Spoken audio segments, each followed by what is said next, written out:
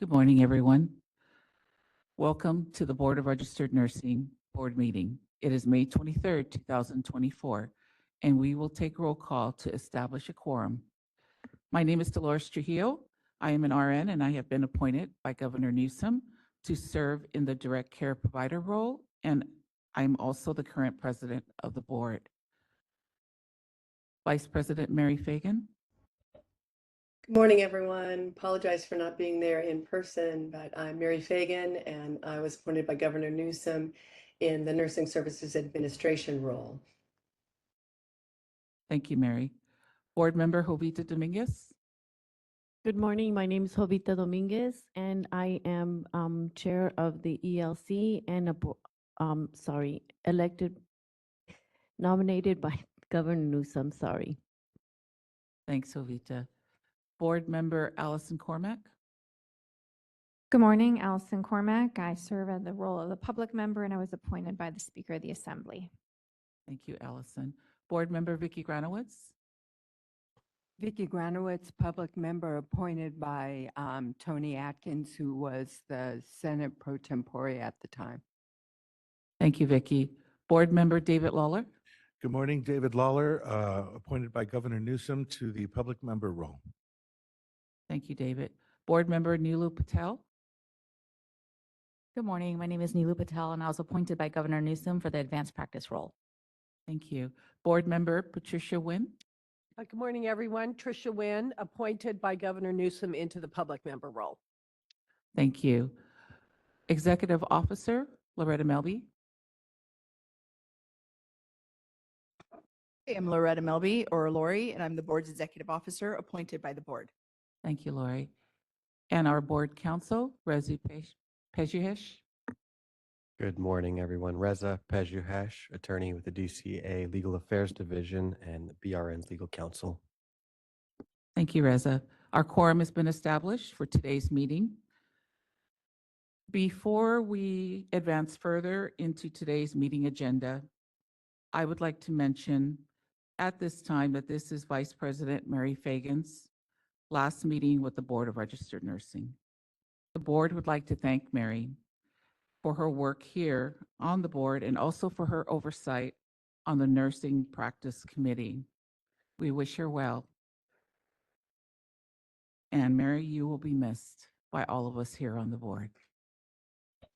Thank you, Dolores. As I've retired from my Nursing Services Administration role, I'm no longer eligible for another term in the board. So I wish I could be there with you and another term and continue to see the successes that the board and the staff at the BRN have been able to accomplish in the years I've been there.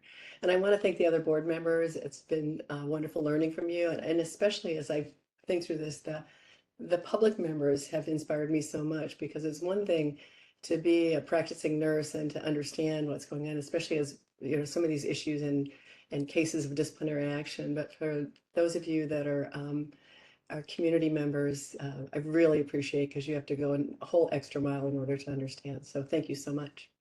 Thank you, Mary. BRN moderator, can you please take us to item 2.0? Good morning. This is the BRN moderator. I will be moderating the meeting. To facilitate public comment, we will be utilizing the WebEx question and answer feature. When the board reaches a point in the agenda at which public comment is appropriate, the question and answer feature will be turned on, and members of the public can indicate they would like to make a comment by inserting the phrase, "I would like to make a comment," in the question box, which is typically in the lower right of your screen. We will also query the hearing room, where the boardroom where our meeting is physically being handled as well, or being attended to. I will then call on the individual and unmute their microphone. The individual will have 2 minutes to make their comments. I will not give a warning as your time approaches. I will mute your microphone and will announce that your time has exceeded the time allotted. I will then proceed to the next member of the public who has a comment. Please note that the question and answer feature is being used only as a means for members of the public to represent that they would like to make a verbal comment. When your turn comes, you will be prompted to unmute. If your question can be answered, the board will respond accordingly. When making your comment, speak about anything you believe is important for the members to know. Remember, board members cannot address any item not on the agenda. Items not on the agenda at that moment, items that you would like to add to a future meeting, or items that will be discussed later on in the agenda will be discussed at their correct times during the meeting. I will provide a brief reminder of this approach at the start of each public comment item. Finally, when board members or BRN staff are not speaking, I would like to remind them to mute their microphones. If I detect background noise during the meeting as a result of unmuted microphones, I will mute your microphones automatically. Thank you. Item 3.0, public comment for items not on the agenda and items for future agenda. We will be BRN opening. moderator. We will be opening for public comment now. Please refer to the screen share for members of the public to see how they should type in their request for comment. I've activated the question and answer feature. Members of the public can indicate they would like to make a comment by typing into the question box, "I would like to make a comment." Please remember, you will have 2 minutes to make your comments. I will not give a reminder as your time approaches. I do not want to interrupt you nor cause you to lose your train of thought. I will mute your microphone and inform you that your time has expired, and we'll move on to the next member of the public. I'll pause for a moment for members of the public to type in, "I would like to make a comment."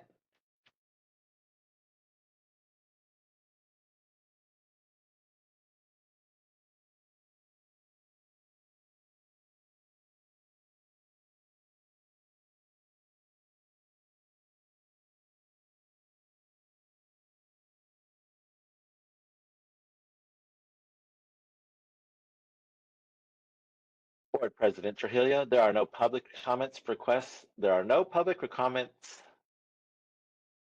requests on the WebEx. Do we have any public requests for comments there physically? No, we do not. Thank you. Would you like me to close this window? Yes, please. Thank you. Item number 4.0, this is to review and vote on whether to approve previous meeting minutes. The two minutes that we're going to be looking at is meetings from November 15th through 16th, 2023, and 4.2, meeting from February 28th and 29th, 2024.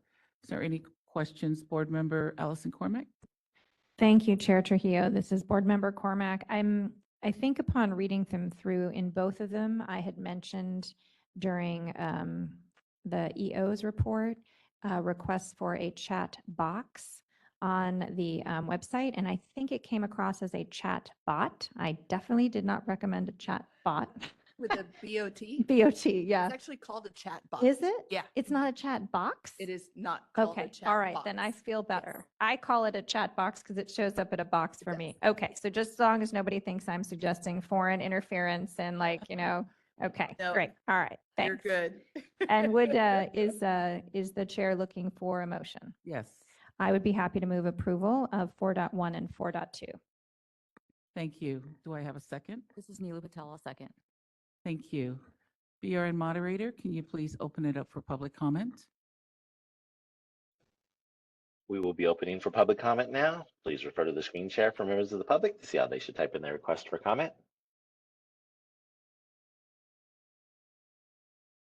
I've activated the question and answer feature. Members of the public can indicate that they would like to make a comment by typing into the question box, "I would like to make a comment." Please remember, you will have 2 minutes to make your comments. I will not give a reminder as your time approaches. I do not want to interrupt you nor cause you to lose your train of thought. I will mute your microphone and inform you that your time has expired, and we'll move on to the next member of the public. I'll pause for a moment for members of the public to type in, "I would like to make a comment."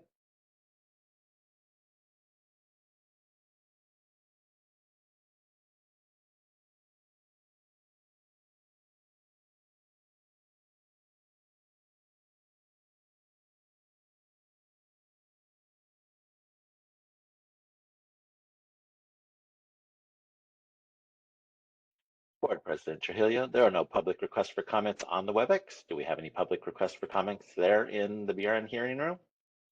There does not appear to be any request for comment here. Thank you. Would you like me to close this window? Yes, thank you. Oh, wait a minute. I'm sorry. Anthony would like to make a comment. He stuck in there. No problem. Sorry about that.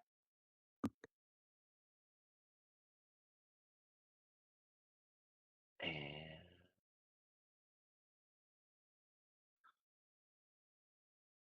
Go ahead, Anthony. Hello, everyone. I guess a question. Is it possible for the public to get a transcript of the last hearings? And if so, how will we go about getting that? A transcript of the board meetings, is that correct?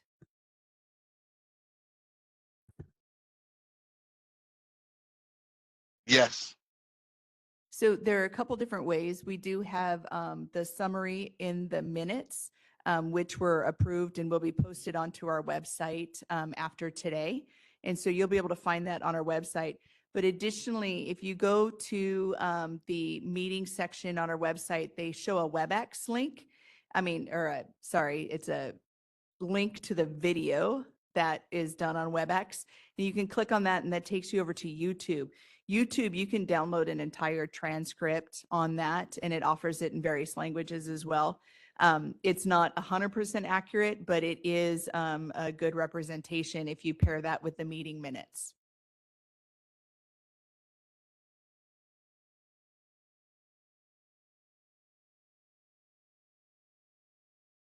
Thank you very much. You're welcome. Thank you. There are no other public requests for comments. Would you like me to close this window now? Yes, thank you. Thank you. Okay, we have a first and a second, and we will take it to a vote. Dolores Trujillo votes yes. Vice President Mary Fagan. Mary Fagan, yes. Board Member Jovita Dominguez. Jovita, yes. Board Member Patricia Nguyen. Win, yes. Board Member David Lawler. Lawler, yes. Board Member Vicky Granowitz. Board Member Neelu Patel. Patel, yes. And Board Member Allison Cormack. Cormac, yes. Thank you.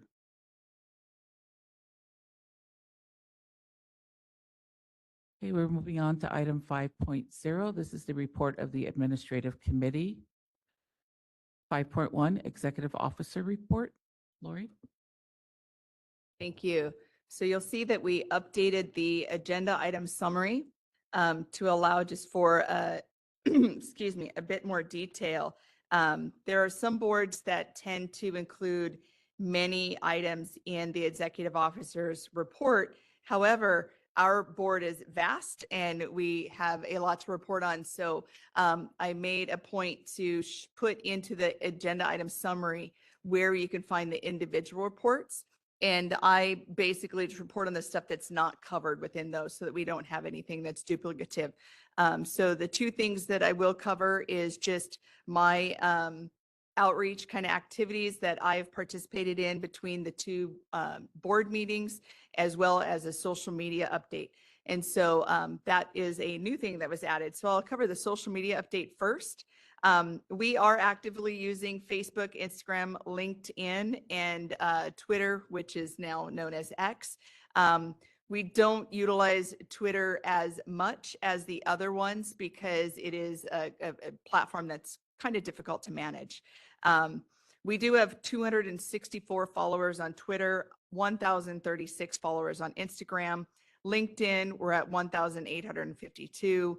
But we're killing it on Facebook with 9.7 thousand. So Facebook seems to be the one that gets the most traffic so far. But with our information officer that is within our chief of legislation's kind of purview, they work diligently to kind of increase our views and increase the information that goes out. And this is new, so we're loving to see that it's finally growing. So with that item covered, I will go ahead and cover my meetings that I've participated in since the prior board meeting. I've met with the Attorney General. I've met with the Med Board. We're reviewing some licensing best practices. I presented at the California Community College's presentation for the ADN expansion project. Our agency that we report through, so through DCA2 agency as a new secretary. So I came here to Sacramento to welcome her and meet with all of the executive officers of the various boards and bureaus. We also, within DCA, we're looking at kind of trying to streamline all of the enforcement and licensing tasks as much as possible under Director Kirkmeyer.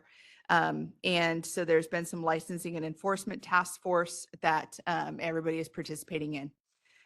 Additionally, several boards and healing art boards and bureaus are coming together, as well as with barbering and cosmetology, to look at IV hydration, med spas, et cetera. And so we're looking at kind of just the overlap and how we're all kind of feeding into that. COADN South, which is the Coalition for Associate Degree Nursing Programs, excuse me, I met with them virtually. They have a quarterly meeting, so we present out with them. I also met with our chief of ledge with CIPC on immigrant rising. They're really looking at what it can be done to improve the licensing and access to that. Then I met with various nursing education consultants and the supervising nursing education consultants with schools as we're addressing problems together and looking for opportunities to assist them. Met with HCI. DCA did an audit for accounts receivable. And so we are still kind of wrapping up that. I also serve on the IACA, which is an apprenticeship committee throughout the state. So we did have a meeting with that. I also attended as part of that, BBK, Barbara Barney Knox, is very well known throughout the corrections area. And they're reaching out to have more students come in. So there was a presentation on leveraging the California Department of Corrections and rehab for educational opportunities. So that was one that we participated in as well. I did come up here to Sacramento and participated in the hearing for our faculty bill. And that is moving along well, thank God. We've met with various ledge representatives for bill discussions, looking at if we were in a position of support, to have more discussions on why we were in support, if we were in positions of opposition, to explain our position of opposition. And any of the bills that we hadn't took any position on yet, I did meet with various staffers to talk about implementation if it were to move through and provide some technical input. I did travel to Rancho Mirage and presented at the CACN conference, which is the California College of Nursing. It's primarily a BSN group. COADN North, which is the ADN program, they also have started what they call a vent and ment. And that's given them on about a monthly basis, where some program directors get together and just kind of air out everything and have some group discussions. And they've invited us to attend a couple of those. Then I have met with the California's Community College, looking at some data collection and establishing an MOU with them. I did travel as well to Palm Springs and went to the COADN spring conference there and did the presentation and participated in that for 3 days. And then with our board president, Dolores, and I did travel to Atlanta, and we attended the National Council of State Boards of Nursing mid-year meeting. And then 2 additional meetings I've had since then as well was with the California Hospital Association, as well as the Southern California Hospital Association, and then met with the American Red Cross, which will be on our next board meeting agenda, so that they can kind of discuss nursing in emergency and urgent situations and what can be done with them coming in and getting access to California during those kind of events. So that is my EO report out. I'm open for any questions. Yes. Thanks, Lori. I don't know when you sleep, but thank you for being on the road so much. I have been reading a lot about these IV spas. Yes. And is that something that BRN is responsible for? Is there another state agency or board that is looking at that? It depends on who's involved. If our RNs, and that includes nurse midwives, nurse practitioners, nurse anesthetists, clinical nurse specialists, if they are involved in it, then it is under our purview. But as we are discovering, is there are many, many professions involved in the IV hydration clinics. Barbering and Cosmetology reached out to us, and we're working with them as well. Med board, physician assistant board, osteo board, naturopathic board. There's so many people that have professions that are participating in this. It's a very lucrative business, cash-based, and that attracts all types of people. And so compounding is the biggest issue there. And I did a presentation on compounding a couple board meetings ago. And compounding is something that our nurses cannot do. And that is commonly done. And so then we also work with the Board of Pharmacy on this, because pharmacy is the one that oversee the compounding of medications. And then if there's any other types of medication additives, maybe the DEA might become involved as well, depending on what goes into them. So it's huge, and we have the most in the nation. They're highly focused here in California. So what kind of approach, are all of these boards taking? I mean, is it kind of wait and see or watch, or what? I mean, are we? It is not a wait and see. We are now getting complaints. And so as we get complaints, we are investigating that. And I think as actions are taken, the word will get out on what is legal and what is not legal. Thank you. Thank you. Was there somebody else down here? No? Go ahead, Board Member Nilu. This is Neelu Patel here. I have a question, Lori. I was just wondering if there is an active role with the BRN in terms of educating our RNs of what they are allowed to do and not allowed to do. Is that on social media? What kind of avenues are we taking to educate them? That is a plan. It's not currently in place yet. If you saw my desktop on my laptop, you would see that there's a compounding item that is up, and I'm currently working on it. And it will be an update to our website that will discuss compounding, discuss the updated USPC guidelines that came out in November, as well as the pharmacy regulation that talks about the emergent use is the only thing that an RN can do. And it's up to 3 sterile meds that can be mixed, and the IV solution is one of those. So there's only 2 additives that you can use, and it has to meet the emergent use, which is life or limb sparing, which that will never happen in an IV hydration clinic. So every compounding that is done by an RN in an IV hydration clinic is illegal and against scope of practice. So there is no leeway to that. So you want to use a compounding pharmacy, et cetera. So with that, once I get the website built and updated, it will go through a legal review. So it'll be coming to Reza to take a fine tooth comb to that and check my grammar. And then it will go on the website. Once it's on the website, we will do a social media kind of push to get that out too. But we needed to get it on our website first, and it's with me. Any further questions or comments from the board? Public, yeah. Okay. BRN moderator, please take us to public comment. We will be opening for public comment now. Please refer to the screen share for members of the public to see how they should type in their request for comment. I've activated the question and answer feature. Members of the public can indicate that they would like to make a comment by typing into the question box, "I would like to make a comment."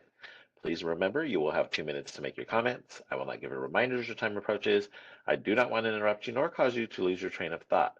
I will mute your microphone and inform you that your time has expired, and we'll move on to the next member of the public. I'll pause for a moment for members of the public to type in, "I would like to make a comment."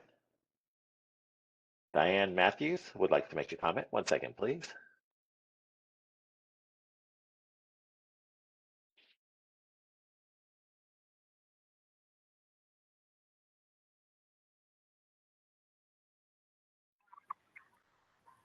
Good morning. I'm a California registered nurse and attorney. I'm wondering where there is a clearinghouse for complaints, if at all, or if they're going to the various business boards unrelated to medical professionals. Can you clarify clearinghouse, what you're? Well, I'm just by that? making that, I'm just wondering where reports can be found of complaints. So those would go to the various boards and bureaus depending on the profession that you're looking for. We do have all of the accusations, all of the complaints are tied to the individual RN. license, and you could find that on the DCA license lookup for the specific RN. We do have some other enforcement proceedings that are shared out on our website as well. Okay, yeah, thank you very much. I appreciate that. It's when there's a lot of professions involved and maybe some unlicensed professionals who own the clinics, I imagine that it's hard to correlate all the different statistics for what are the most common complaints. Have you guys addressed that to figure out where the most common complaints and potential injuries to the public could happen? Is this specific to med spas or you're talking about in general? I'm specifically talking about med spas because that was the subject that you brought up, that complaints are rolling in. Definitely. Not yet. You know, this is a new kind of specialty focus entrepreneurship that's really kind of getting legs here in California. It is also being looked at through the National Council of State Boards of Nursing, as well as the FDA, and including the FDIC, which is interesting because of the claims with the false advertising with that. And so I do believe that soon, I would say within the next year or so, we'll start getting more statistics out, we'll start getting more complaints, and there will be a greater focus on that. And then as we coordinate that through the Department of Consumer Affairs, which is a fantastic thing that we have in California here, where they have several boards and bureaus underneath them that all report up and make up the Department of Consumer Affairs. And so with that, we're able to collaborate together, and we will be able to share best practices through those kind of different task force that are put forward with this. And we will be able to share complaints. Some of the more common ones we see right now are infection-based related, and maybe some like fluid overload, but nothing too extreme at this particular point, other than the compounding issue, which is illegal for most professions except for pharmacists. Yes, that makes sense. I've done some IVIG infusions, and I imagine these particular vitamin and other kind of med spa type things will also start to be given at home, in homes. They already are. Yes, unfortunately. And depending on your healthcare license on whether or not you can bring this into a home or on a party bus or in a hotel or et cetera, that defines where that practice can be done. And most people are not licensed accordingly for that as well. So that would be a problem that would have to be investigated also. Thank you. You're welcome. Thank you for your comment. Janine Tioko would like to make a comment. 1 second, please. Janina Tioko.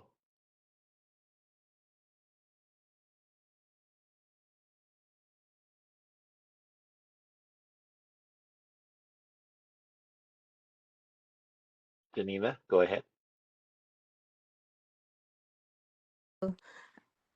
To prevent fear and to promote honesty in error reporting. You cut out on the first part, and the only thing that I was able to hear was to prevent fear. So was there something that you were stating before that? Hold on. She muted herself. 1 second. I was asking if as the regulatory body, are you able to balance between legal actions versus reprimand to a nurse to prevent fear and promote error reporting? Because I feel that it's also necessary to take care of the patient right away when something happens. Yes, absolutely. So I appreciate that. There are several different ways that we manage through that. One is if there is a reporting that has to happen, that can be done anonymously so that people can report without having their name or license kind of tied to it, and an investigation can occur as long as we have some pertinent information where we can kind of open that up. When we look at any kind of an investigation or an enforcement action, it is not done to be punitive. It is done to be protection of the public, including the protection of our RNs. So we do have several different ways that that can be managed. If it is an RN that is seeking help help with their addiction or mental illness, there's a confidential intervention program that is offered. And then if it is something that is in a violation of our Nurse Practice Act or a criminal offense of something that kind of overlies the RN practice, we do offer a probation program. And with that probation program, the entire focus is rehabilitation as well. So our intervention and our probation are not punitive. They are rehabilitative. We want you guys to get back out there and practice safely with the protection of the public in mind. And then, so that's kind of it. And then we do a lot of outreach and education with my EO report that was here is just kind of talking about all these meetings and everything that we attend. The whole purpose of doing that is to spread the word, increase the knowledge, and really get that information out. One of the things, if we're still kind of talking about the IV hydration, when I participate in those meetings, I share that many nurses may not know that they are actually compounding. Prior nursing practice used to be where you can just pull the meds out of the drawer or the Pyxis or the Omnicell, and you just mixed them into your IV and you went in the room and you hung it, and there was no issue with that. But law changed, and that is considered compounding, and that's something that nurses can't do.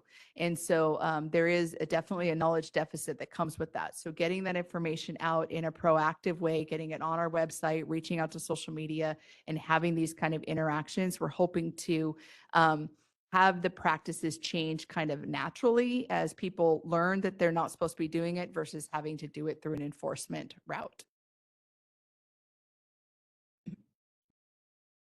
Thank you so much. That was really very informative. My follow-up question is, how do you, because of course, you know, you are not you don't have a lot of resources. How do you like partner with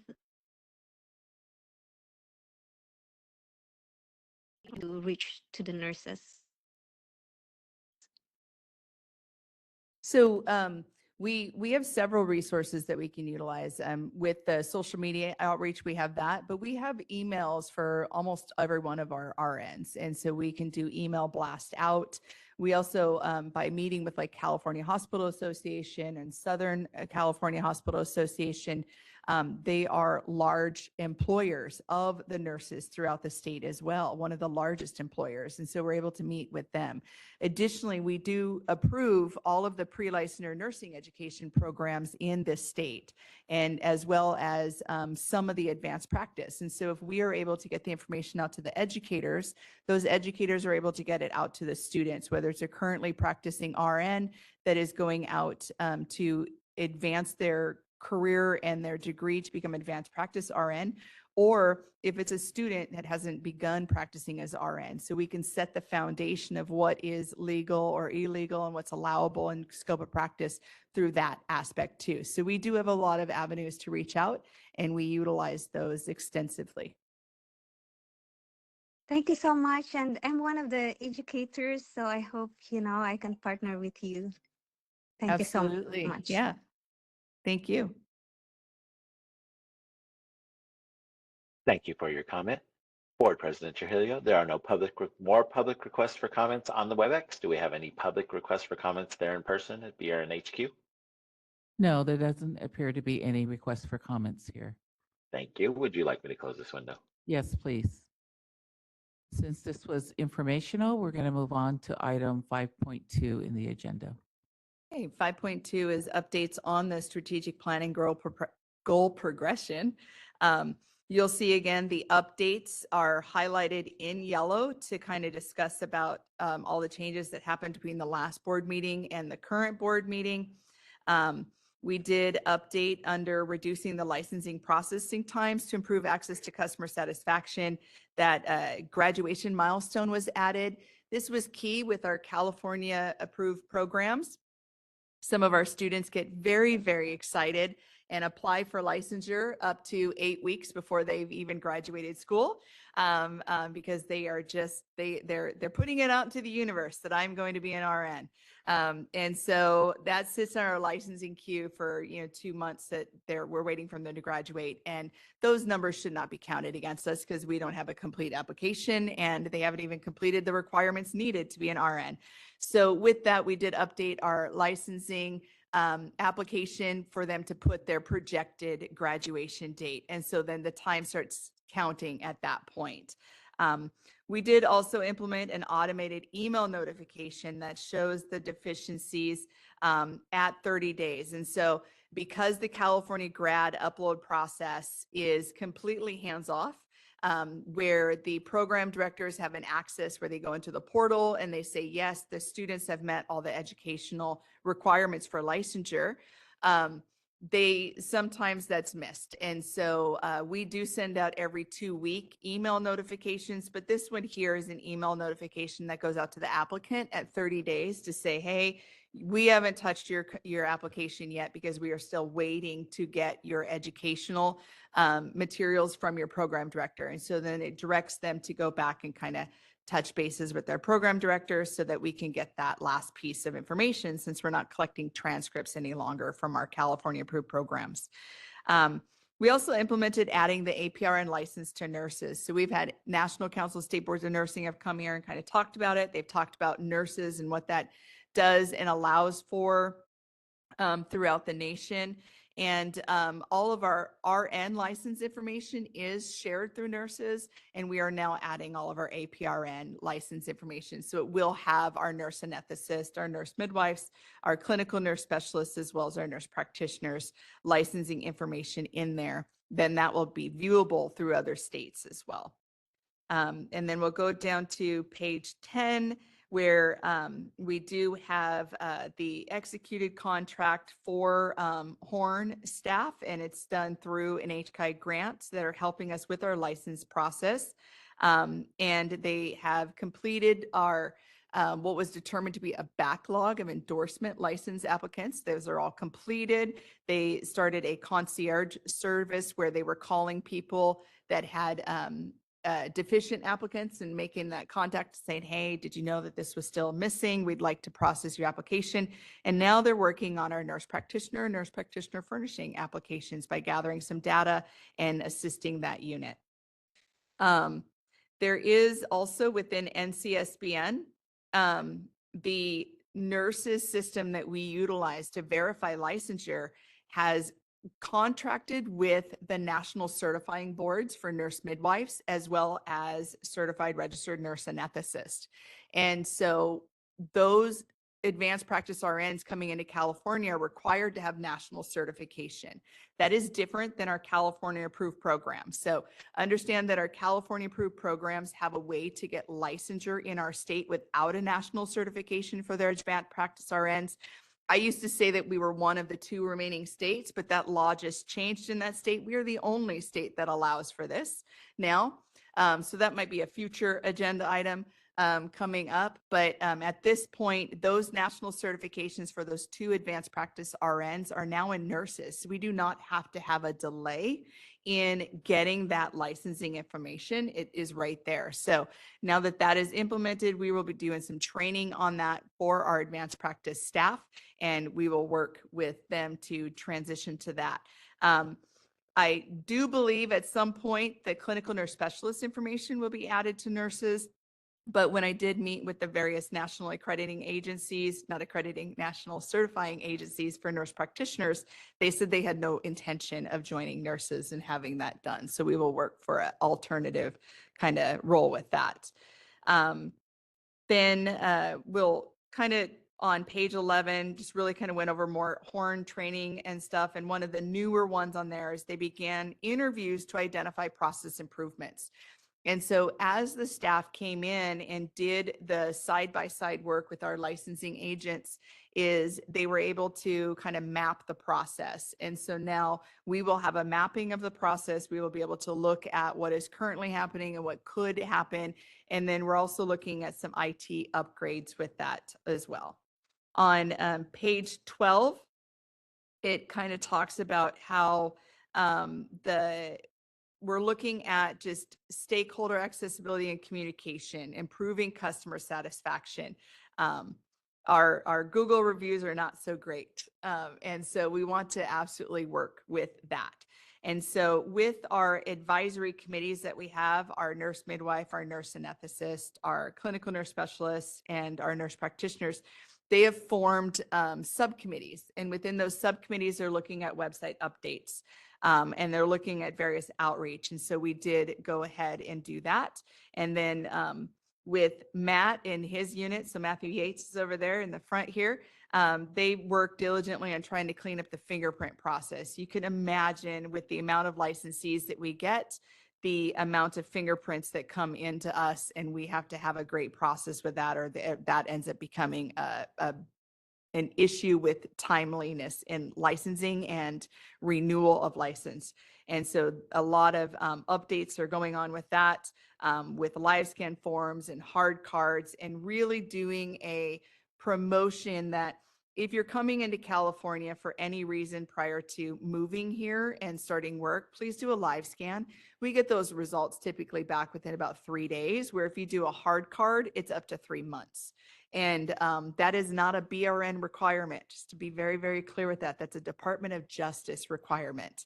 And so we have no way of addressing that and making that more streamlined, other than short of just begging you guys to please, please, please do live scan and come into California and do that. And then we'll go down to page, excuse me, sorry here, page 17, where we're looking at enforcement. We had a DFI department, Division of Investigations pilot that we'd been doing for a few years. That pilot ended because it came an actual process now. So that is the newly adopted pilot, which is no longer a pilot.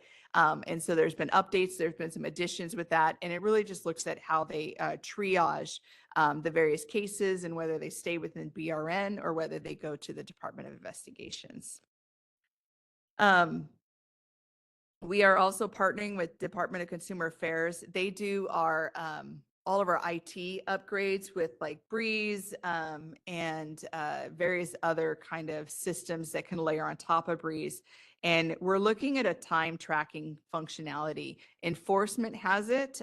We're looking to see if there's something like that that can be added to licensing, and that will help. But this here, we're using, Yvonne, correct me if I'm wrong, is it EARS? We were using EARS and we're going away from EARS?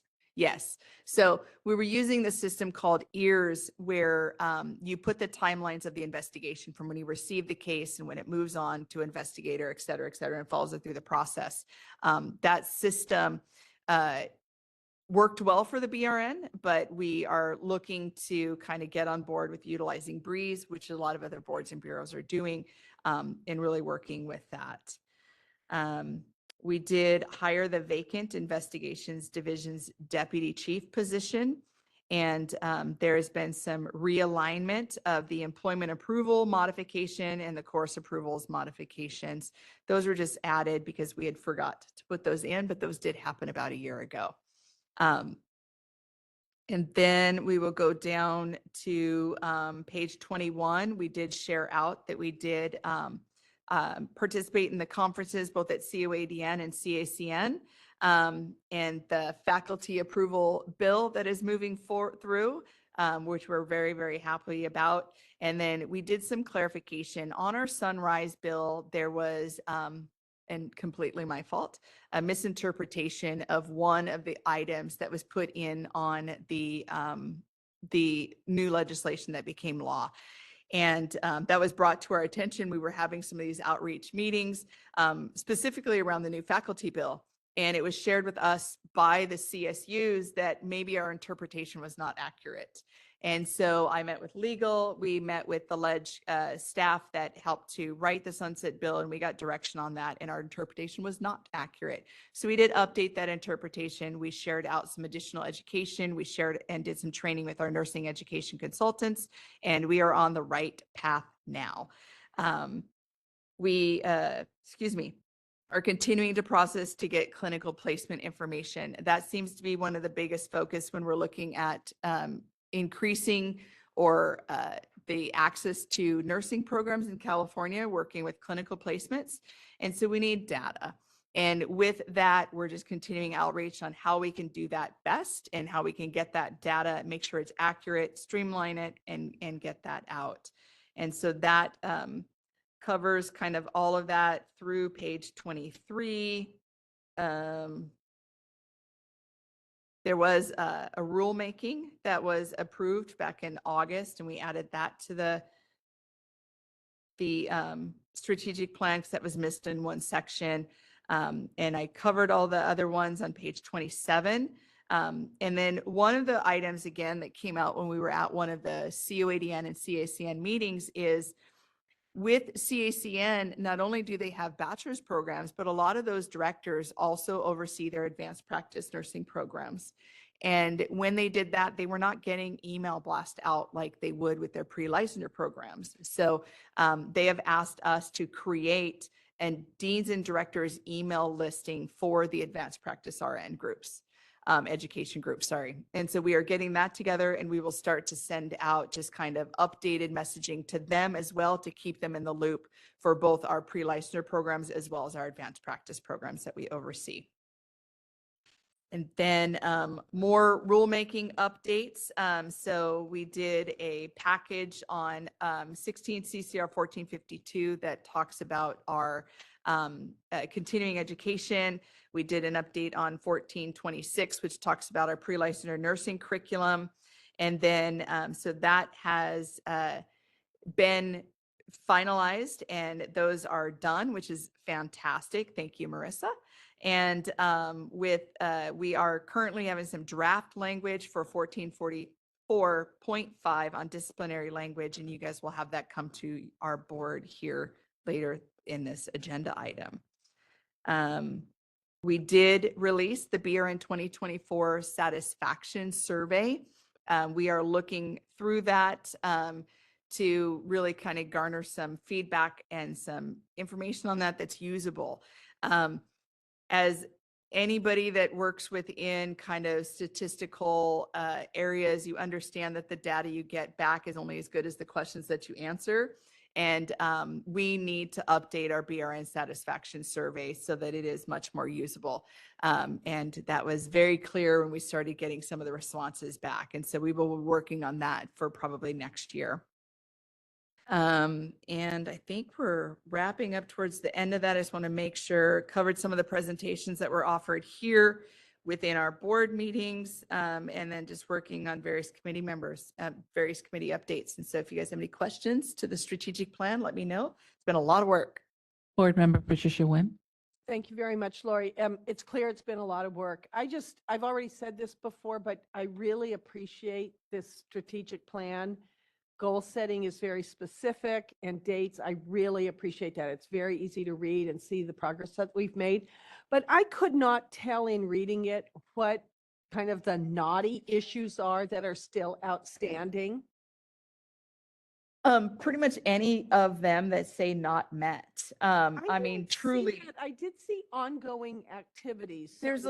there's a lot of ongoing activities. When you look at that on the very top of each one of the blue lines, there's a success measure. Okay. And then over to the right, status, and it's empty. Okay. And Okay. those are not met. Those are Okay. things that we're still just kind of working diligently to get them going. We don't have many goals that have actually been met because when we started, it's kind of like peeling back the onion, right? When you go into an item that needs to be addressed, you have a good plan when you start. And you know, that plan, do, check, act, right? So we have the plan, we start doing it, we check it, and we're like, oh, course correction. And then we change our action and we move and kind of address it a different way. And so as we're reaching out and we're getting these things out there, we're learning that there's much more to it that we probably never knew. And so I am not confident that we will meet all of these objectives on our strategic plan by the end of 2025. I think many of these will be carried over into our new future strategic plan as well, just because of the gravity of them and how in-depth they are. And then a lot, we're waiting on IT fixes. And I see my assistant executive officer over there with her hand raised. She's want to jump in and help out too. Yes, thank you. I also want to just point out an example of Goal 7 outreach. Now, can you hear me? Better. For example, the goal at number 7 outreach will remain ongoing until the conclusion of the strategic plan because that's a continuous activity. So some will carry over and some will conclude at the end of this strategic plan. Thank you very much. That's helpful. Thank you, Yvonne. You can have a seat up here too. We can get a name placard and add. Any other questions on the strategic plan? I have a question. Okay. Board Member Allison Cormack. Thank you, Chair Trujillo, and thank you, Executive Officer Milby, for, I think now that this is like the third or fourth time, I'm keeping up with the rate at which you say things. I still can't spell out all the acronyms, but getting there. So you touched on all the things that I noted when I was going through, and thank you to Board Member Nguyen for complimenting staff yet again on the update. Right now, it's so much easier to see what's happened in the past time, and the yellow, super helpful. Thank you. It's just better for the public to see the achievements and, easier to understand. I appreciate the update on the license application processing and how you're using Horn. That was very helpful to know that they've worked through the backlog and they're reaching out. That is exactly the level of information that helps us know that that's an appropriate use of a contractor and how they're helping us improve. So perfect.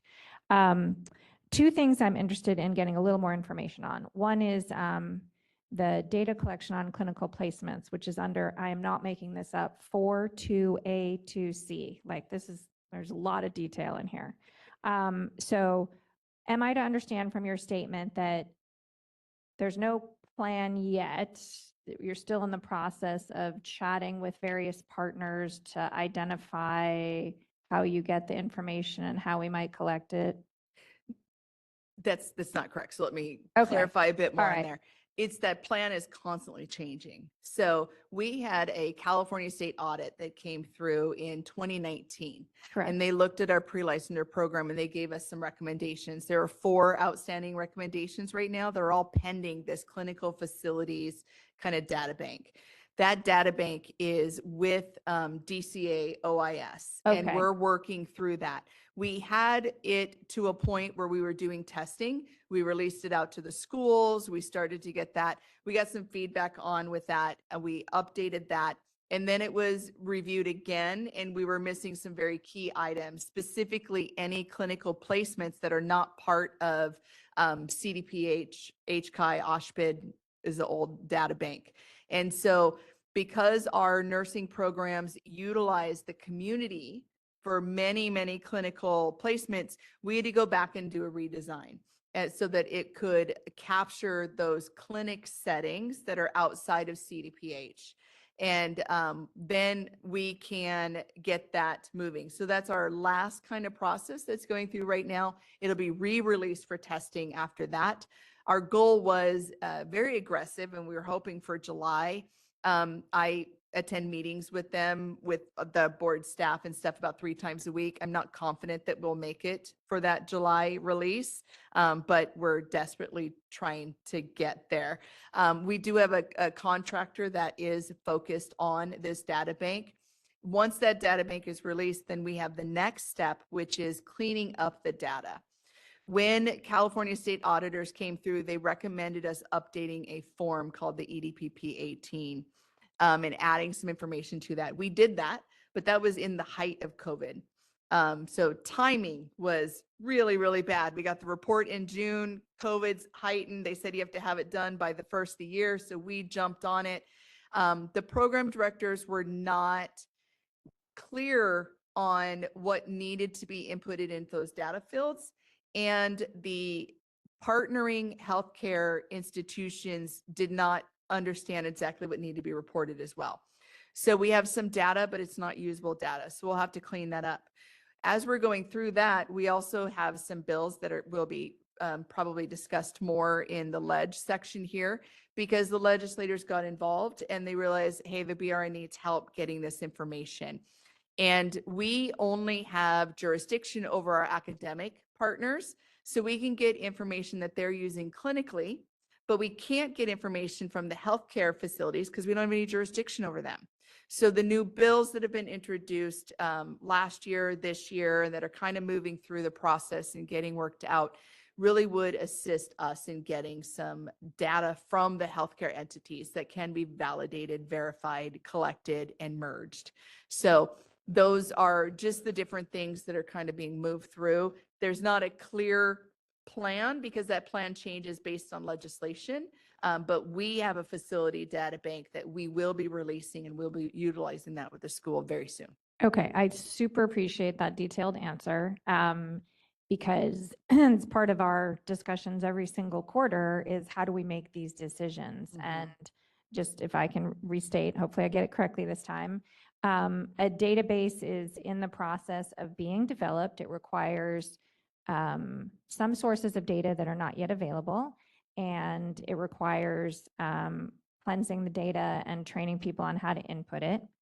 Is a year from now a reasonable time when there might be a beta version? Just so we just have a ballpark. Is this a 3-year thing, 3 months? I'm joking about the 3 months. It will not be 3 months. And if I said that, Yvonne would No, come I up just- here. It's just, I mean, this is an example where this is so important. So maybe next quarter when we have this update, there's, slightly more information that helps us know where we're headed. You don't have to answer today, but this is a really important topic. We will have a phase 1 of the data bank where the schools will utilize to get their clinical facilities approved by the NECs this year. Great. That I'm confident in. The rest of the stuff that would be outward facing, that we would be able to have clinical facility information, I would say a year or 2 Okay. at minimum. So alpha version available this year. Yes. Fantastic. Okay. And then the next thing, I was intrigued by the BRN satisfaction survey has been released. Is that public information and So the survey has been released, not the results I of the see. survey. Okay. The survey's been sent So out. Okay. I received it under your RN license. It goes out Okay. to the RN licensees. Every It year? said, hey, do this. Yeah. Every year. And so I've Okay. received it. I believe in one of our admin committees, Mary Fagan talked that she had received it as well. So we get the survey. I see nurses on our board nodding. They got yeah, it. Okay. And you fill that out, it comes back, it's collected, and then we're given that information. I have seen some of the feedback coming in. And again, like I said, the data received is only good as the questions Right, answered. yeah. And we need to update our questions. Okay. Well, I mean, I have a lot of interest in that area, which is no surprise because I Yes. keep asking all these questions when people bring a survey. So to the extent that, an ad hoc makes sense that would involve members of the public, such as, some of us or others to just, take a look at it. And, we've all filled out a lot of surveys and reviewed data and tried to make decisions based on it. So I'm excited about that. I was just thinking about that in the context of as, we come out of the 3 crises that the BRN has gone through, COVID itself, the leadership issues from a few years ago that triggered the audits, and the need to, fundamentally change the licensing process and improve them. And if I think about all of the progress on all 3 of those, this does feel like the right time to shift to a more sort of steady state. How do we interact with folks on a day-to-day basis? So apologies for the long dialogue here, but really, really happy to understand just a little bit more about these things that are so crucial for the BRN. I think there's one more thing that we need to address. You're adding something to my list. Before the consumer survey is updated, and that's really having the public understand what the BRN does. Yes.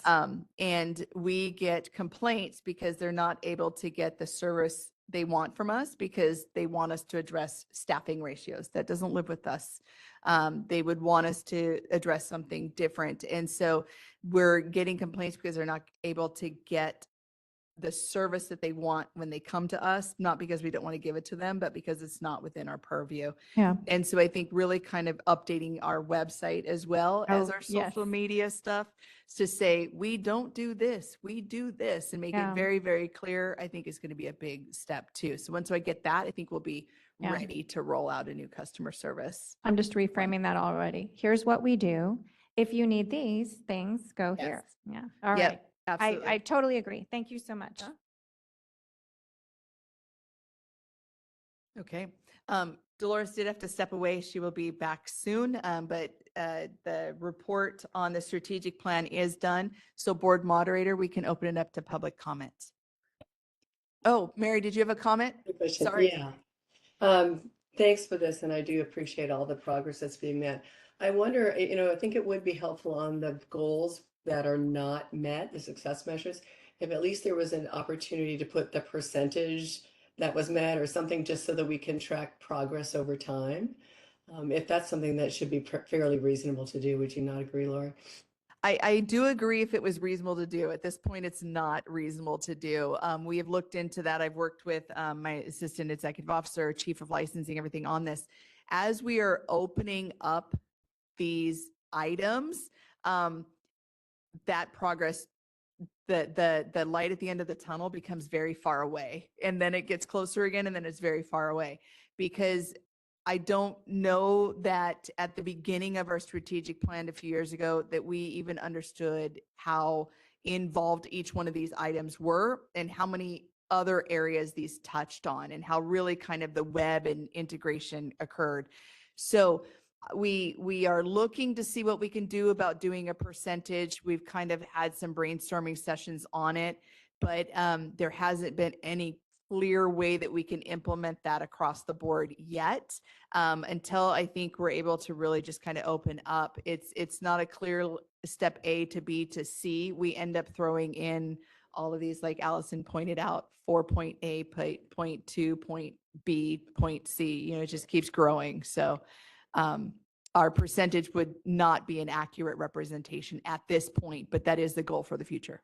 Well, certainly there must be some that there's a little more clarity than others. So if it is possible to put it for some, and then in the others just put unclear instead of blank, because the blank is just a little hard to interpret.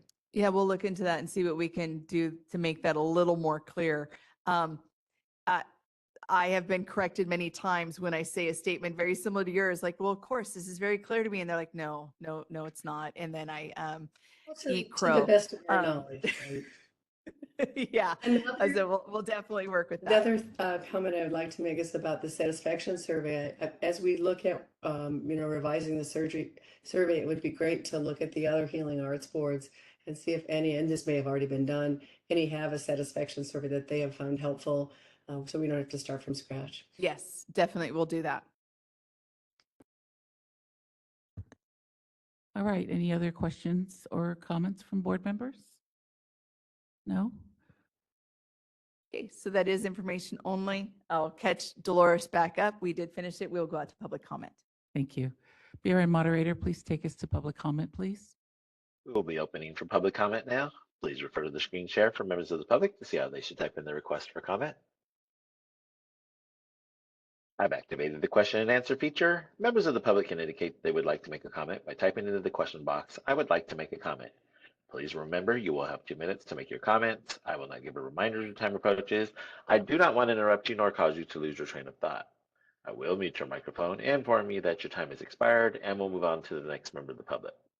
I'll pause for a moment for members of the public to type in, "I would like to make a comment."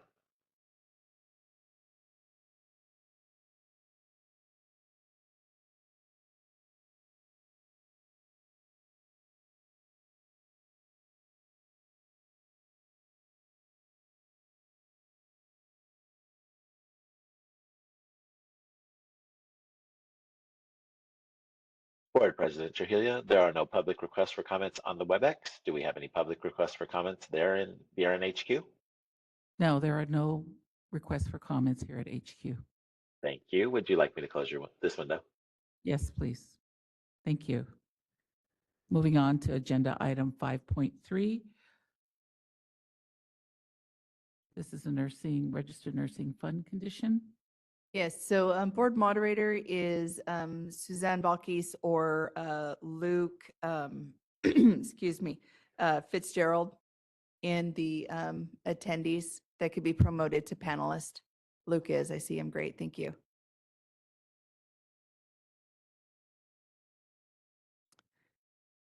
So the presentation on the fund condition is going to be presented out by Suzanne and Luke. We'll turn it over to you guys. It does look a little bit different this board meeting. Allison McCormick, our board member, attended board member orientation training and said, hey, this is a great example. So we kicked that example over to them and they graciously delivered. So take it away. Good morning. Thank you. My name is Luke Fitzgerald, and I'm a budget analyst with the DCA Budget Office. And I'd like to thank the board and executive staff for allowing me a few minutes to present on agenda item 5.3, which is the board's memo, expenditure projections, and the fund condition statement. Firstly, I'm going to start with the budget memo, which is going to be page 38 of your meeting materials. This is going to give you a general overview of the board's budget, as well as percentages of the budget used and counted towards expenditures. In the fiscal year 22-23 year-end summary, the board was appropriated about $62.2 million and spent an estimated $58.4 million, which is about 93.78%. And this resulted in savings of about $3.9 million. In current year 23-24, the board was appropriated about $66.5 million and spent approximately $65.7, of which $25.9 million was expended on personal service costs, $28.7 on operating expenses and equipment, which includes contracts, purchases, and travel, and then $11.1 million on enforcement for Attorney General and Office of Administrative Hearings. The board is estimated to have about 731,000 or just over 1% in reversions. The next page is going to be the board expenditures, which is page number 39 of your materials. These projections are based on actual data through fiscal month 9. This report includes 22-23 actual expenditures in green, as well as 23-24 budgeted and projected expenditures in blue and orange, which also includes a budget allocation breakdown. And then over this 2-year period, costs are going to be relatively higher. As we move toward the end of the document, you will see this is a breakdown of the memo. The board had a beginning base budget of approximately $66.5 million and is projected to spend approximately $65.7, creating a reversion to the board's fund of just over $731,000 or just over 1%. The next document I'm going to be going over is the board's revenue projections, which is going to be page number 40 of your materials. This report includes receipts collected through March and projected revenue to year end. And I'll go further into the projections as we transition to the next slide. And this is going to be page number 41 of your materials, which is the board's fund condition statement. And just as a little reminder, we read this document from top to bottom and left to right. The left column is the board's prior year 22-23 fiscal year actuals.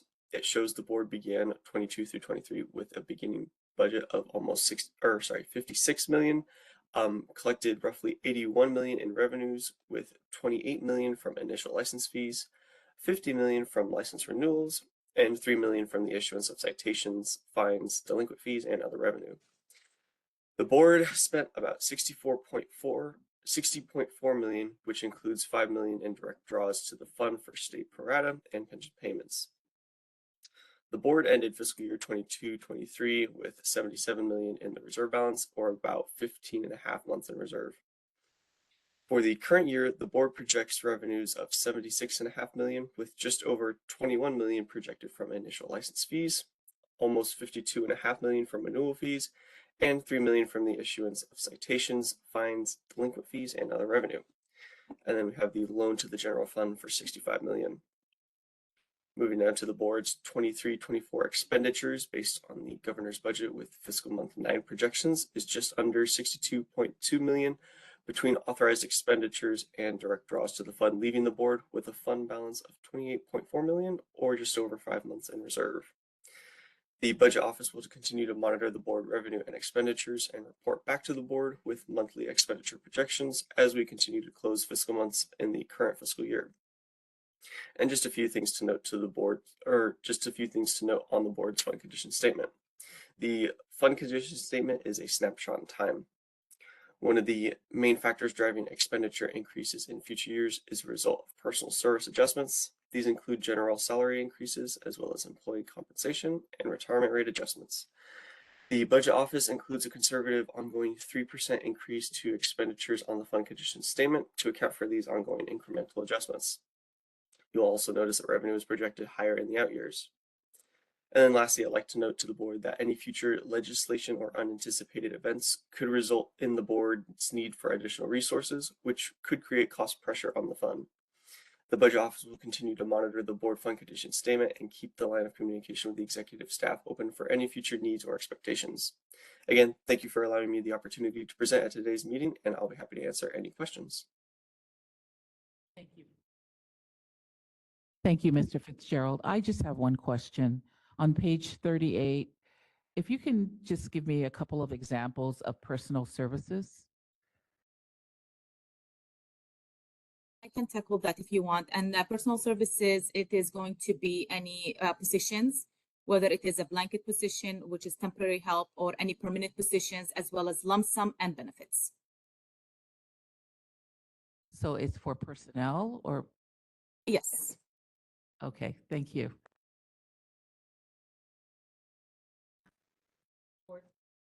Board Member Patricia Nguyen. Thank you very much. Thanks for the presentation. On page 41, under revenues, I just have a question about the loan repayment from the general fund to the board, and then the loan from the board to the general fund. Those numbers are always a little bit confusing to me. There are some years where there's no action at all in terms of repayment, and I just was hoping you could kind of give me just a sketch. Just a brief sketch, because this is not my area of expertise. That's the gentleman there in the tie, Matt Yates, that holds my hand through this process. When during COVID, we were told that 30 million was going to the general fund. And so they borrowed that, and then there was not a specific timeline for repayment on that. And it is repaid with interest. Then we were told last year that we did another loan to the general fund, which was 65 million. And we don't know a repayment specifically on that one either, but that will be repaid back with interest when that does occur. And so we are one of the few boards that are fiscally solvent right now. We're doing very well. Because we did get a fee increase back in, I believe, 2019, where we had not had a fee increase for many, many years. That was very, very helpful. We also got positions tied to that, et cetera, and we've been utilizing those positions throughout a lot of our process improvements. The other thing that really kind of affected our fund, which you heard we were pushing 20 months or so in reserve, was our endorsement applicants that came in during COVID. So they were coming from out of state, they were rushing into here, a lot of travelers, et cetera. And our fund artificially increased our budget because we cannot rely on that kind of endorsement, initial licensing fee and renewal fee like that. We went from 10,000 a year to 20,000 a year to 40,000 a year. And we maintained about the 40,000 a year for almost 2 years. We are seeing a sharp drop off this year. And you can see that our months in reserve have decreased dramatically because of that. And so that is where we kind of need to watch. But because we have other boards that are not doing well, they will take the money that we had in reserves to help float those boards. Thank you, Lori. Board Member Allison Cormack. Thank you so much. Super excited for this item. I know most people find budgets boring, but they're incredibly important. And my deepest thanks to our staff and to the budget staff for providing this level of information. I feel as a board member, this is exactly the amount of information we need on a regular basis to make decisions in the future for changing fees. And that's really the scope of what we would need to approve. So yes, thank you so much to Chair Trujillo for asking. I also looked at personal services. I'm like, really? Everyone's going to the spa? No, these are our people. Personnel would obviously make more sense. And reversion is also confusing to folks, but I'm pretty sure, and Mr. Fitzgerald, you can confirm for me, that just means transfer to reserve. Yes, that's correct. Okay, so reversion sounds like reversion to the mean, and I don't know how many of us remember our statistics classes up here. Page 39 is exactly all the information that is super helpful. I just want to be sure there's a very large item, 5342, Department Pro Rata. Am I right that this is I'm not going to use the word tax. This is the payment that the BRN makes to DCA for being part of that organization? Yes, that's correct. Okay, great. So just so everybody understands, because that's a big number and people would be like, what on earth is that? And that's because we're part of a department. And then I personally am not going to worry about the discrepancies between CP services internal and an external. I can see we have big swings over $1 million, like in terms of budgeting, but I just assume that's, we have a total budget. And so we make changes back and forth. We're not far off on a net basis. Okay. So that's where I am on that. And then when we get to pages 40 and 41, so we talked about this last time when we went over the fund condition, and EO Melby just referenced it. But the other regulatory license and permits is declining as expected. We have 31 million in the budget, and the projection to year end is 21 million. So that brings us to the last page, where you can see the 65 million loan for this year that we talked about is really what that plus the 10 million difference in what we'll get in 4129400.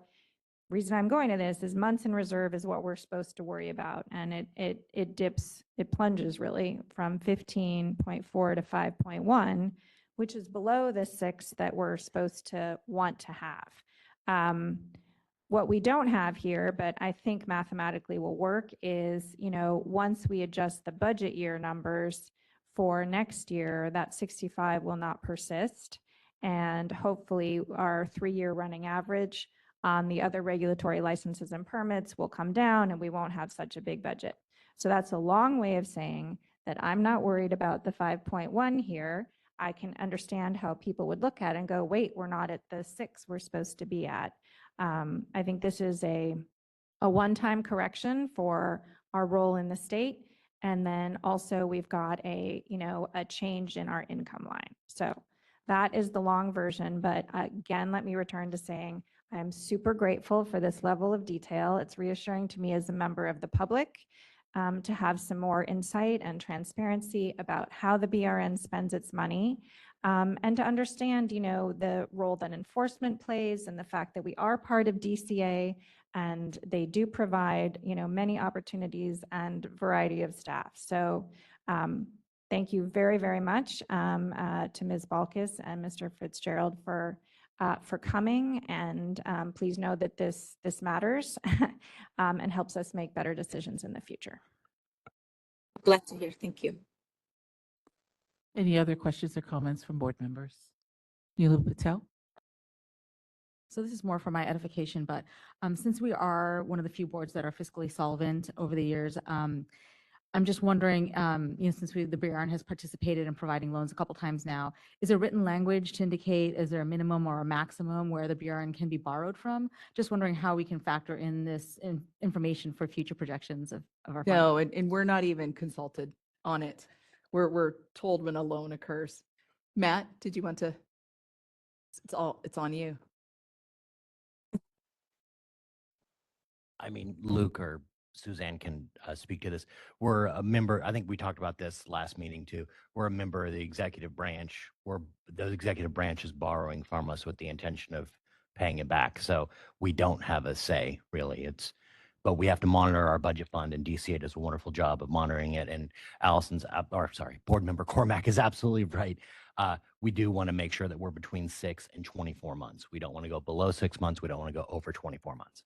Thank you. And one of the things that I want to add that we work with the Department of Finance, and they are the final determination of which funds that they're going to be taking and what is the amount that it is acceptable to be taking from every fund.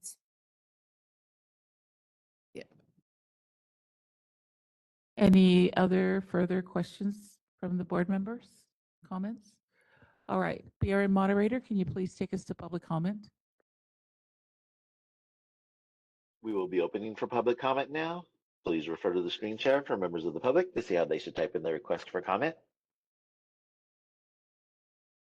I've activated the question and answer feature. Members of the public can indicate that they would like to make a comment by typing into the question box, "I would like to make a comment." Please remember, you will have 2 minutes to make your comments. I will not give a reminder as your time approaches. I do not want to interrupt you nor cause you to lose your train of thought. I will mute your microphone and inform you that your time has expired, and we'll move on to the next member of the public. I'll pause for a moment for members of the public to type in, "I would like to make a comment."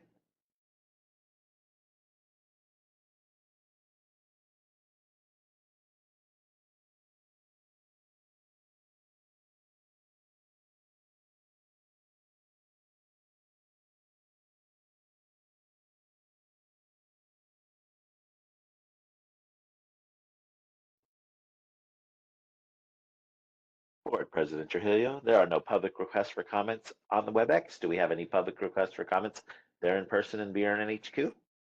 There are no requests for comments here in HQ. Thank you. Would you like me to close this window? Yes, please. Thank you. As Thank this you. was information only, we will move on to agenda item 5.4, which is information only. So 5.4 kind of ties into some of the discussion we had earlier within the strategic plan, the customer service and stuff, is really just starting to get the information out on what our board is, what our board staff consist of, and really all that we do here at the BRN. I'm a licensed RN, as well as 5 of our board members are. And I'm not sure that they had as the understanding of what our board did. I know I didn't when I first started working with our board. And so I was one of those staff nurses that walked around and thought that the board would take my license if I worked out of staffing ratios. And that's absolutely not what we do. But I was not aware of that. And then when I got hired at the board, I assumed that coming from a hospital site where the majority of the employees are RNs or licensed healthcare staff, there are unassisted personnel there as well. But it didn't dawn on me that our board would not be made up of RNs. And so when I came to Sacramento and there's like 10 RNs and there's almost 250 staff, that's a very low number, and rightfully so. So that is absolutely something that I kind of want to just expand on here. So we do have a board of registered nursing, which is who is meeting right now. It is a 9-member board. It is 5 nurses and 4 public members. And then we have board staff. And that is the board of registered nursing, which I oversee after being appointed by our 9-member board. And so it kind of gets pretty convoluted, but just kind of want to go through each one of those first. And so on our agenda and our materials, page 43, there are links to the current board members. It is on our board website. You can see when they were appointed, who their appointing power was, and when their term is set to expire. They do have a 1-year grace period for reappointment. So it doesn't come June 1 and everybody's gone. It is June 1 and then there's a year that is kind of allows the either the governor or the Senate or Assembly to get another person in or return the current person to the position. Officially, they can serve 2 terms. And then those board members additionally serve on board committees. Those board committees are nurse practice, education licensing, legislation, and enforcement intervention. We just changed it, EIIC.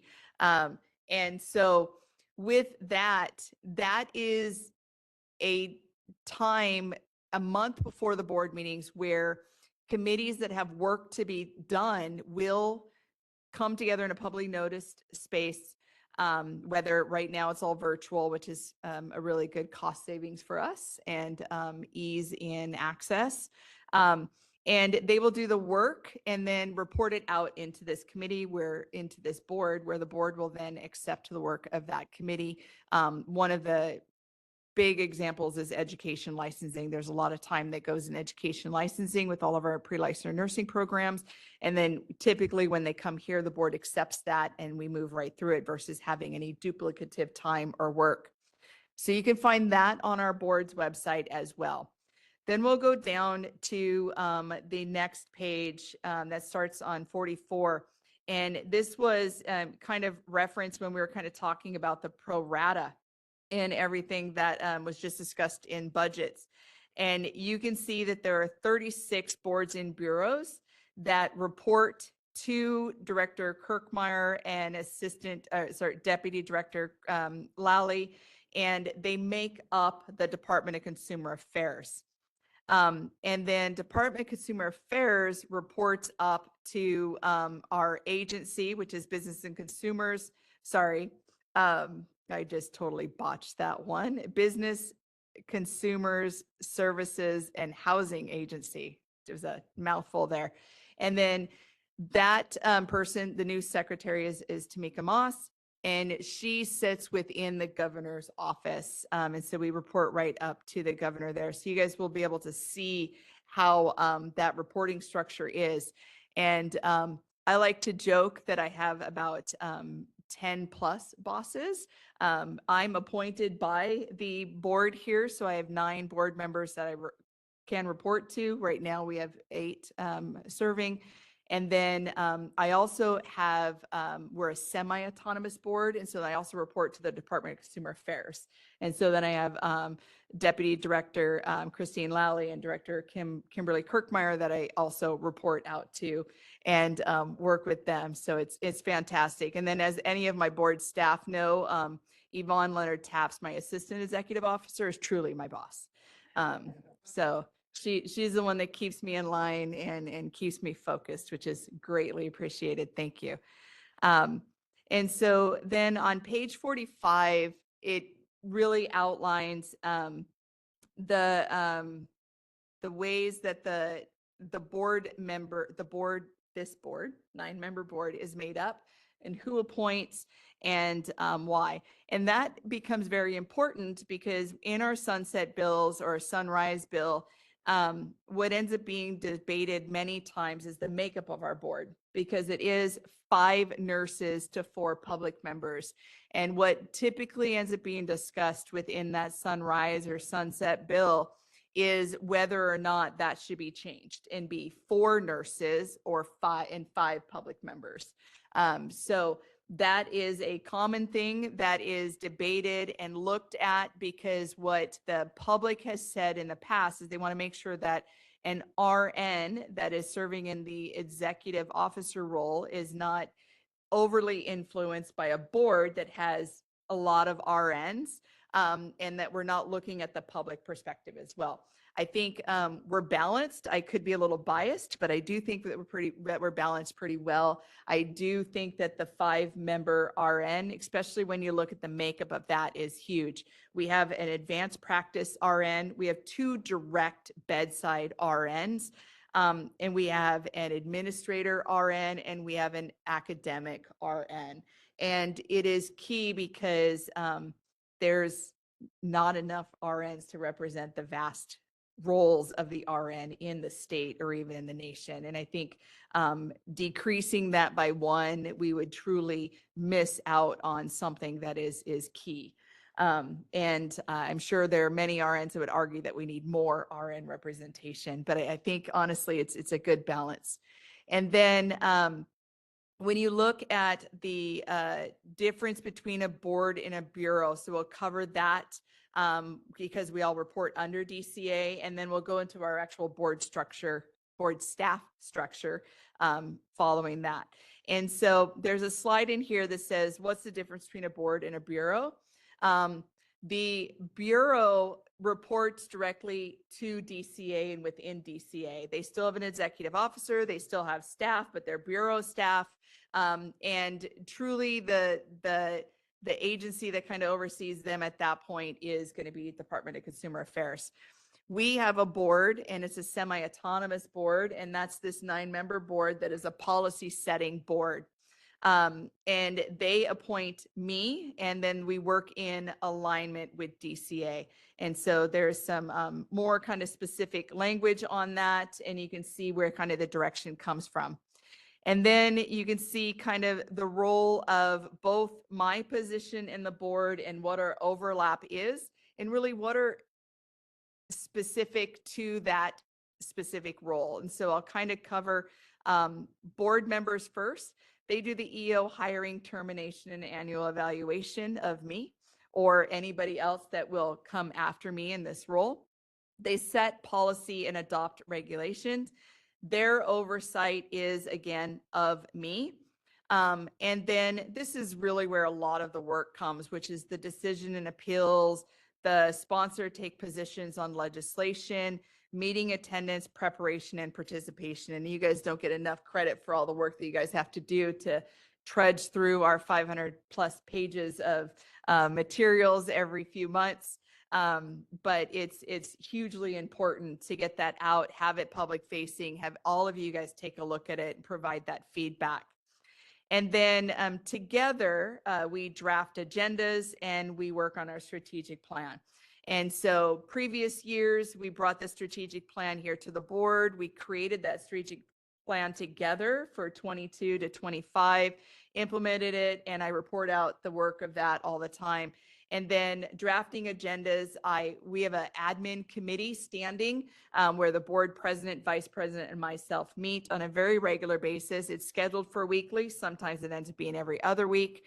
And we go over all of the agenda items that are going to be done. And then the board president ultimately signs it off after we present it to her. Then my role when representing the board, the 9-member board, as well as working with board staff, is that I represent the board on legislators, trade associations, media, public. Thank goodness for Reza, our board legal counsel. He helps me through all the media inquiries on almost a daily basis. And we work together on that. And then we work with doing public outreach, working with the various associations. And Ledge has been very busy the last few years. A lot of bills that come in that are affecting healthcare, healing art board, specifically BRN. And so a lot of work with our chief of licensing back there, Marissa, now that she's in place. I feel like I can almost hand it off to her completely and she can just run. It'd be fantastic. And then any of the policy that's adopted by the board as well within legislation, I then have to work with our team to get it implemented.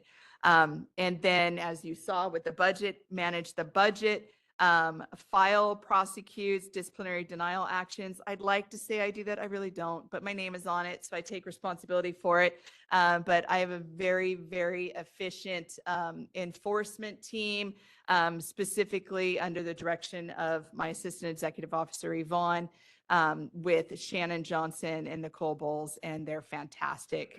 And then direct and manage staff day-to-day operations. And we have, as you can see, our org chart is the next one.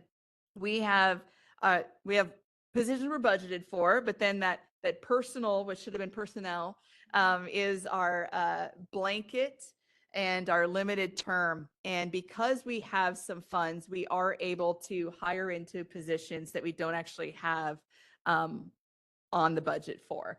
And so we do have allocated 229.8 positions, but we employ 242. So we do have some people in limited terms and in blanket positions. And you can see kind of the makeup of our various divisions. We have Consumer Services Board Operations, and that's now as a new abbreviation, CSBOD, and that's been coined. And the first time I heard that, I was like, wait, what? But it makes sense now. And Matthew Yates is our SSM2 over that division. that is where you'll have decision and appeals. That's where you have fingerprints. That's where you have board member relations, where they'll help you out. That's also our public information unit or the call center. And he works with various staff to really get that going and really trying to, it's the contact point for almost everybody that comes into our board. We do have investigations, which used to be under enforcement. But there was a salary compact issue there. So investigations was pulled out. And it's a separate division within our board, which is different than other boards and bureaus under DCA. And they report directly to our assistant executive officer. We do have our enforcement division, which Shannon Johnson oversees in there. And she has both discipline, probation, and complaint intake and intervention. And then we have Marissa, who will be here at the end of the ledge part and do her presentation. And she's the Chief of Legislative Affairs. And she houses regulatory, legislative, as well as our information officer. And then we have licensing. Macaulay Fusarins is in the back of the room here. And she is truly our jack of all trades. If you can see kind of her allocation underneath her, it's insane, and we do hope to address that one day in the future. She has all of licensing under her, all of the nursing education consultants under her, as well as the continuing education and research division. So God bless her. She does not sleep either. And there's a lot that she manages there. So within education, we do have 2 supervising nursing education, and we have 13 NECs. So if you count that, that is 15 nurses plus me in a sea of 242 employees. So it is not heavy nursing here, which is fantastic because I need various other input to make these decisions. And then within our licensing program, you can see that is where kind of a very large number of staff reside because of our population volume. We do have over 500,000 RNs in the state of California, and all of them must be licensed and renewed and such through that division. And then last but not least is continuing education and research. That is the area of our board that has the most vacancies. And right now there's a reason for that is we are looking at realigning that. We need right now, when that was put forth in 2019, they had a supervising nursing education consultant as kind of the top position in that kind of unit. And that doesn't work because it's a difficult to recruit position and it's unnecessary. So we will be changing that to probably a staff service manager 2 or 1, and have still an NEC in there. And as NECs are RNs, they must report to an RN in their structure. And so we do have supervising NECs that are RNs as well as myself. And so we would be able to manage that. And once you get a person in that leadership role, then they can build the unit underneath them. It would not be a good choice for us to build the unit without getting somebody in that leadership role first. And so we want to do some kind of a little org chart adjustment there, get a different position in there, and then have them build their team. And so that will stay vacant until we get that role. So within there, you can just see that there's just so much that makes up the BRN. But it is very focused. We do scope of practice, we do discipline, intervention, probation, investigations, education, both initial licensure, advanced practice licensure, and renewal of licensure. But other than that, there's not a lot more that our board focuses on the day-to-day, because those are covered under other state governmental agencies. And so we have what's called a Nurse Practice Act. Our California Code of Regulation is Title 16.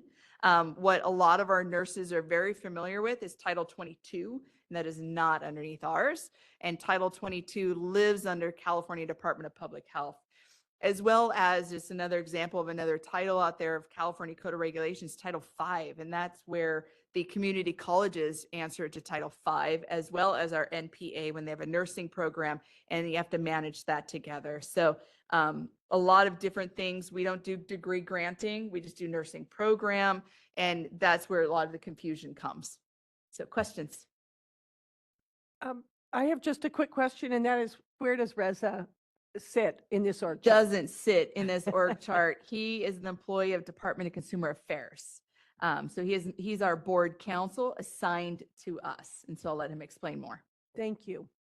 Yeah, I'm part of what's kind of paid for out of the BRN's pro rata that's paid to DCA. So DCA, the department provides centralized administrative services, which includes legal, budgets, Office of Human Resources, et cetera. So technically, I'm not under the BRN org chart, but as a member of the DCA Legal Affairs Division, the BRN is kind of my primary assigned client. Thank you very much. And he takes the majority of the pro rata. No, I'm joking. He should with the amount of work we give him, but he does not. A lot of our pro rata does go just out to DCA to help us with it. And as Reza mentioned, we do, our Office of Human Resources is through DCA, so all of our hiring, et cetera, goes through them. Our IT services, we do have some IT staff that are specific to BRN in here, with a dotted line to DCA, but like all of our Breeze updates, any of our like large systems and stuff do come through DCA as well. And then legal definitely comes from DCA. We have a regulatory attorney as well. So when we're doing regs, we work with a regulatory attorney that is part of DCA. Even with our legislation. So we do have our chief of ledge, but they work with the legislative unit as well within DCA too, so that we can look at it. How does it affect our board, but also how does it affect other boards and bureaus? Any other questions or comments from board members? No? I'm sorry. Board Member David Lawler? That's okay. Just very quickly, I wanted to thank you for that explanation, because I know that goes along with what we said earlier about the public understanding the difference between what we can and can't do. And will help new board members understand our authority as a board compared to being a bureau, which I recall when they were going to do this, when they were doing the sunset bill, that was a possible consequence of us converting into a bureau. Yes. And I absolutely agree with you about the ratio of nurses versus non-nurses, not just on the board in general, but on this 9-member panel. But I will say it is very important to have nurses. As a public member, I'm saying it's very important to have the nurses, because I've seen on education boards, non-educators sitting on those boards who were out of touch in a different way, and the consequences are extreme. So thank you for your comments, and I absolutely agree. Thank you. Board Member Vicki Granowitz?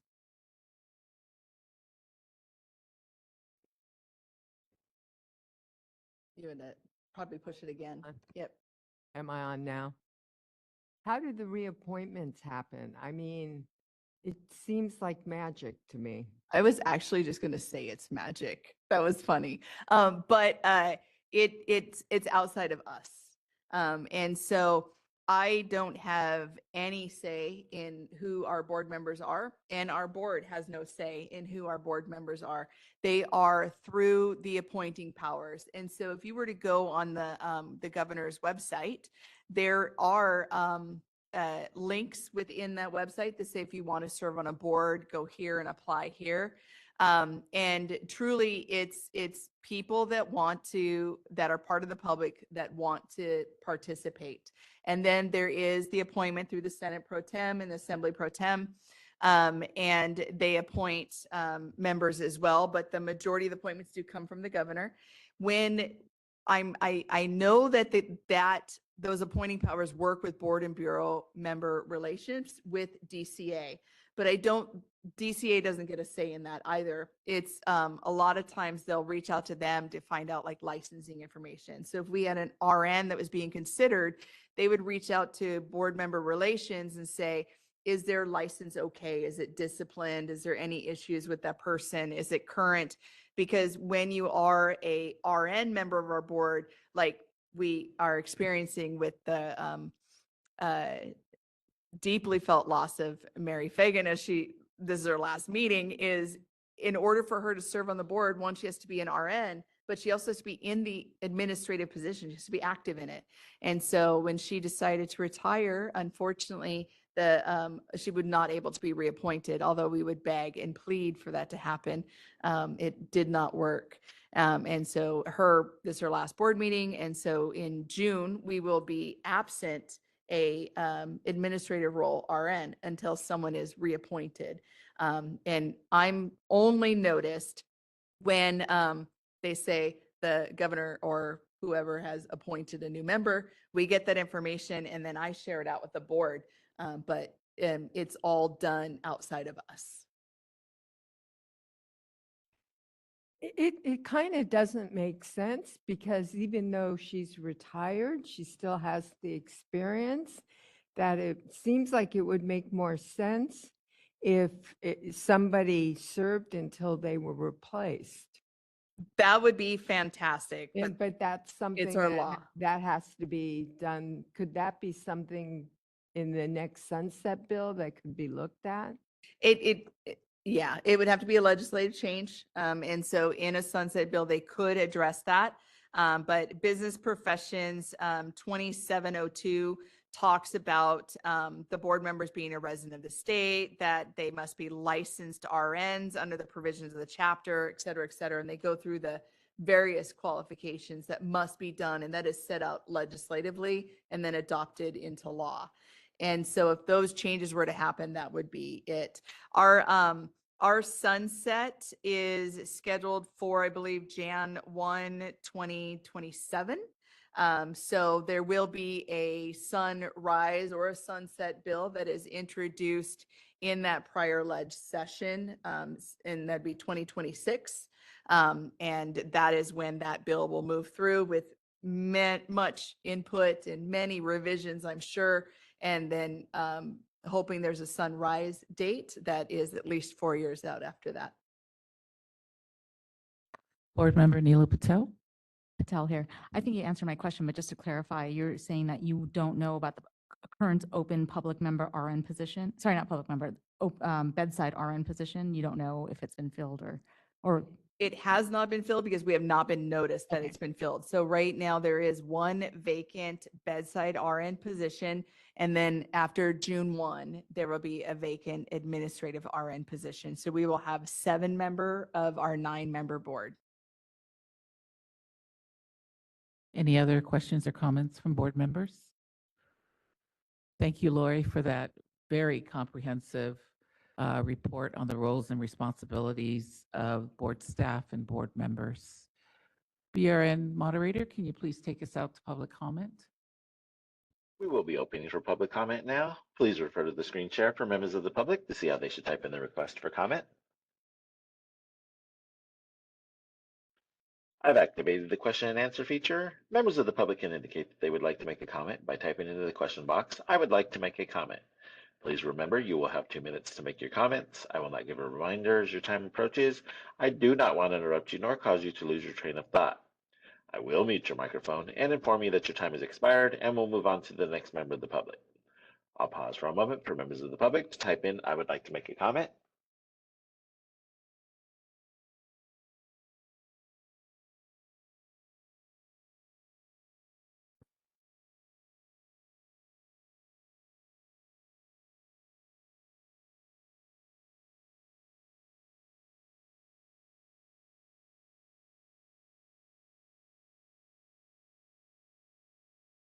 Board President Trujillo, there are no public requests for comments on the WebEx. Do we have any public requests for comments there in BRNHQ? We do not have any requests here for public comment. Thank you. Would you like me to close this window? Oh, Yes, wait a thank minute, you. Jacqueline. Oh, Jacqueline, 1 second here. Hold on, I'm sorry. Snuck in there and she made a comment there, but I will put her up and let her make that comment herself. Hold on.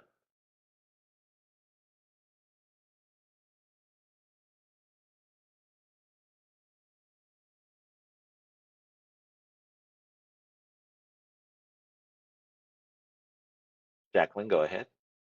I'd just like to thank you for such an informative meeting and all sorts of the language is easy to understand, to follow. That all issues that I have had have been easily clarified and easy to understand. Thank you so much. Just couldn't miss that opportunity to say so. Appreciate that. Thank you. Thank you for your comment. Board President Trujillo, would you like me to close this now? Yes, thank you. Before we move on to the next item in the agenda, I would like to request that we take a 10-minute bio break. Sounds great. We'll be back at 11 o'clock. Thank you, guys.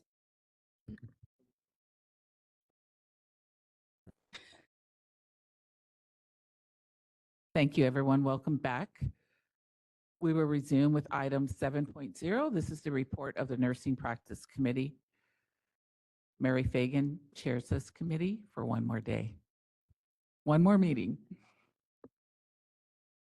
Welcome to the Nursing Practice Committee, item 7.0. And we will start with some information information about the advisory committee updates, item 7.1. And Lori, I believe we have that content. Yeah, so we had 3 advisory committees meet between the prior board meeting and now. We had NEWAC meet on March 7th, and then NMAC and NPAC met on the May 26th. And so March 26th, it's not even May 26th yet. And so just real quick report outs, it'll be very vague because we do have separate agenda items to discuss some of the activities that happened in NEWAC as well as NPAC and NMAC. And so there were formulation of various subcommittees. If you do go onto our website, you can see underneath each one of the advisory committees, the subcommittees and who are assigned to them.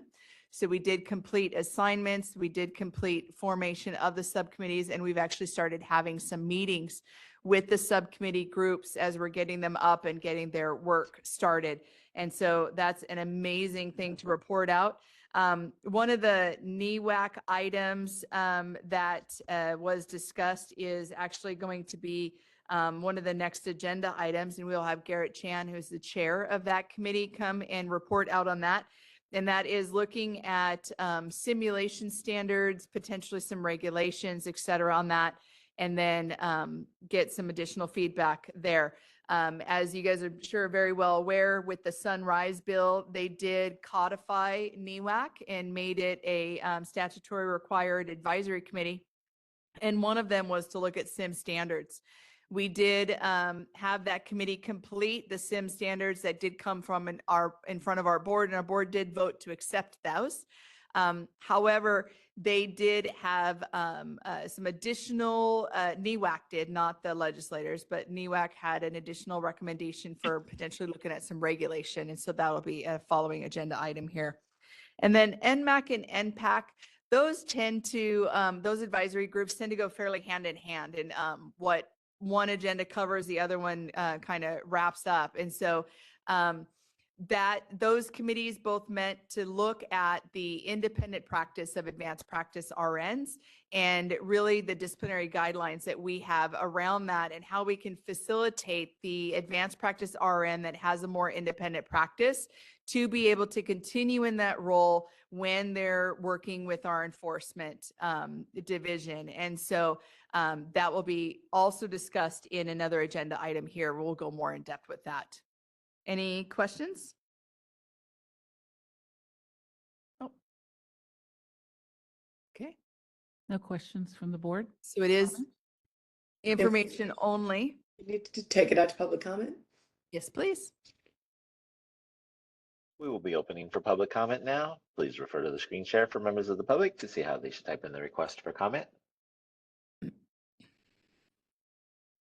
I've activated the question and answer feature. Members of the public can indicate that they would like to make a comment by typing into the question box, "I would like to make a comment." Please remember, you will have 2 minutes to make your comments. I will not give a reminder as your time approaches. I do not want to interrupt you nor cause you to lose your train of thought. I will mute your microphone and inform you that your time has expired, and we'll move on to the next member of the public. I'll pause for a moment for members of the public. Type in, "I would like to make a comment."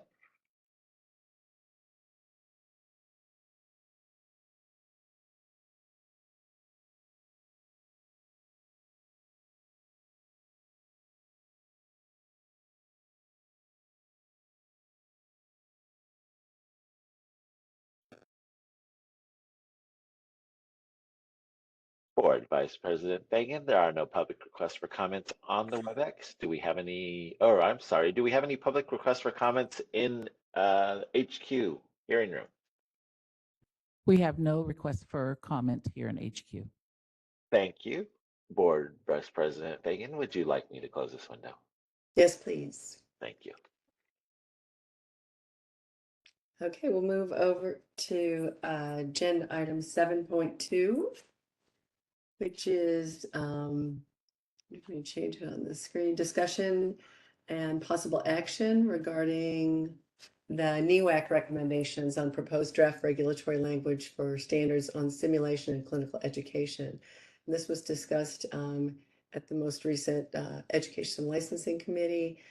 Very interesting discussion, and Garrett Chan, I think, he's been elevated. He's been leading these efforts with NEWAC and would like to address the topic. Yeah, he's not here in person, so he's probably on the attendees. Awesome, see him. There's Garrett.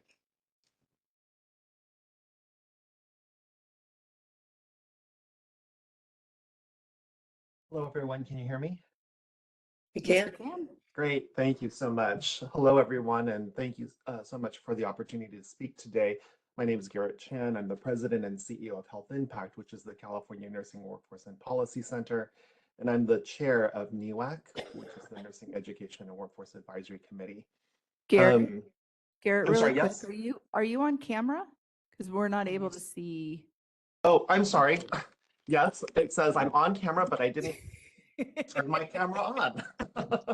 Can you see me now? Much better. We can Okay. see you now. Great, thanks. Thanks so much. It's a pleasure to be here and talk with the board about some of the one recommendation in particular from our company around simulation standards. So just as a brief review, according to Business and Professions Code Section 2785.6, Subdivision G, NEWAC was required in the last Sunrise legislation to study and recommend standards for simulated clinical experiences based on the best practices published by the International Nursing Association for Clinical Simulation and Learning, also known as INACSL, the National Council of State Boards of Nursing, or NCSBN, and the Society for Simulation in Healthcare, SSH, or equivalent standards.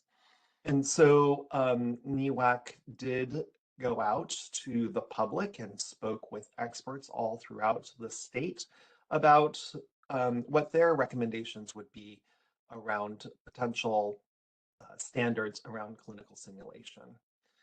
As a result of this conversation that was first started in NEWAC in September of 2023, we came up with 3 recommendations. Of the 3 recommendations, 2 have already been presented to you all in the full board and have been approved in a previous meeting. The two recommendations that were approved by the full board previously to today is that there was total agreement in NEWAC, and also the full board has also agreed that pre-licensure RN programs who use simulation should adhere to at least one set of standards set forth by INACSL, NCSBN, or SSH. And the Board of Registered Nursing does not need to create new simulation standards for programs. So that was approved by all of you in a previous board meeting. The second recommendation from NEWAC around simulation was that INACSL INACSL has an endorsement program, and the Society for Simulation in Healthcare has an accreditation program that recognizes demonstrated excellence in simulation-based education. There was total agreement of the public as well as NEWAC that they strongly recommend that the BRN shall accept, without requiring additional documentation or action, INACSL endorsement or SSH accreditation as meeting any simulation requirements set forth by the BRN. And that also has been approved by all of you in a previous board meeting. There was the third outstanding piece from the simulation standards subgroup, and that's what is put in front of you today. Starting on page 5 of the meeting materials, the question then became, should there be regulations that would be promulgated by the BRN to provide more guidance to the public around simulation? And in our NEWAC committee, as well as in the nurse practice committee, public hearings, we heard from the public that the recommendation is yes, we should promulgate regulations because, as we all know, the Board of Registered Nursing is here to protect the public. And in your board packet, you will see several studies that have shown that there's a lot of psychological harm that is experienced by students if simulation is not done well or appropriately according to standards, either national or international standards. It was a request by the Nurse Practice Committee to provide these studies and these articles, and we have done so, and you will see them in your packet.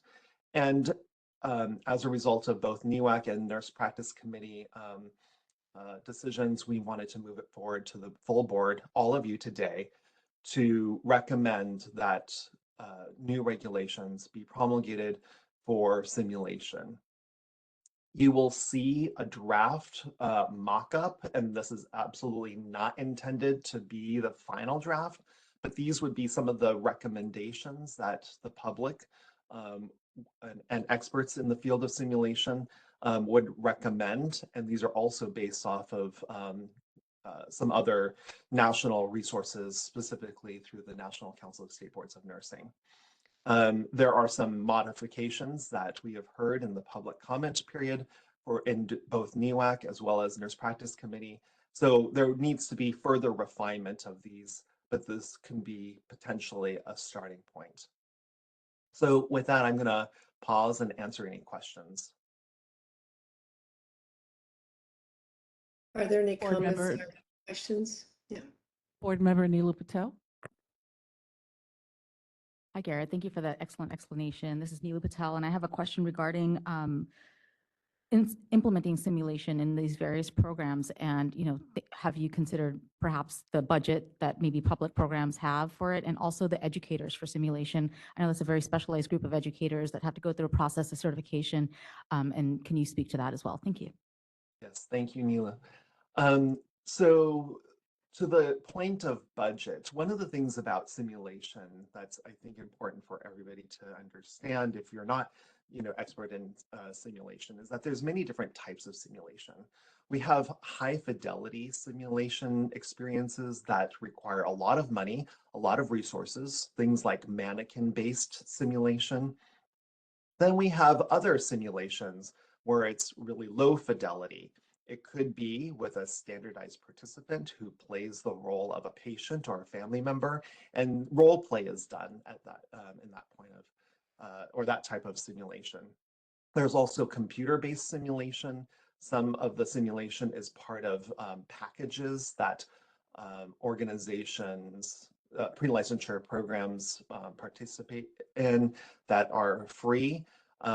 So the budget is of great concern, and that's one of the reasons why in the proposed regulations, we do talk about that there be dedicated resources, because one thing that we have heard from the public is that it will be helpful to individual pre-licensure nursing programs if it is a requirement by the Board of Registered Nursing, specifically in regulation, then it's easier to make the budget justification to create a budget for simulation.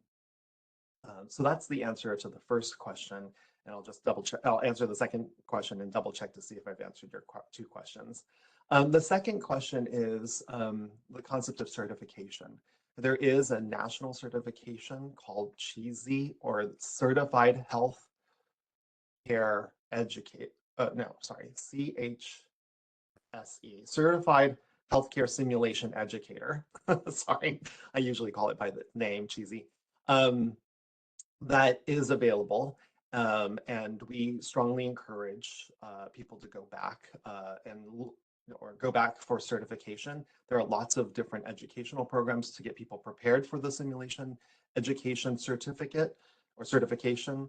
That being said, we do recommend that people have this cheesy certification, but it is not required in the regulations because we believe that there are many different people who can do simulation in a variety of different settings, and knowing how to appropriately debrief, brief, and then set up, conduct, and then debrief the simulation exercise.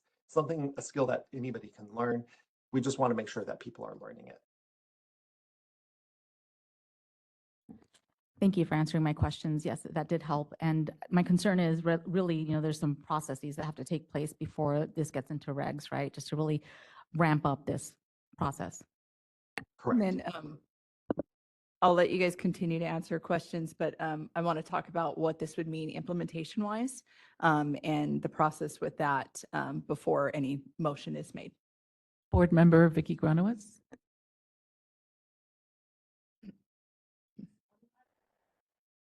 No, you keep pushing. I think it's on.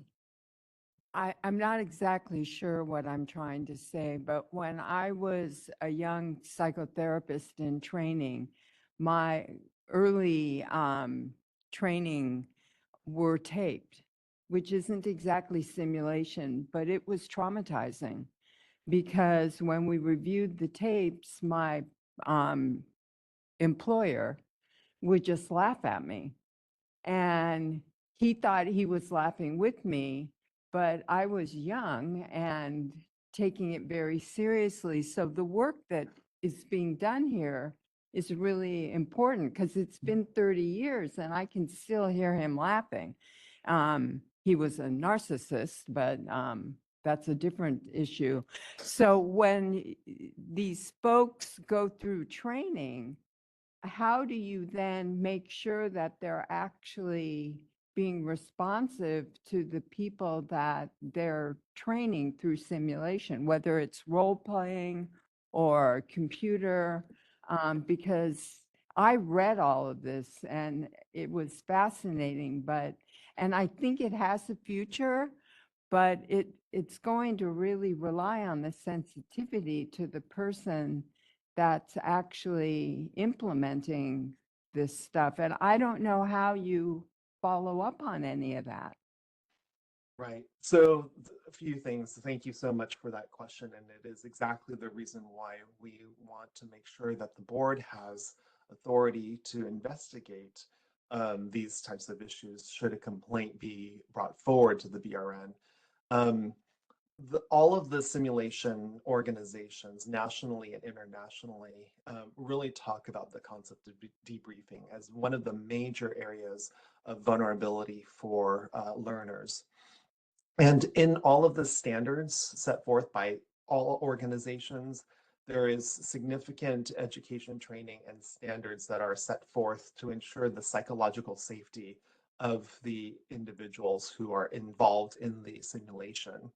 And it's for these reasons that NEWAC, as well as the Nursing Practice Committee, feel that we need to move forward with these regulations in order for there to be oversight to ensure that people are not exposed to that kind of situation that you were exposed to. And I'm sorry that that happened to you because that is not the intent.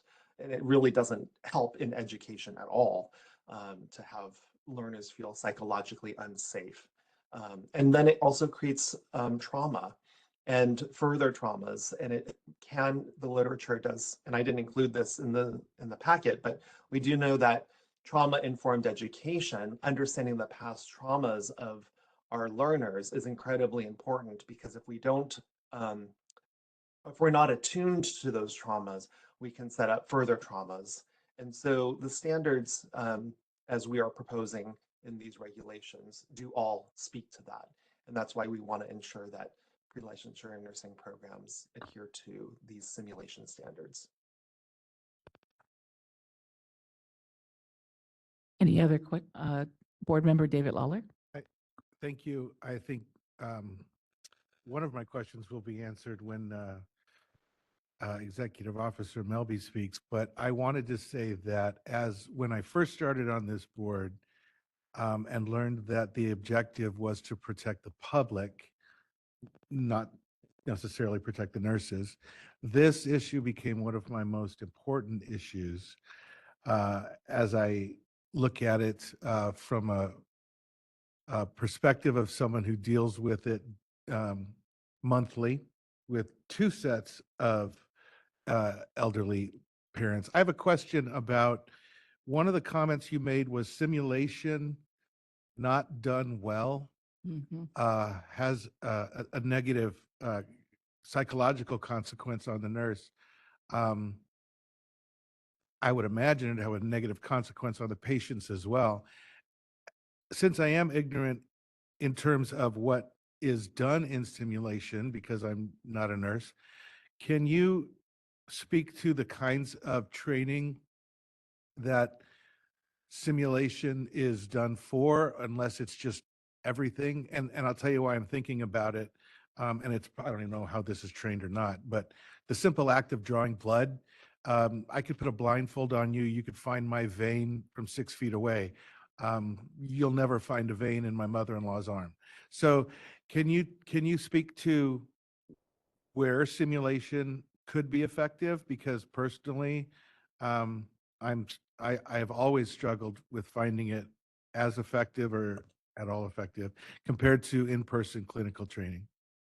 Real quick, Garrett, before you answer that, I just want to cover our law. So in our law, in our curriculum that is required, it's 16 CCR 1426, and it requires 18 units of clinical. Within those 18 units of clinical, we used to require that 75% of that be in direct patient care, which allowed for 25% of that to be in any modality as long as it meets clinical objectives. That was simulation primarily. We had schools that used anywhere from 12% up to the 25%. There was a National Council of State Boards of Nursing. They were here and they presented on the use of simulation probably 2 board meetings ago. And they had a study that came out that recommended 50%. And of that 50%, that was if you had 300 hours that you could do the 50%. And so there was the caveat where it had a minimum requirement of hours. We went in our board and there was a lot of fight where people were like saying the board is mandating simulation at 25%, 25%. It's not accurate. We're silent on sim in our regs, 100%. We have no regulatory oversight of sim. So what we do as our board is we opine on direct patient care. And so what we have set out in law now through the Sunrise bill is Sunrise law now is 500 hours of those 18 semester units must be in direct patient care. When you do the calculation, because it's a hours to weeks conversion kind of thing for a unit calculation, it ends up being about 864 total hours if you have like a 15 or a 16-week semester. And so almost 400 hours get to be in simulation now, with 500 of those being in direct patient care. We're not at the 50%, but it's close to the 50% than we ever have been before. And those are all clinical areas. Med-surg, OB, Peds, psych, mental health, and Jerry can have a simulation component as long as that simulation meets the course objectives. And that's where we live with BRN in our law. And then Garrett can tell you more on kind of like what is kind of best practice. Great, thanks so much, Lori. Thank you, Board Member Lawler, for that question. I'm going to give you some general answers, and then I'll give you some specific answers. So the general answer is all pre-licensure nursing programs must be approved by the Board of Registered Nursing. So part of that approval process is establishing learning objectives, right? We need to have these learning objectives for every course and every clinical rotation that these folks will be going through. So a lot can be covered by simulation. And I'll give you some specific things that I really like about simulation. Nursing students are novices to the profession, right? They're learning how to become a nurse. One of the things that we don't want people to try to muddle through or try to figure out in the moment are things are situations where there is decompensation or there is perhaps high emotion. For example, when somebody has a cardiac arrest, we do not want them to try to pull out a book and figure it out, read about it, and then figure it out. We need them to train in a simulated experience how to respond in a crisis situation.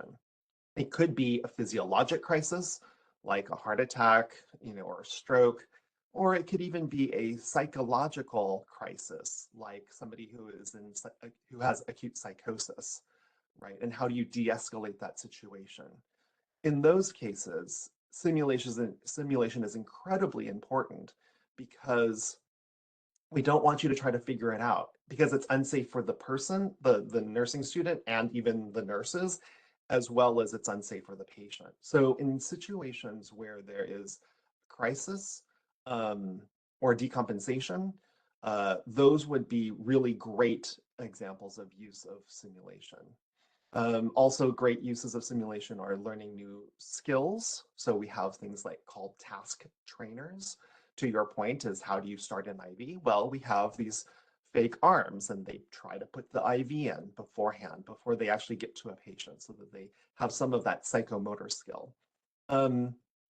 Having difficult conversations about death and dying. You don't want to try to figure that out in the moment and never been exposed to it as your patient is dying and his families need comfort. So there's a lot of different situations where simulation makes a ton of sense. We want to prepare these folks before they get into the situation so they have some background knowledge to navigate through these important times in people's lives. I hope that answers your question. It does. Thank you very much. And then David, just to give you some background on Garrett, he is CEO of Health Impact, which is part of the California Simulation Alignment. So he is an expert on this and an amazing resource to have as chair of our NEWAC committee. Which I absolutely appreciate because I know there are times when it would be effective just like in any other industry. The difference is in other industries where you're training them to build a cell phone, for example, the human factor, I'm sure in very specific situations like a vein maybe, or whatever, Parkinson's patient while that's trying to happen, can absolutely be an issue. But of course, you don't train to manage a heart attack on someone actually having a heart attack. That's a great example. I absolutely love that. And the only concern is which of those simulation trainings do the education facilities, which may be out of our purview, take on for budgetary reasons instead of, I understand the challenge of clinical placements, of course, but what's the trade-off, what's the consequence, and then what's the outcome on an actual patient when they're out and staffing a hospital? Yeah. So right now it is out of our purview. We have, again, we're silent on simulation. The one area in our law that was recently updated was with COVID. And that is when AB 2288 was passed and allowed for temporary emergency relief to utilize a much larger portion in simulation than we'd ever have before. And again, that was kind of talked about with NCSBN, where they said that everybody tried to go back in person and go back to those standards again. And so the statement that was added into the Business Professions Code under 2788 said the substitute clinical practice hours not in direct patient care that our simulation experiences are based on the best practices published by the International National Association for Clinical Simulation, the NACSL that he talked about, the National Council of State Boards of Nursing, and the Society on Simulation Healthcare, or equivalent standards approved by the board. So that was the first time that simulation even entered into our Nurse Practice Act as something that we, our nursing education consultants, could look at when approving these additional simulation hours utilized by our pre-licensure nursing programs. And so that's where to have the conversation about what regulation kind of means in this and what we kind of already have in place versus maybe some consideration on where we want to go. And so when we look at nursing, pre-licensed nursing programs, as Garrett said, all of them must be approved by our board. We do that through the initial approval process, which is our feasibility studies and our sections of self-studies, and then our routine continuing approval visits, as well as if we get complaints, we will go out and do additional visits and turn those in and bring them in front of our board.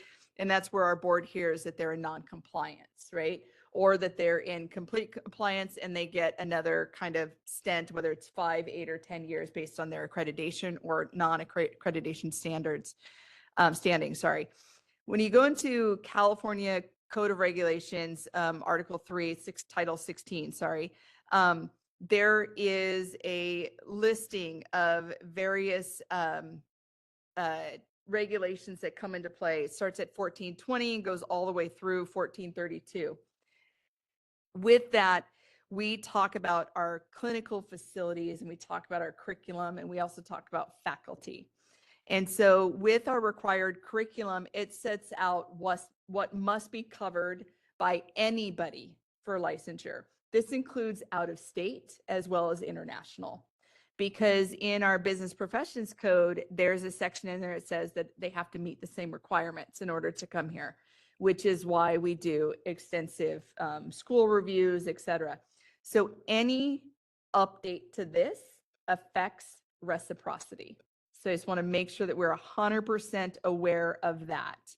So if we implement a regulation that says simulation shall, then when we evaluate a school to get them a school code to go into our BREEZE system so that we can grant licensure, when we review that school, that'll be a question that says, are your simulation hours under this?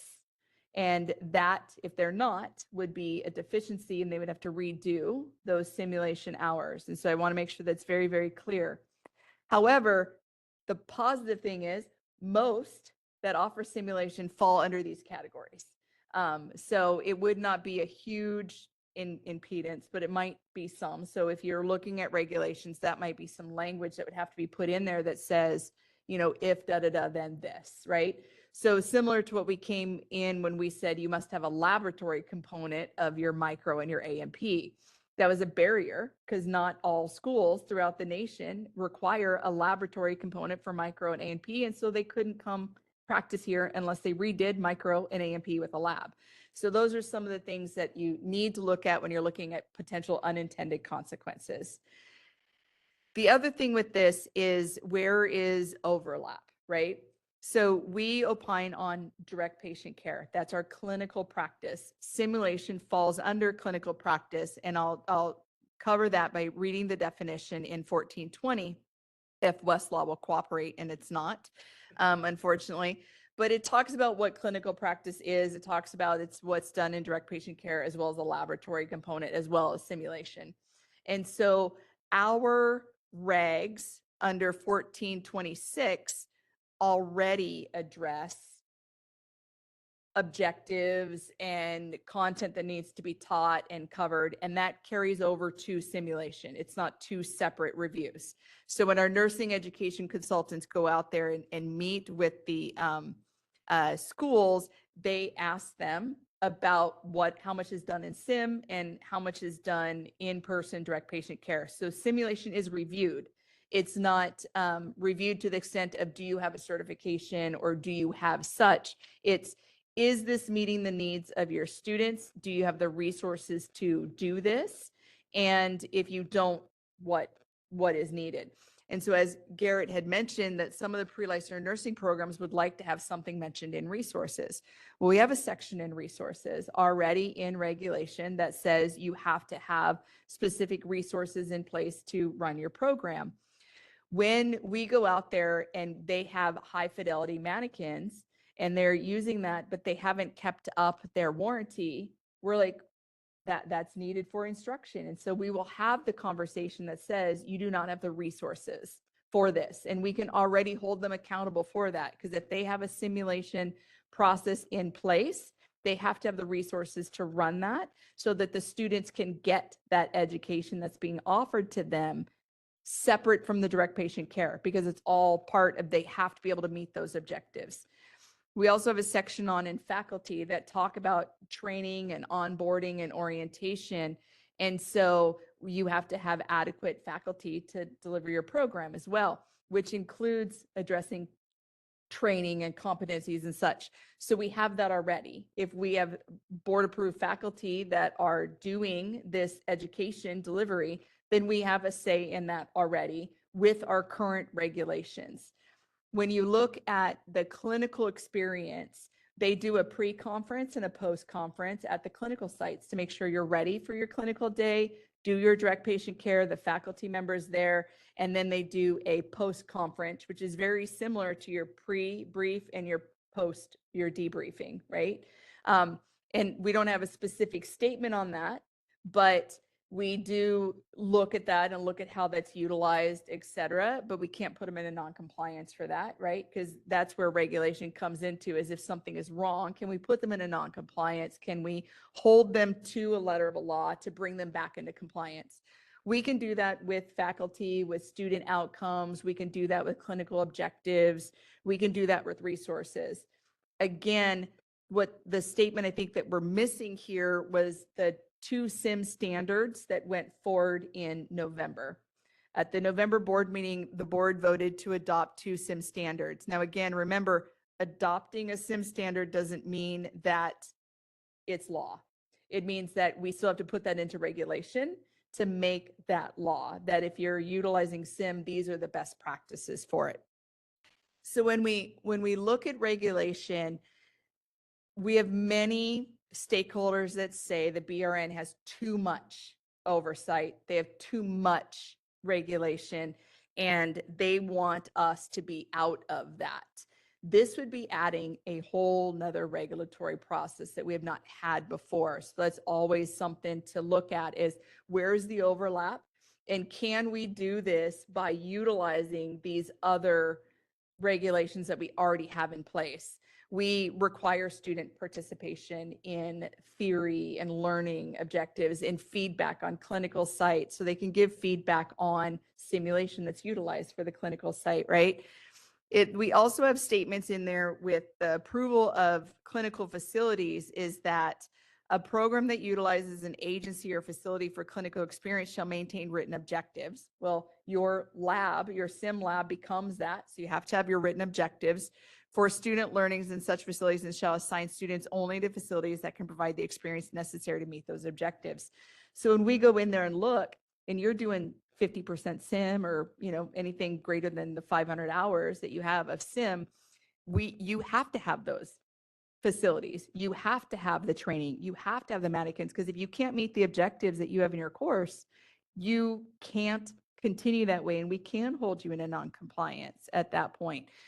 So it's not a direct like simulation to simulation, but because we have defined in 1420 that simulation is part of your clinical experience, and these are facilities that are used, it doesn't say that it has to be a healthcare facility, because we have many clinicals that are not in healthcare, right, that give you the experience.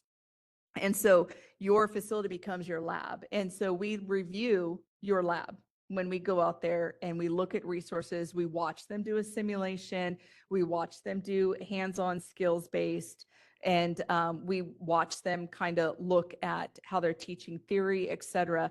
And many times we find in various academic institutions that they don't have the resources that they need. And they may have mannequins, high fidelity mannequins that are in boxes that have never been opened. They might have faculty that have received SIM training, but they never utilized it, never built it out. And then we also have some state of the art, which are ran amazingly well. I've seen ones that really should put on presentations, but I've also seen an example, and I won't name the school, that had a birthing mannequin that was in a bed, and it was all cleaned up because the BRN was showing up. And I happened to have a specialty of labor and delivery, so I was just tinkering with it, and I pulled back the detachable belly, and there was a rat's nest in it. So you can tell that it was not utilized, right? So sometimes it's a presentation all cleaned up for the board. There's been other site visits that have been done that you'll notice them kind of standing in front of a door, just kind of blocking this door. And I'll be like, can we open that door and see what's behind it? And that is where all the equipment that was out got shoved. And we have found multiple things in there that probably should not have been found. Again, that's the public protection aspect of the things when we go out and do on-site visits. So we have some laws already in place that can be leveraged for the NECs to look at when they do review of the schools with simulation. What we don't have are those standards. And I think honestly, moving forward, if the board does choose to start a regulatory package, which I do think is absolutely supported with evidence, et cetera, that we really walk that fine line of what is the regulatory agency's responsibility for public protection and when we become too over prescriptive, and what needs to live within the academic institutions, because they know their demographic, they know their funding, and they know what's going to be specific to them. There's also in those studies that I think is really key to bring up is when NCSBN did the study, they found that men and minorities did not do as well in simulation than the other students. And so again, you don't want that across the board kind of definition if you don't know what the population is of the students, because we have people that are students attending in El Centro that might have a different makeup than the students that are attending in LA that might have a different makeup than the students that are going to San Jose, right? And so you really do need the program to have the power to make the decisions that works best for them in simulation, but also giving them some kind of regulatory support that says you need to have this so that they can get the resources, because Garrett's absolutely correct. When you're working with a limited budget and you're in the pool with all the other programs at the academic institution, if you don't have a law that they can point to that says, I need this, they're not going to get that funding. And so we would need to work with getting the education out on our current laws and how that can be utilized to leverage to support SIM. And if we had some kind of regulation on SIM standards, that would be something we can move to. But please understand, not all of our programs are accredited, and not all of our programs have the ability to meet those SIM standards. And if we put in a shall or something into that regulation, then those programs that could benefit from SIM, if they're not able to meet that, no matter what, would not be able to do that. And then we also have to take into consideration the out-of-state licensure coming into California, international licensees trying to come into California. We need to make sure that we don't put in too many barriers that block that while addressing public protection.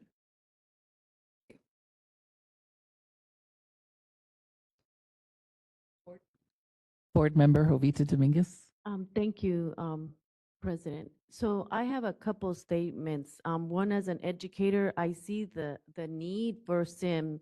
Now, I went to school when there was no SIM. It was all bedside clinicals.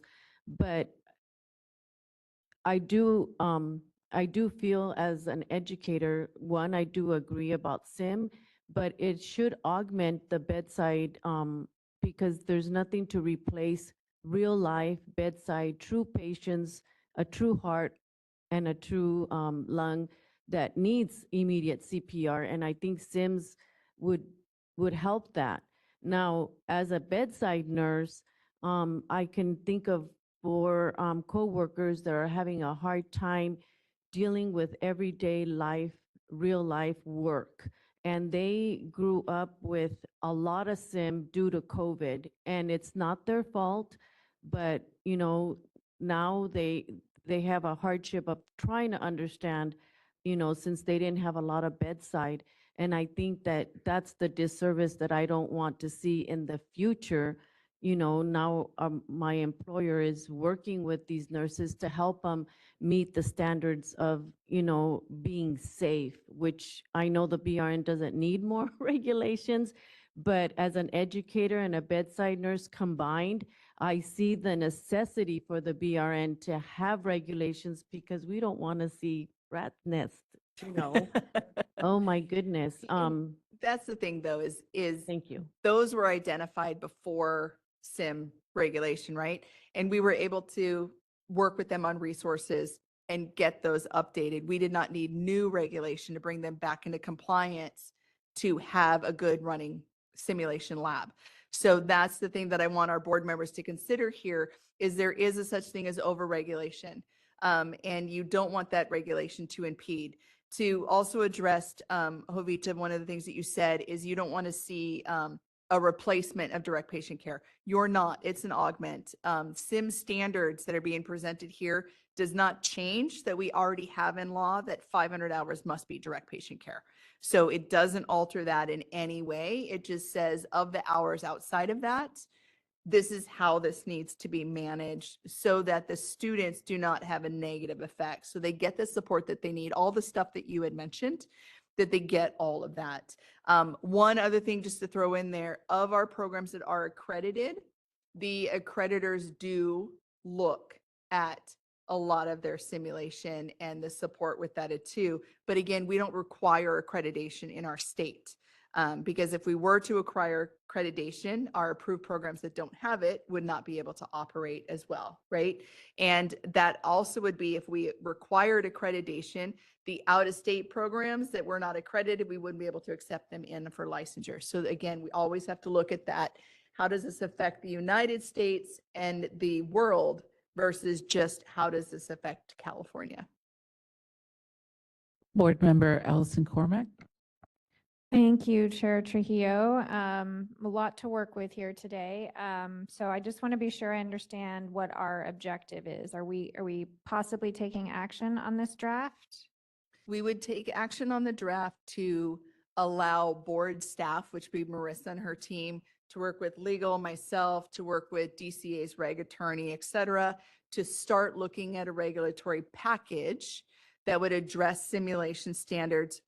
With this in mind, the information presented here, we would then bring back that information to the board with language after it went to NEWAC to get an approval of that and any kind of revisions to get you guys to accept language to then publicly notice, et cetera. So this is just the very beginning part. Great. So I will have a high level question at the end, but I'm going to start with, and is it Dr. Chan?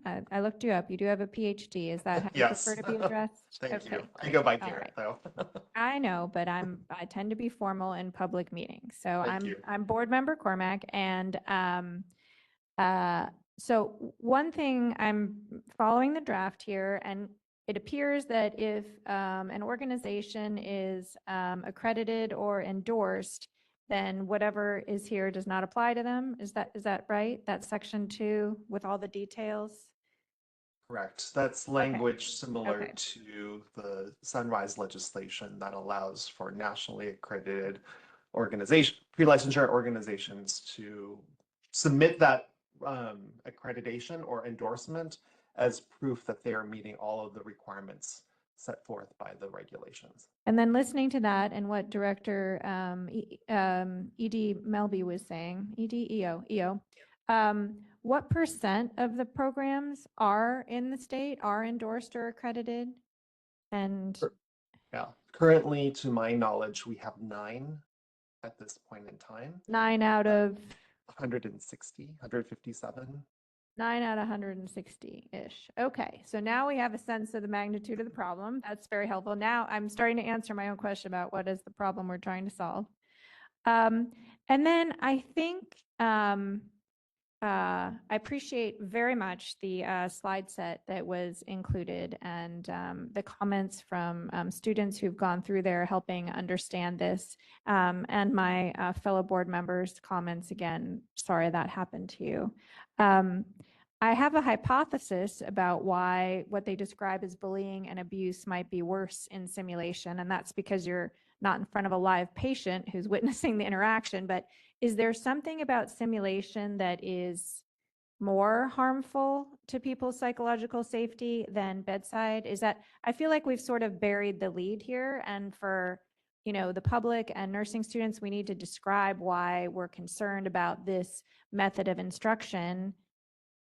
What, am I right that this is the problem, or is there something else? Your board member Cormack, you are correct. Let me be super clear though. So one of the reasons why we have more evidence and research on simulation is because one of the core requirements of simulation is the debriefing phase. In direct care, in-person clinical, there can be, as board member Dominguez said, these post-conferences that are done. After maybe the end of the clinical day, they will come, the group might come together and debrief for the day. Those questions can be asked at that point in time.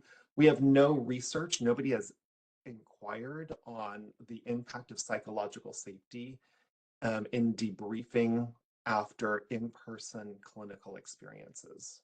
So it's unclear to us whether people have or feel psychologically unsafe or have post-traumatic stress after in-person clinical experiences. Okay, that's super helpful. Thank you. And then can you, have you touched yet, EO Melby, on the, like, we have a faculty approval process and then we have the role of NECs. So in a moment, maybe you could just talk about how that factors into this directly, because I assume that's related to whatever regulatory package we might have. But I guess now my high level question, which is, what is the problem we are trying to solve? I think some of you probably know, but it's not entirely clear to someone who just shows up and, you know, is walking through this. What is the problem we're trying to solve? The problem that we're trying to solve is that we're here to protect the public. The public is being harmed through simulation experiences that are not done well. There's no standard that anybody, I mean, no clear standard. To EO Melby's earlier point, there are other things that we might be able to rely on, but up till now, they have not been explicit, and students are being harmed. So the solution is... Yeah, sorry. Can I just double click on that for a minute? I apologize for interrupting you, Dr. Chan. So the public is being harmed because nursing students are being negatively affected during this process, and or the public is being harmed because the simulation work is not sufficient to prepare them to do the work that needs to be done. It's the first, not the second. Okay. This is actually very helpful, and I appreciate that, because I just want to be super clear on what we're doing. And I assumed that from the supplementary material, but, you know, making assumptions is dangerous. I apologize for interrupting you. Please continue. No, that's okay. So the current regulations are either unclear or inadequate. I'm just not sure why our current regulations are not sufficient, because we do have evidence to say that these students are being harmed psychologically. And so I very much appreciate what EO Melby has said, and we should keep those things in mind as we continue to move forward in the process.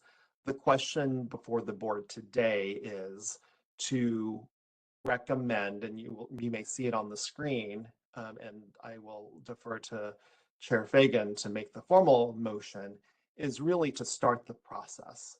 And the process will include public comment, will deal with all of the laws and regulations that currently exist to come up with the right set of regulations so that we can protect the nursing students from psychological harm. Thank you. It's very clear. Appreciate it. So to answer your question on the faculty approval process, the NEC role, resources, et cetera. And so the faculty approval process is limited to our board for courses that are nursing specific. So med-surg, OB, peds, psych, mental health, and Jerry. Any coursework that a program offers outside of that does not need a BRN approved faculty. The simulation aspect of this falls under the clinical component or the laboratory component of our approval process, right? So everybody that is overseeing the students in the sim setting must be BRN approved and be qualified or competent in that subject area. So it's a med-surg person teaching med-surg, an OB person teaching OB. And so those qualifications are there. We do not have a specific qualification that says this person must be trained in simulation. But what we do have is that the faculty has to be knowledgeable and current and such. And so if they are teaching sim, they have a requirement that they are able to teach that simulation, right? And we utilize that when we do our continuing approval visits, where if there's a faculty member in the sim lab that's not qualified, we're like, hey, what is your plan to get them to be remediated so that they can be qualified? And that's how we can manage that. And the qualified then comes down to the school on what defines that qualification, not necessarily us, because we're not saying they have to be qualified to this standard because we don't require a specific sim standard. Then when we look at resources, it says the program shall have sufficient resources, including faculty, library, staff, support services, physical space, and equipment, including technology to achieve the program's objectives. As we understand that simulation is part of the clinical objectives, those are part of the program objectives ultimately as well. And so we're able to leverage that aspect to do that also. And we have in many cases saying you need to put more funding, you need to have open lab hours, you need to staff your lab more. And they come in front of our board here where it's like they need a sim specialist or they need this and that. And we do this, we just don't call it out as this is specific to their simulation program. So when the NECs do this and review this, they review it to the standards that we have current, which does not require a specific organization, right? We leave that again up to the schools. So if we were to do regulations that said the schools should have these, then that would be an additional item that our NECs would evaluate on the approval as well as the reapproval process and then bring it forward here. So it would definitely have an impact. It would be a training, but we could and understand we had NCSBN come up and give a lot of information on this just a couple board meetings ago. So this is all new and evolving and coming to fruition. We can, with current training and current regs, adjust our NECs to look at simulation in a different manner when they're doing this and really kind of be clear on outlining this. Another option for approval that was put into the Sunrise bill was that the EO would develop uniform standards outside of the Office of Administrative Law process. And so I could, in my current role right now, develop some standards for approval that would include just some statements on SIM that our NECs would then adopt, because that's also part of the Sunrise law, would be published out to our website. And we could look at that a little more, which would be, again, outside of regulations. But one of the things that I think that really needs to be looked at here is exactly what you said, Board Member Cormack, is what is the difference between in-person versus simulation and the issues that are occurring? And the answer from Garrett was key, is it's the evidence around it. Because I can tell you through complaints that we receive at our board that the PTSD is happening to our students in a clinical setting as well. We do get complaints against faculty members where students are saying they yelled at me in front of the patient. They grabbed my arm and yanked me out of the room. They, said this, they said this. I was scared. I felt attacked. They're bullying. And we get complaints like that on our faculty in a in-person clinical setting, not just in a laboratory or sim setting. So that again opens up to bigger kind of incivility issues, eating your young, which is commonly referred to in nursing, that become problematic. Now, we don't address behavior of our faculty in any of our regs. And maybe there's like ANA has a code of ethics out there for nurses to follow. We don't have that in ours, but maybe that's something that we look at, right?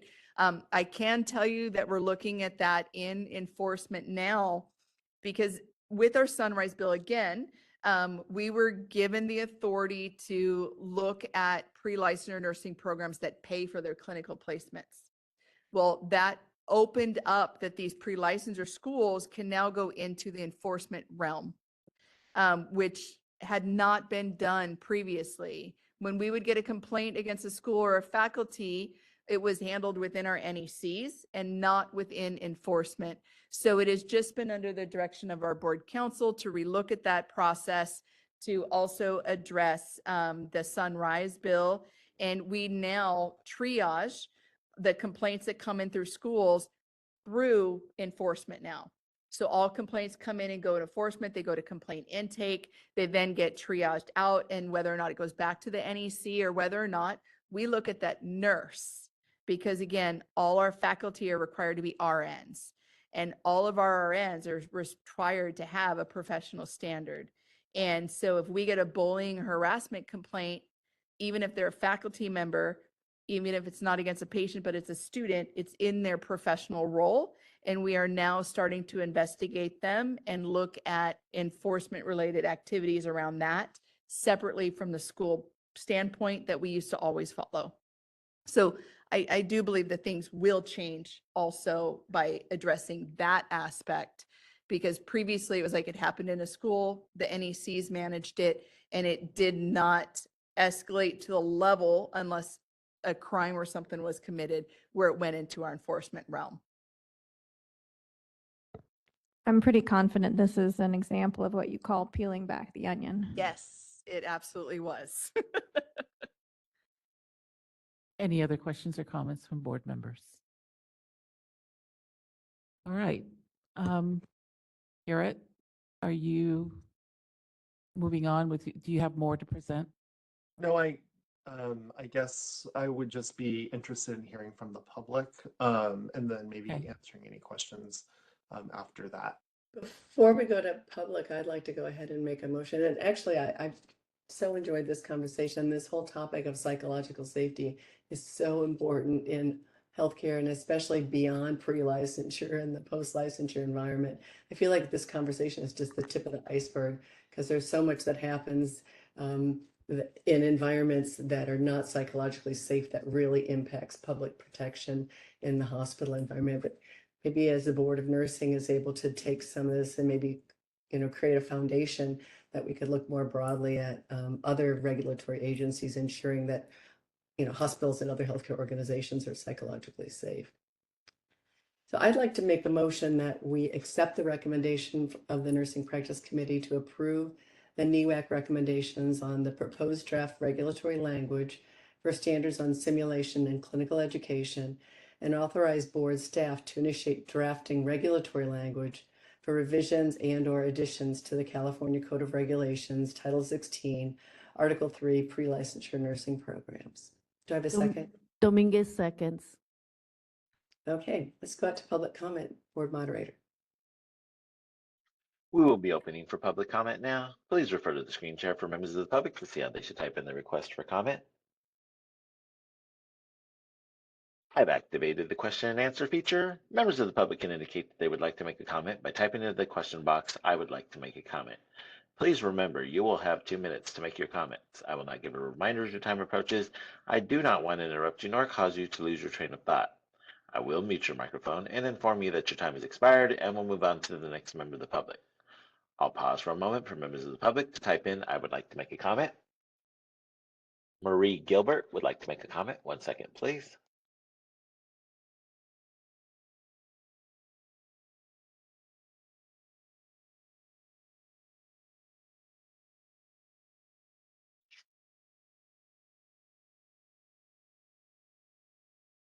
Hello, can you hear me?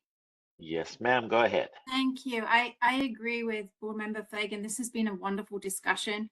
My name's Dr. Marie Gilbert. I am the director at the Central California Center for Excellence in Nursing, and I am a certified simulation educator. I've been in the simulation world since 2006, so a very long time, and a lot has happened, a lot of research, which is, I think, what we're addressing today, is that we do have evidence out there which we may not have in regards to what's happening in clinical.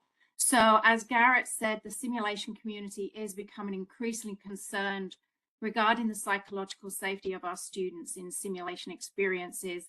And as simulation expands in pre-nursing, pre-licensure nursing programs, there is the concurrent rise for the potential of inadequately trained educators to inadvertently and unintentionally traumatize students. We don't think faculty are intentionally doing this, they just don't know any better.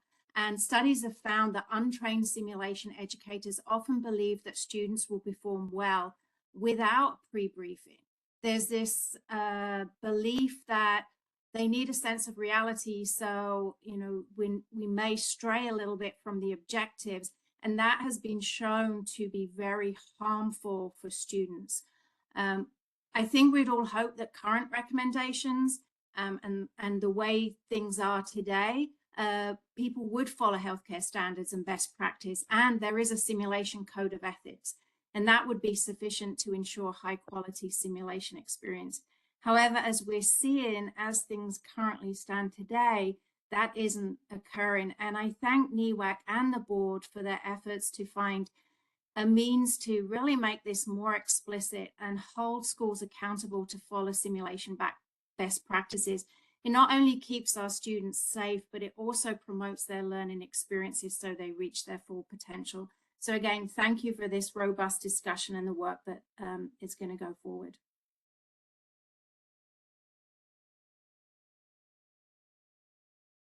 Thank you for your comment. Charlotte would like to make a comment. 1 second, please.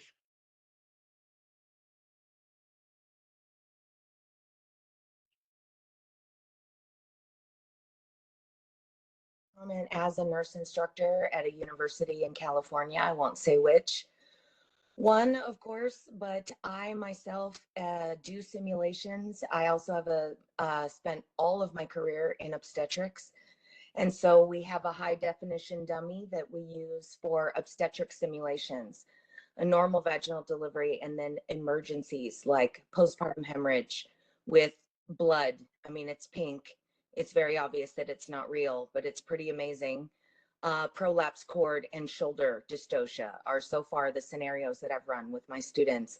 I am saddened to hear that people are not doing pre-conferences and then taking the time with their students to debrief after the fact. I find the debrief to be so important in the learning process. I definitely tell my students that perfection is not expected or even conceivable at the level of learning where they are. That the simulation is for the purpose of giving them a chance to simulate reality as much as they can without being with a real patient, and that there is room, obviously, for mistakes to be made. Our simulations are even taped, not with audio, Obviously, making someone feel bad or foolish about decision making or judgment that they made in the moment is highly discouraged by our faculty. We focus on strengths as well as weaknesses. What could we have done better? What did we do well in this scenario? What do we need to work on? And that's where the real learning takes place. So I had no idea that people were being traumatized in these situations. I'm saddened to know that, but I cannot believe when I went to nursing school, this type of technology was not available. And I love using these simulations with my students. I also would be definitely open to receiving a certification training. I did not even know that that was available, that I could get that as an educator. That's all I have. Thank you for your comment. Judy Corliss would like to make a comment. 1 second, please.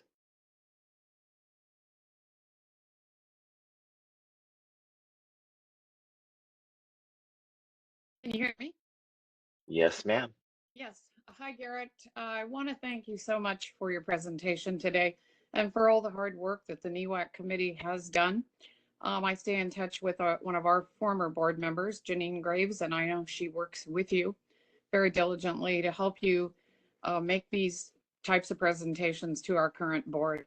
We've been talking about this for a long time, and I'm very excited to see that we may have some standards across the board here fairly soon. And I am with everybody who am shocked at the trauma that students have. I've created many programs at new colleges, and I have yet to see traumas in the ones I've dealt with. This best, what did we do well? What can we do better? To me, that is the way to go in debrief. And every school that I work with, we have debrief at every single scenario. So we've got to have those standards. And I just can't thank you enough, Garrett, for your great presentation and the board's response to it. Thank you so much. Thank you for your comment. Ann Lawson would like to make a comment. 1 second, please.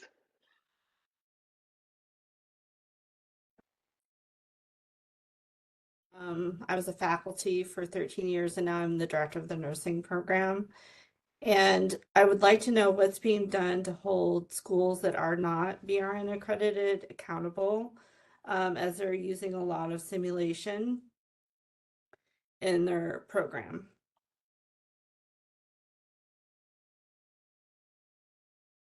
So I can answer that really quick. All schools are BRN approved. That is different than being accredited. Accredited is an optional, and that is through a private company that's nationally focused, NLN, CNEA, ASIN, or CCNE. And so accreditation is different than board approval. If we're looking at the approval process for a nursing program, if they are not in compliance with any of our laws and we are made aware of that, we do a visit or a reach out investigation of some sort. We find out what the issue is. We work with the program director to bring them back into compliance. If at any point they're not in compliance and not coming back into compliance, they can't come in front of our board. And then our board has various regulations that they can kind of defer to, where one of them specifically states that we give them a clear plan of action with what their noncompliance is and what a timeline is for the noncompliance. And if they don't meet that, we can put them in a status, which is called a warning, to remove programic approval. And then at that point, if efforts are not made to come back into compliance with our law, we can remove their approval. And without board approval, they cannot have a nursing program in our state. And those students that would be graduating from a non-approved, board-approved program could not sit for NCLEX and could not become an RN. And so it is a very high stakes issue. And if programs do not come into compliance, we have the ability to remove that approval, which again is separate from accreditation. Accreditation can remove their accreditation, but they're still allowed to operate and function, graduate students, and they can sit for licensure, where board approval, if that's removed, they can't do any of that.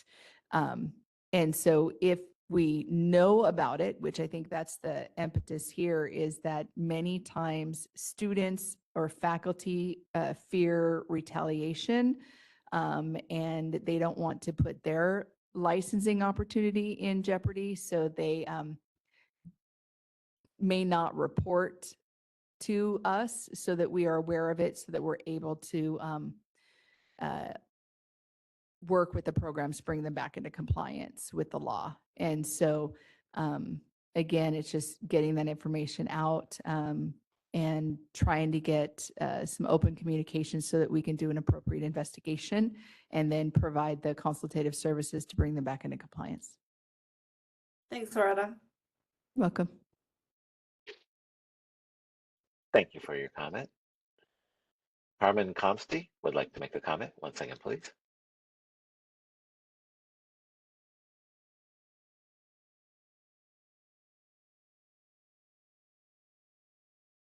Good afternoon. I'm Carmen Comsty, Lead Regulatory Policy Specialist with the California Nurses Association, and I'm also a member of the NEWAC committee with Dr. Chan. And I just wanted to thank the board for your discussion today. And, I just wanted to underscore something that, Melby emphasized, which is that, the role of any simulation standards that are adopted by the board, whether through regulation or non-regulatory guidance by the BRN, it should ensure that the BRN and the nursing education consultants can identify any issues with simulation and simulation experience that nursing students are experiencing, and be able to act flexibly to correct any problems or concerns that are found with simulation that's being provided.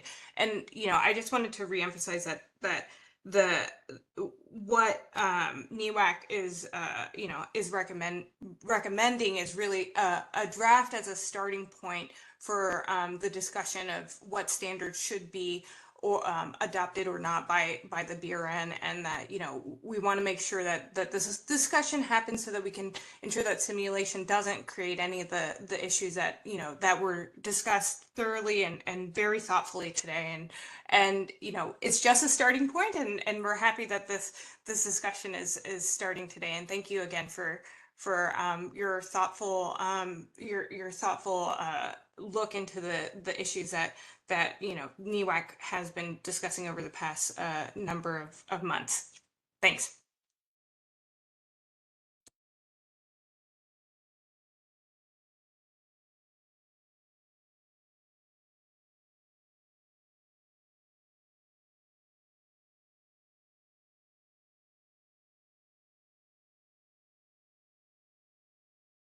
Board moderator, are there any more public comments? Sorry, I was muted. Board Vice President Fagan, there are no more public requests on the WebEx. Board President Trujillo, are there any public requests for comments in BRN HQ? There are no requests for comments here in HQ. Thank you. Board President Fagan, would you like me to close this window? Yes, please.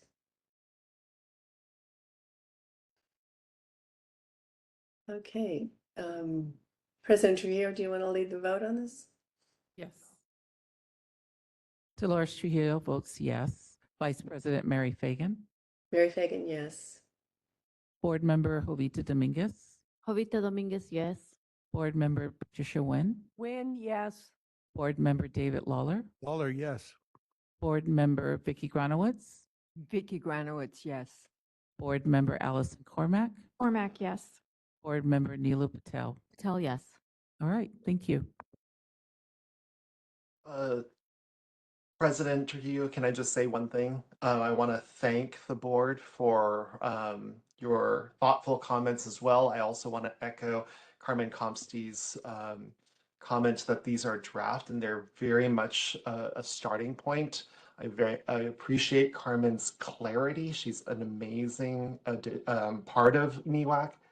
And I also want to thank Vice President Fagan for all of your hard work over the past 3 years. I was saddened to hear that this is your last meeting, but I'm sure our paths will cross again. And on behalf of nursing in California, thank you so much for your service. Thank you, Garrett. Okay, we'll move to agenda item 7.3, discussion and possible action regarding the NPAC and NMAC recommendations on proposed draft regulatory language to amend the recommended guidelines for disciplinary orders and conditions of probation.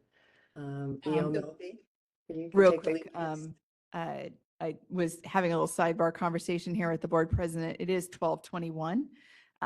This agenda item can lead to a lengthy discussion as we're kind of opening up the disciplinary guidelines, and there's a lot of background for that. There is some discussion about possibly people wanting a break or a lunch before we go into this, since it is 12:22. So one second here as we kind of, I'm getting a lot of head nods here. So it looks like, yes, we will not be going into agenda item 7.3 right now, that we will be breaking for lunch. And are we thinking an hour and come back at 1:30? Yes. Okay, so the board will recess for lunch until 1:30. And we'll be back and we will start with agenda item 7.3, discussion of possible action regarding the disciplinary guideline recommendations from NMAC and NPAC. Thank you.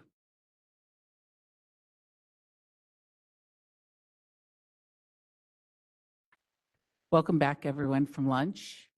We will resume our agenda item 7.3, discussion and possible action regarding the NPAC and NMAC recommendations. Okay, so I can go ahead and take this, Mary, if you're okay with that. Okay, so, roll call to reestablish a quorum. Thank you. Sorry about that. Okay, we'll do a quick roll call. Dolores Trujillo, present. Vice President Mary Fagan. Mary Fagan, present. Board Member Jovita Dominguez. Jovita Dominguez present. Board Member Tricia Nguyen. Nguyen, present. Board Member David Lawler. David Lawler, present. Board Member Vicky Granowitz. Vicky Granowitz, present. Board Member Allison Cormack. Cormac present. And Board Member Neelu Patel. Patel present. All right, thank you. Now we'll start back up with agenda item 7.3. And so as I mentioned prior, NMAC and NPAC both met on March 26th with a similar agenda item. And that was to discuss any updates to the disciplinary guidelines to help facilitate when an advanced practice RN is going through our probation process as part of our disciplinary guidelines. And so with nurse anesthetists having an independent practice, the nurse practitioners now as a 103 NP having a ability to work without standardized procedures and that direct physician oversight in a group setting, and then ultimately moving into an independent role when they transition into the 104. And then with the updates to Senate Bill 1237, where the nurse midwives no longer have to use standardized procedures as well, we had to relook at kind of our disciplinary guidelines and say, how can we facilitate our advanced practice RNs so that they can continue to practice independently when they're working through probation. And as we know, probation currently has supervisory requirements. And those requirements are done through what's called a worksite monitor. And maximum supervision with a worksite monitor means that a person that is licensed equal to or higher than you is practicing alongside of you the entire time that you are doing patient care. Then the moderate supervision is 50% of that time that you're providing the patient care. And then minimal supervision is checking in twice a shift or twice a scheduled day that you're working. That doesn't work when you're an independent provider. And so with our advanced practice RNs kind of moving with the new laws that allow them to have a more independent practice, we need a way to facilitate them to be in probation and still be able to practice independently. And so we brought this information forward to NMAC and NPAC.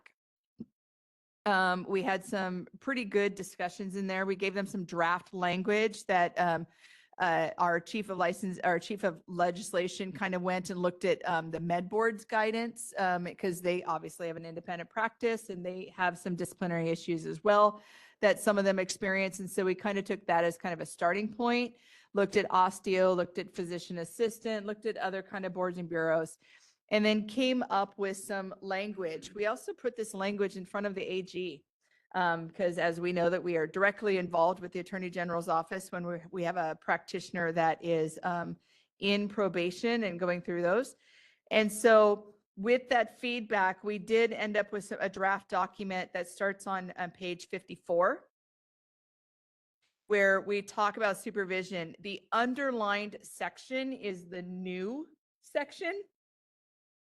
And there is no strike through because we're not altering the language that's currently there for our not independent practicing RNs.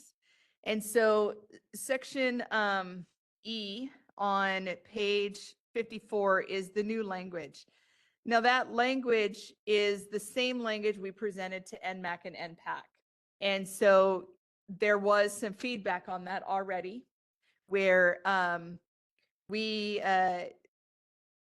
they recommended some changes. And so we will take that into consideration as well. And so you'll see in the agenda item summary where it's captured that some of them talked about specific terminology regarding what minimum, moderate, maximum is, whether or not that supervising worksite monitor has to be on site, present in the clinical setting, or whether they're doing kind of like a chart review or a drop in or something like that. And so those are stuff that we hadn't obviously considered because this is new to us.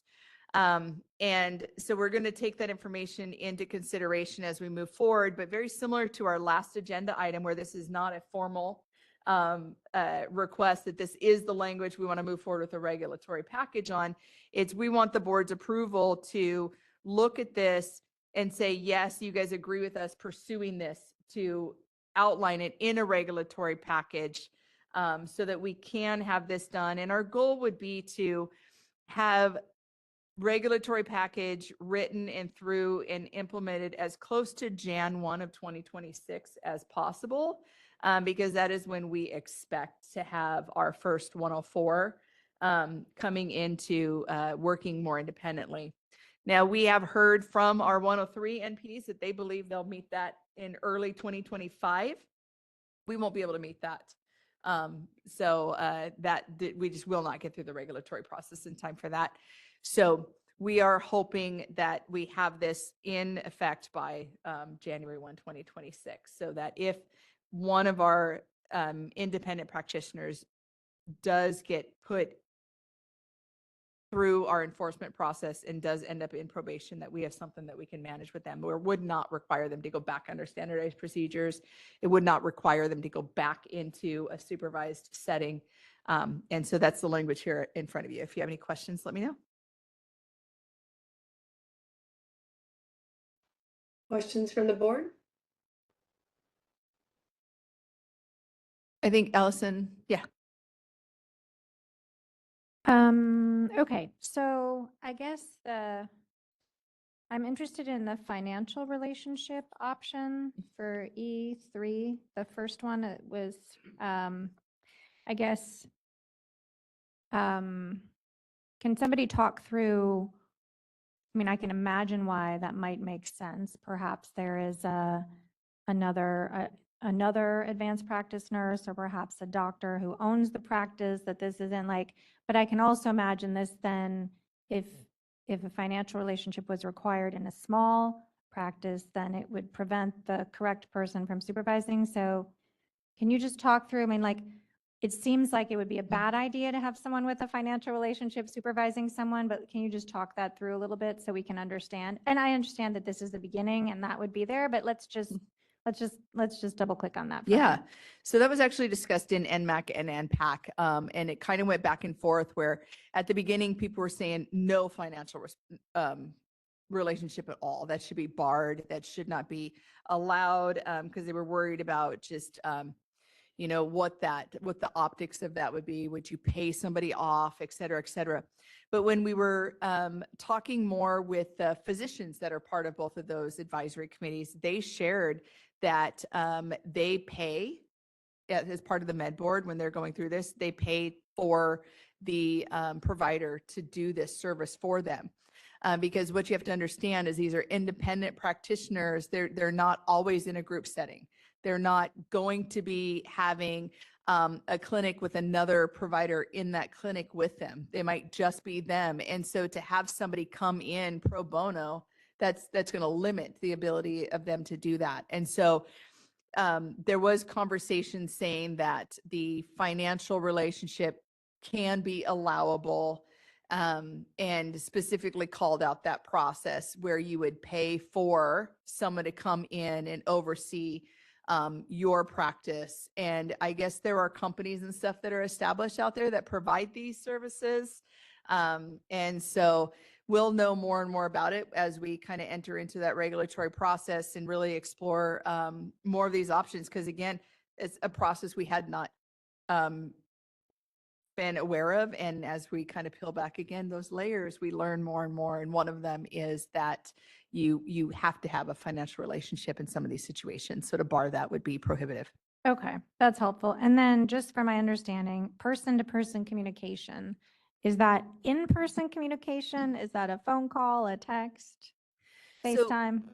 Yeah, so right now we do have a provision above that is currently done, and I'll kind of use the home healthcare one as the example, where it says if we have a RN that's not an independent practitioner in a home health setting, it says the respondent shall maintain telephone or telecommunication contact with the individual providing supervision.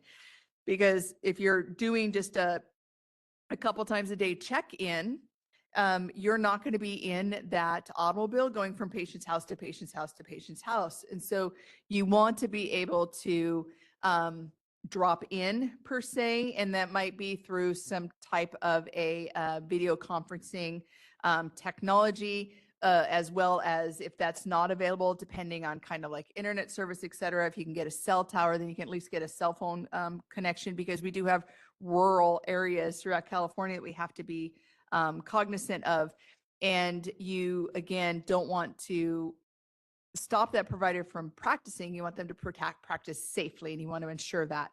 And so it does not mean face-to-face in person. It just means that you can do this either through phone or some kind of a telecommunication But not texting, because texting is not a thing. I don't think that would Okay. be Yeah, just good to sufficient, yes. clarify, But though. maybe that might be something we would need to clarify as well, that you can't check in via text message.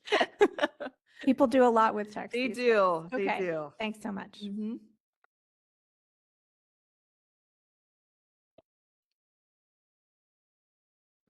Any other questions or comments from board members? Mary? Okay, I'd like to make a motion that we accept the recommendations of the Nursing Practice Committee to approve the NPAC and NMAC recommendations on their proposed draft regulatory language to amend the recommended guidelines for disciplinary orders and conditions of probation, and authorize board staff to initiate drafting regulatory language for revisions and/or additions to California Code of Regulations, Title 16, Article 4, grounds for discipline, disciplinary proceedings, and rehabilitation. Board moderator, can you take us to public comment? Oh, wait, sorry, but do I have a second?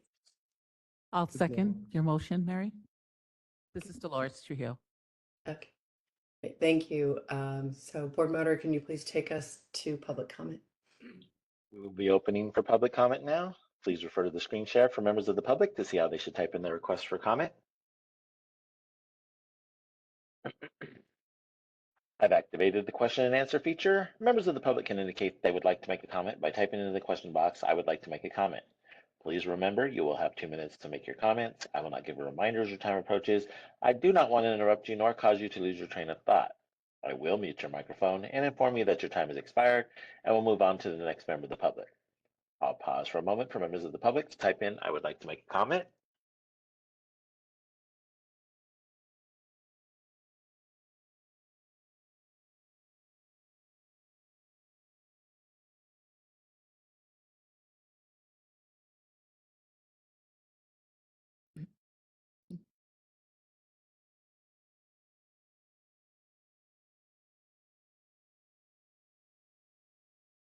Board Vice President Fagan, there are no public requests for comments on the WebEx.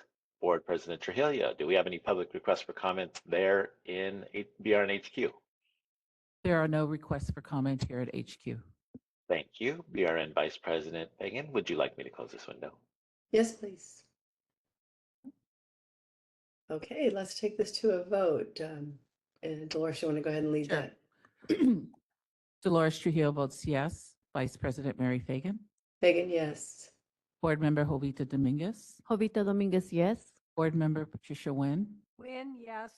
Board Member David Lawler. Lawler, yes. Board Member Vicky Granowitz. Granowitz, yes. Board Member Allison Cormack. Cormac, yes. Board Member Neela Patel. Patel, yes. All right, thank you. Okay, motion passes. Okay, the next board agenda item is 7.4 for information only. It's an overview of the certified registered nurse anesthetist scope of practice and oversight. And EO Melby, I think you're taking this. Yes, back to me. Thank you. So as you guys remember, last board meeting, we went over clinical nurse specialist. And then next board meeting, we'll do midwife. And then the final one, we'll do nurse practitioner. There's been a lot of changes with recent bill introduction and laws being passed that we really wanted to kind of make sure that we're covering this in our board meeting and getting information out. Additionally, we did get all 4 advanced practice advisory committees formed now. So we do have a nurse practitioner, nurse midwife advisory committee, and we now have a nurse anesthetist advisory committee, as well as a clinical nurse specialist advisory committee. And both of those will be bringing regulations forward soon, hopefully.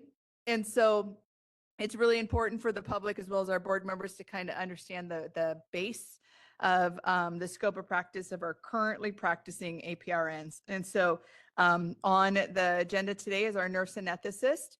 Our nurse anesthetist is an independent practitioner once their services are ordered. And so that is kind of the clarifying factor for a lot of people is with the nurse anesthetist, they perform the anesthesia services under the request of a physician, a dentist, a podiatrist, et cetera. And so when that service is requested of them, they can come in and they manage the care during that anesthesia time. And so anesthesia time is preoperative, intraoperative, and postoperative.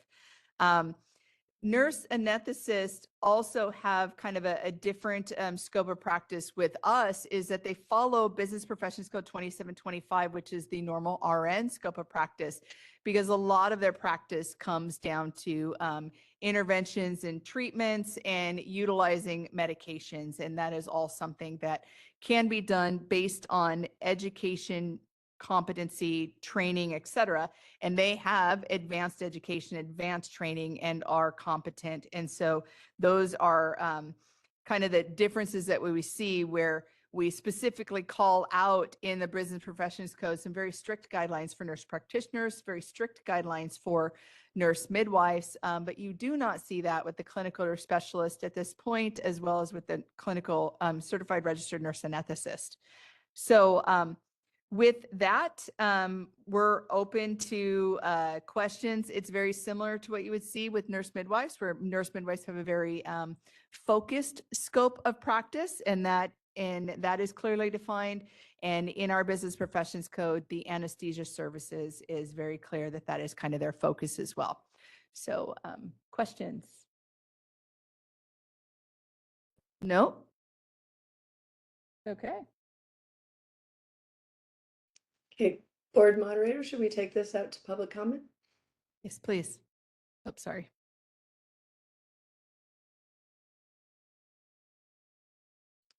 We will be opening for public comment now. Please refer to the screen share for members of the public to see how they should type in their request for comment. I've activated the question and answer feature. Members of the public can indicate they would like to make a comment by typing into the question box, "I would like to make a comment."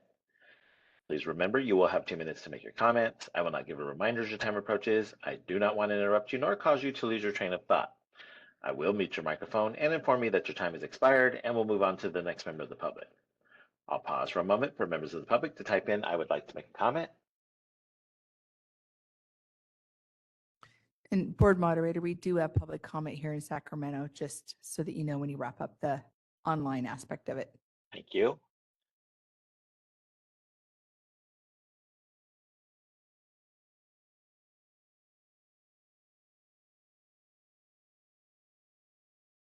Board Vice President Fagan, there are no public requests for comments on the WebEx. I understand we have public requests for comments there in BRN HQ. I do not have the ability to time. Is somebody there that would be able to watch the clock? Yes, Yvonne has nodded in agreement, so she will be able to time for the 2-minute allotment. Perfect. If you want to go ahead and go for the Come on up. in-person version. Mhm.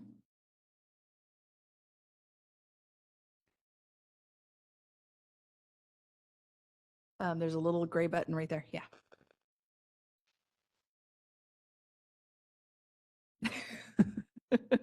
Hello, I am Melanie Rowe. I'm a CRNA. I'm representing the California Association of Nurse Anesthesiology as a practice director.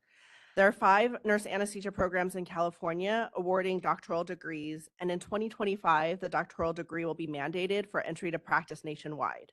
In order to matriculate into any educational program, the applicant must be a registered nurse, have a bachelor's degree, and have a minimum of 2 years of intensive care experience.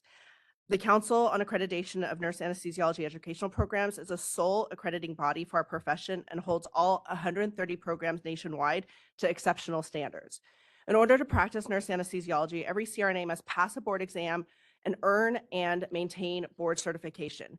There's also only one certifying body for the initial, continued, and subspecialty certifications for the more than 61,000 CRNAs in this country.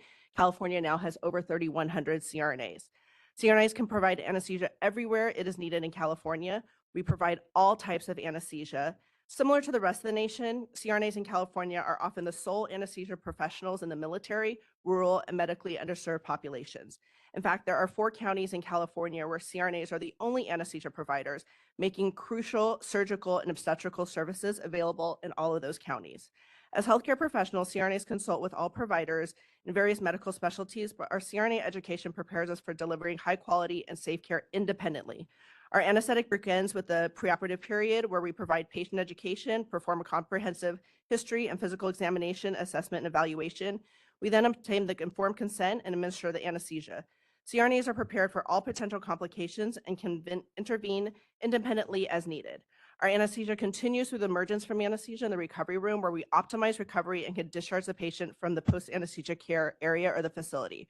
Our scope of practice is determined by the Nurse Practice Act and the Nurse Anesthetist Act, which was passed in 1983, making CRNAs independently responsible for professional conduct and potentially liable for our professional acts.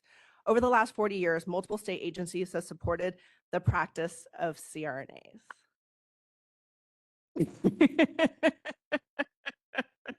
You tried. She is fast. That was good. I can repeat it if necessary.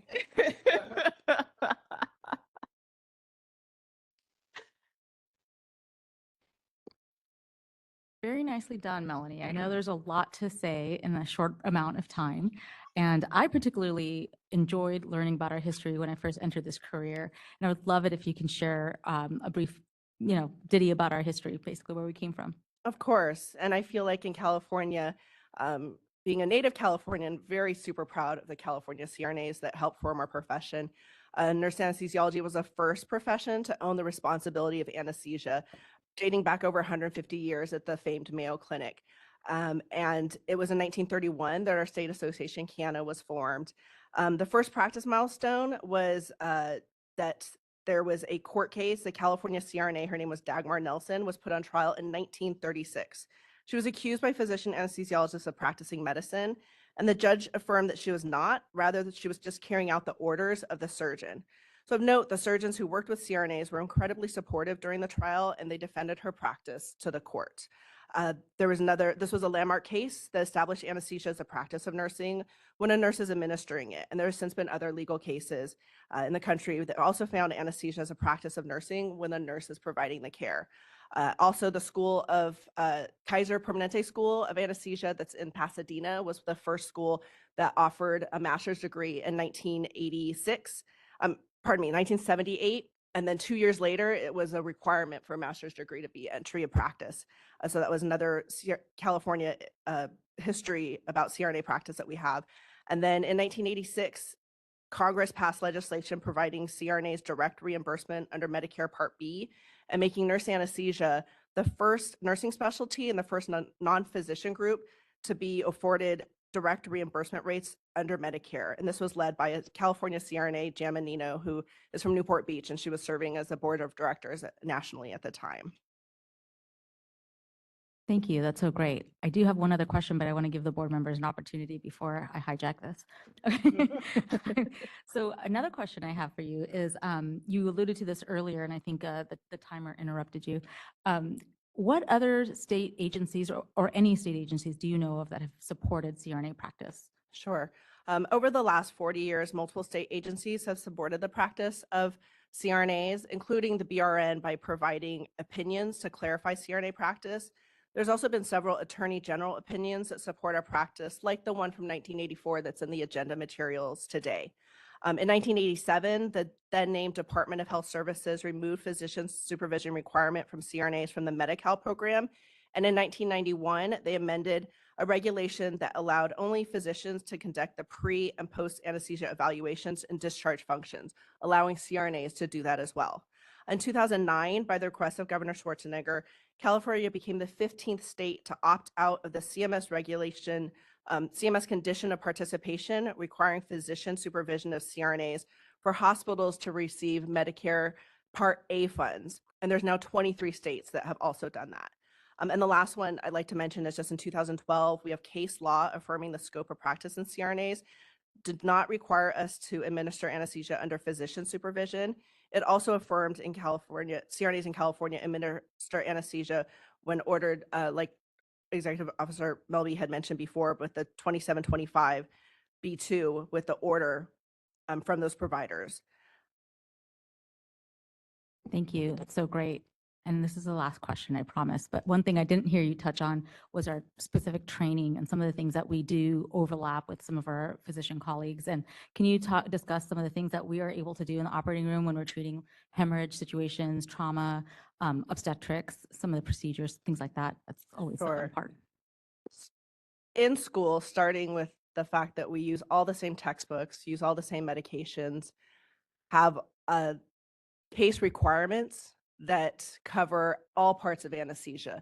And as we all know, as a healthcare field develops and technologies develop, there's things that even in 14 years of being a CRNA that weren't requirements or standards of practice 14 years ago that now are. So things like using ultrasound for different procedures that people are doing, that is now included and incorporated into the education. So the education is always growing, but transfusion of blood products during an emergency situation, there are places that are not, you may not be able to go to UC Davis where I work.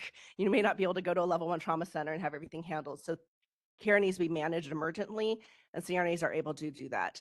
Things like central lines are something advanced that CRNAs are trained and have to have minimum numbers to do.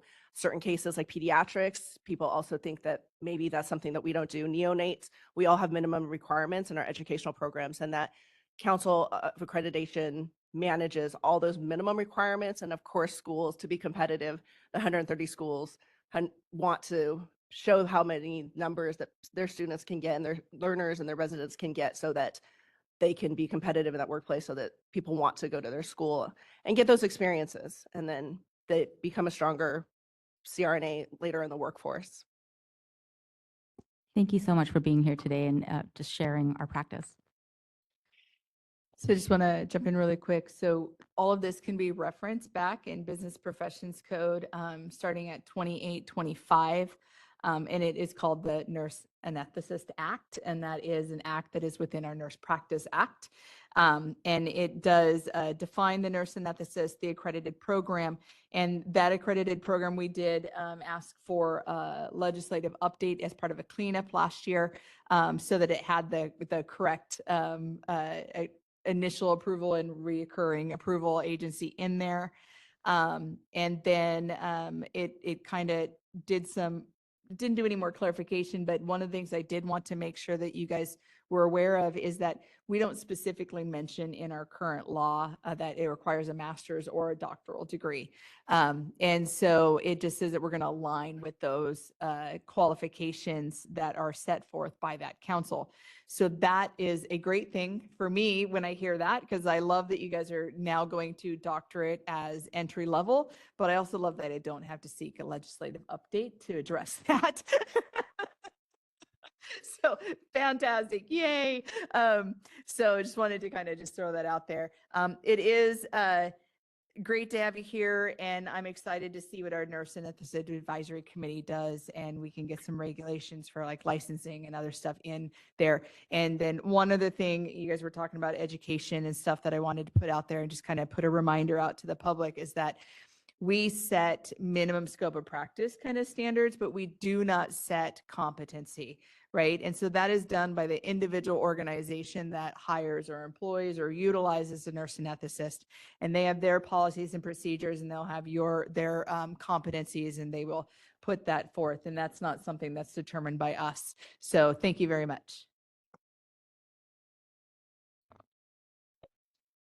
Any other comments or questions? I do have a question, just sort of when you either for Neela or for the commenter, and I might have done this math wrong, but sort of doing a back of the envelope calculation of the number of CRNAs in California. Like it looks like the 31,000 compared to 61, or 3,100 compared to 61,000, about 5%. And I think total nurses is about 10% in California. I don't know if that calculation I did was correct, but does California represented with CRNAs similarly to other states? I can start by answering that, I think, but I think the California Association of Nurse Anesthesiology Practice Director has more information than I do, probably off the top of her head. But that's correct. 3,100 CRNAs currently in the state of California. The other states that have a large number of CRNAs include Texas, Florida, thank you, and those are the two large states that have the most, or the three total off the top of my head that I can recall. But Mel, do you have any other states? Yeah, Texas and Florida off the top of my head are larger. Then after 3,000 or so, the next numbers kind of drop to 1,000 level, and then Hawaii and Alaska, round out the bottom end of the numbers. But California is usually always in the top 5 or 6 most populous states of CRNAs in the nation. And that kind of looks like it's in alignment with nurse practice, with just RNs in general, because the boards that we are competitive with is Texas, New York, and Florida.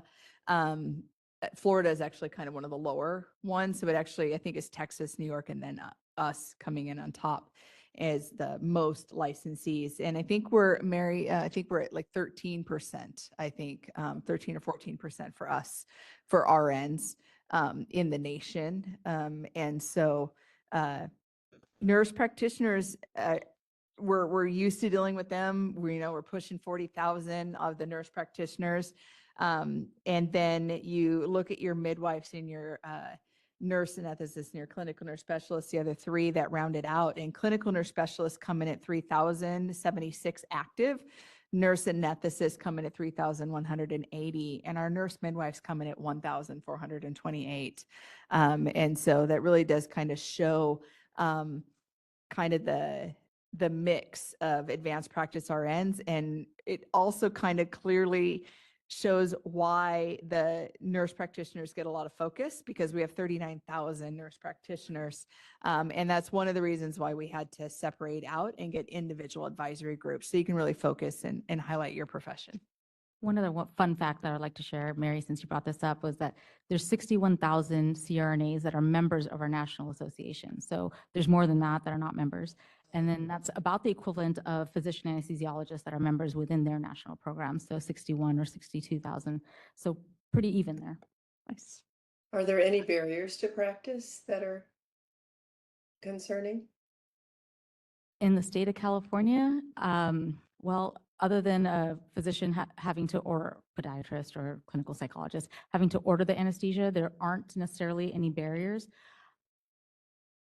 Yeah, we're trained and Just licensed. not enough. And I think Not enough, that's what not we enough. can put out there, because we hear that a lot with the rural and underserved areas, really getting that access to care. And so I loved hearing earlier that a new nurse anesthetist school was going to be starting here in California soon. And we hear a lot when people are calling our board and say interested in going on for advanced practice, where can they go to school? Where can we find this? And we do have a listing on our website of the various schools. The nurse anesthetist schools that we have listed on there, just to be clear, we do not approve them. That is outside of our jurisdiction at this point, so that's not something that we approve, but we do have a listing of them. So when that is updated, Melanie, if you want to submit that, I would love to make sure that that school is added to our website for access. And then Dr. Fay, I just also did want to add to, as a plug, I think for Californians, we have now 5 schools in the state, whereas some states have 11 programs. And so we're really doing our best to keep all the graduates in California so they can stay. But there's Kaiser Permanente schools out of Cal State Fullerton is where they get their degree from. They're in Pasadena, and then USC are 2 historically large programs that attract students from nurses from all around the country. And so we want them to stay here. And so the more schools that there are in California, we will attract nurses from California to stay in California and work in California. And that's what we would really like to do. So Loma Linda is also one of the schools, and National University is in Fresno, and they serve the Central California. That's where all their clinical rotations are. And Samuel Merritt is in Oakland. So those 5 schools. And then UC Davis is in the consideration and in the program building stages with that Council of Accreditation. And so we think that would be great for our UC campuses to have more CRNAs in California. So we'd really like to see that the numbers grow. That'd be great. Thank you. Yeah. Thank you. Thank you so much. That was really fascinating. Especially I appreciate the history that was new to me. I think that ends the nursing practice committee section of the agenda. Does. Yes. Thank you, Mary. Moving on to item 8.0, this is the report of the Education Licensing Committee. Board moderator, can you please elevate Dr. Mary Ann McCarthy, please?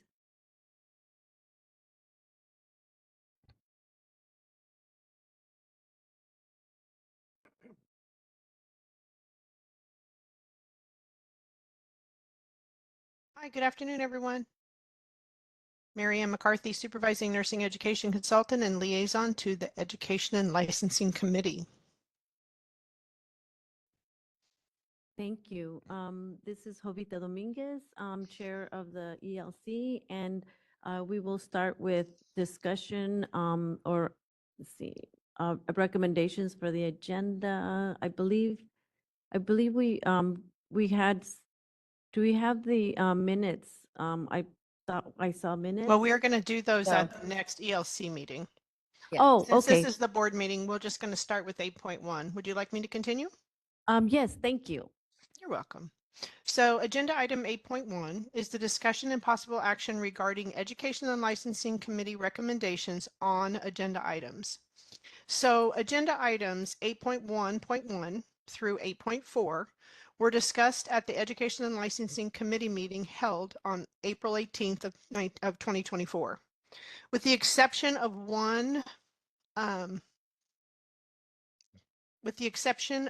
one curriculum change that was added, and I'll direct you to that so you know, it wasn't presented at ELC, but it is on today.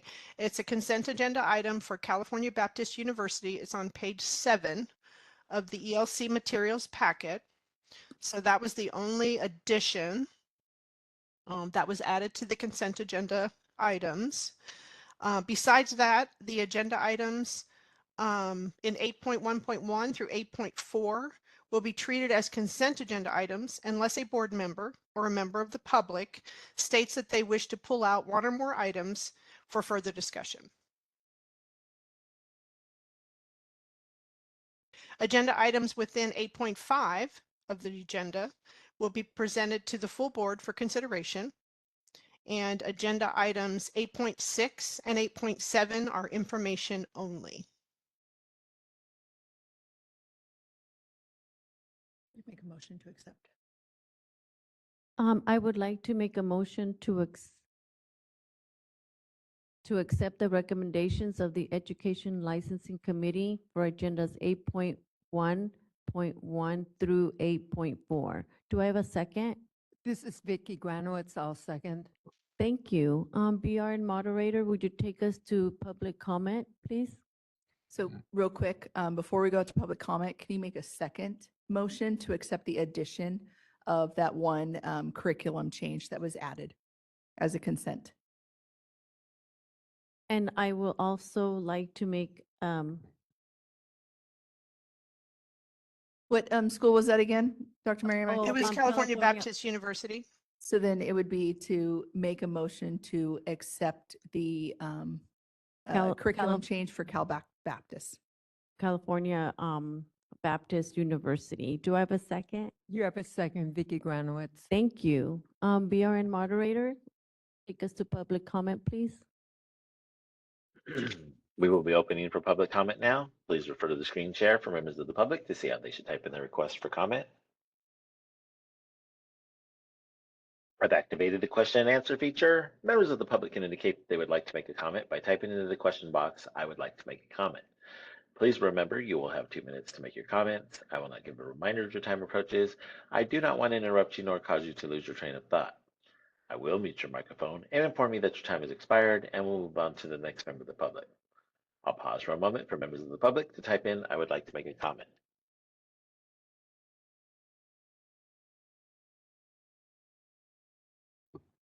This is Reza, just for clarification, this is for 8.1.1 and 8.1.2, as And well as 3 and 4.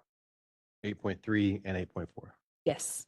Okay, and the addition of Cal Baptist. Yes. So if anyone in the public wants to pull any of those out and speak specifically to any of those items, now would be the time to let us know.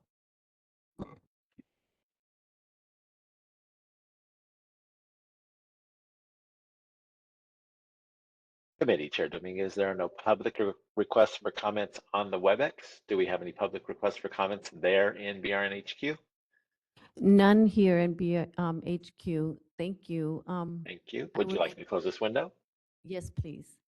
I would like to take it to a vote. I, Jovita Dominguez, votes yes. President Trujillo, Dolores Trujillo votes yes. Vice President Mary Fagan, Hagan, yes. Vicky Granowitz, Granowitz, yes. Cormac, Cormac, So- yes. and Ms. Patel. Patel, yes. Oh, Tricia Nguyen, Win, yes.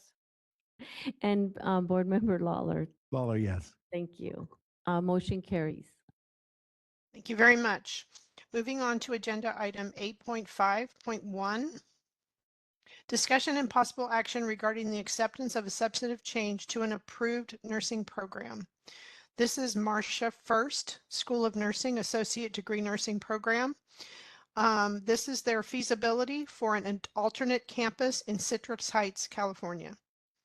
Information on this program can be found starting on page 123 of the packet. And additional information submitted by the program per the request of Education and Licensing is on page 133 of the ELC materials packet. Board moderator, if you would please elevate the presenters on the list for Marcia First. So Marcia First presented at the April ELC meeting, and the ELC committee asked the program to gather additional data related to new site feasibility requirements, which states clinical placements of a new program must take into consideration the impact on the use of the clinical facility by existing pre-licensure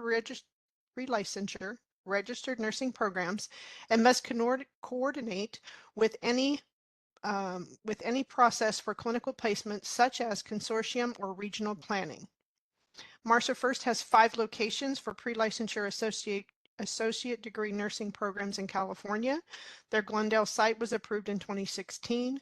Their San Diego site was approved in 2019. Their Bakersfield site was approved in 2021.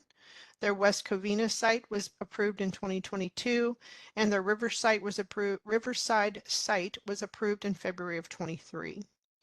Each site enrolls 45 students 3 times a year for a total of 675 students per year.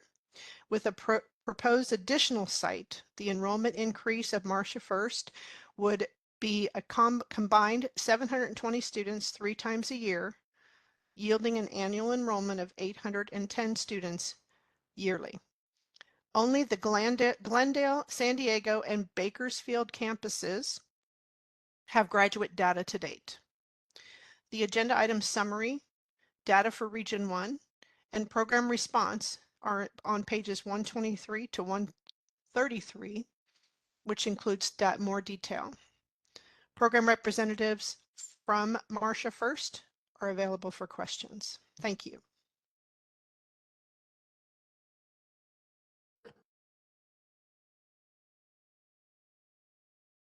Has the Marcia First program director's been elevated? Yeah, yes, they have. All right, thank you. They're prepared So- for questions. Okay. Gloria? Gloria, are Lodge? you there?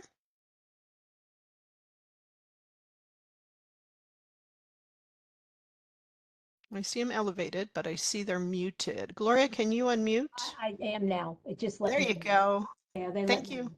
They let me in. Hi, everybody. How are you? We're good. Go ahead. Do you have questions, Dolores? Yes, I do. Yeah. Thank you. Hi, Ms. Blotty. Hi. So I'm curious about the information that you approached the 12 nursing programs, and what did you find out about Yeah. clinical placements? Can you? Yep. I actually handed all of that in to the board. So they have all that information. Out of the 12 programs that I contacted, we heard back from 7 and actually now 9. I spoke with 2 of them again this week. Yeah, they feel it's impacted up there, but we talked about some different innovative ways that we could work together and try to, and I talked with them about the data. And I said, you know, your data shows that you're still turning away so many people that it's hard not to say that you need, and they do need people up there. They do talk about that, but I think they have good collaboration. They said they have 2 groups that meet. They have a psych mental health group, and then they have another consortium that meets. And it would be very important for us to contribute to that. We've gone to the psych one already. And there's not been a meeting thus far yet for the consortium. So we will participate in that also. But it's an area that is impacted somewhat clinical for different reasons. But they were willing to talk and look at different things that we're doing down here that we might think about doing up there. So that's how I left it with all of them. They were very nice on the phone, they were good, so. But they are impacted. I'm not going to say they're not. They are impacted, but they're impacted for various reasons. It's, you know, people have moved out of the area, the new nurses that have come into the area, clinical sites. Well, some of them, one of them was there was not enough census in their hospital right now, but that changes seasonally. So that was another issue they spoke with me about. So we talked about everything. I spent quite a bit of time doing this, so, and I've submitted all of that to the board. Maybe you can give us an idea of a couple of ways that you suggested that are Yeah. innovative, that you will work with these other Yeah. schools? Yeah, so we have a regional person who helps us with placement, who knows CCPS very, very well. And I spent a lot of time talking with her and what could we do that's better or help them get the kind of things, because we got the clinicals, and how we got them is we went to their programs that they have and we looked and we just took what they had left. I mean, so some of it's nights and weekends, but they also had some of that. And I said, you know, they show that they have vacancies. And they said, well, that's true, they do, but, you know, we could be without people or not enough patients. I said, well, there's a lot of what ifs, but it does show that you still have a lot of people that are applying for nursing schools, 74% of them that are qualified that are turned away. So they said they understood that the data shows that. We spoke about the model that I have at Adventist Glendale down here.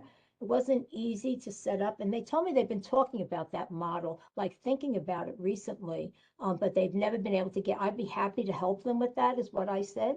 That took a little while to set up, but it's a very successful model with Glendale Adventist that I feel like half the hospital was hired with our nurses at the end because they've gotten to know them over the whole 2 years or 18 months. And they do their clinicals there and they get to know them. They've been able to cut down on their orientation to the hospital, save them money. We were their main education partner during their magnet status. And we went in to have the meeting with Magnet, and they were very impressed with what we were able to do. It wasn't easy. It took time. It took the people that were committed to it. So I talked a lot about that with the community colleges, saying, you know, I'd be happy to look at that, and we could see how we could work something like that out. So, you know, it was what it was. I spoke with them, and they said, you know, they would work with me if we came up there. So I said, all right, well. I gave them all the data, everything that they asked for. But that was basically it. So really sharing on what we know in clinical placement, there's ways that we project out staffing that I think is pretty innovative, that she does that I like. And we work with the other community, you know, and we're impacted here in LA.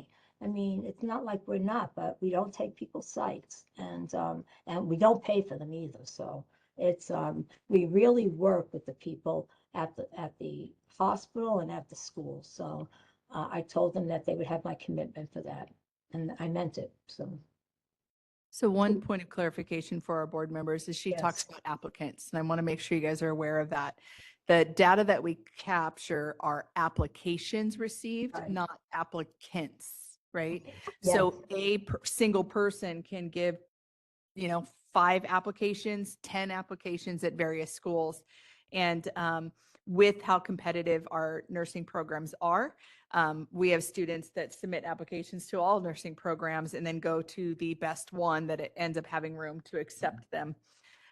So I've, you know, met with various nationwide agencies, including National Council of State Boards of Nursing, to say like, how can we capture like legit data where we can get it from a student level. And right now they're not able to capture that, but that is something they're looking at. So these are applications received and applications turned away, not actual person, a number of an applicant. So just to make sure that that's very clear. Yeah, what my latest conversation with one of the UCs also there, they're very tight right now, and I didn't request anything from them because of that, and she said she understood that. So we're very cognizant of where they're at, and we just only took the spots that were open, that were available. So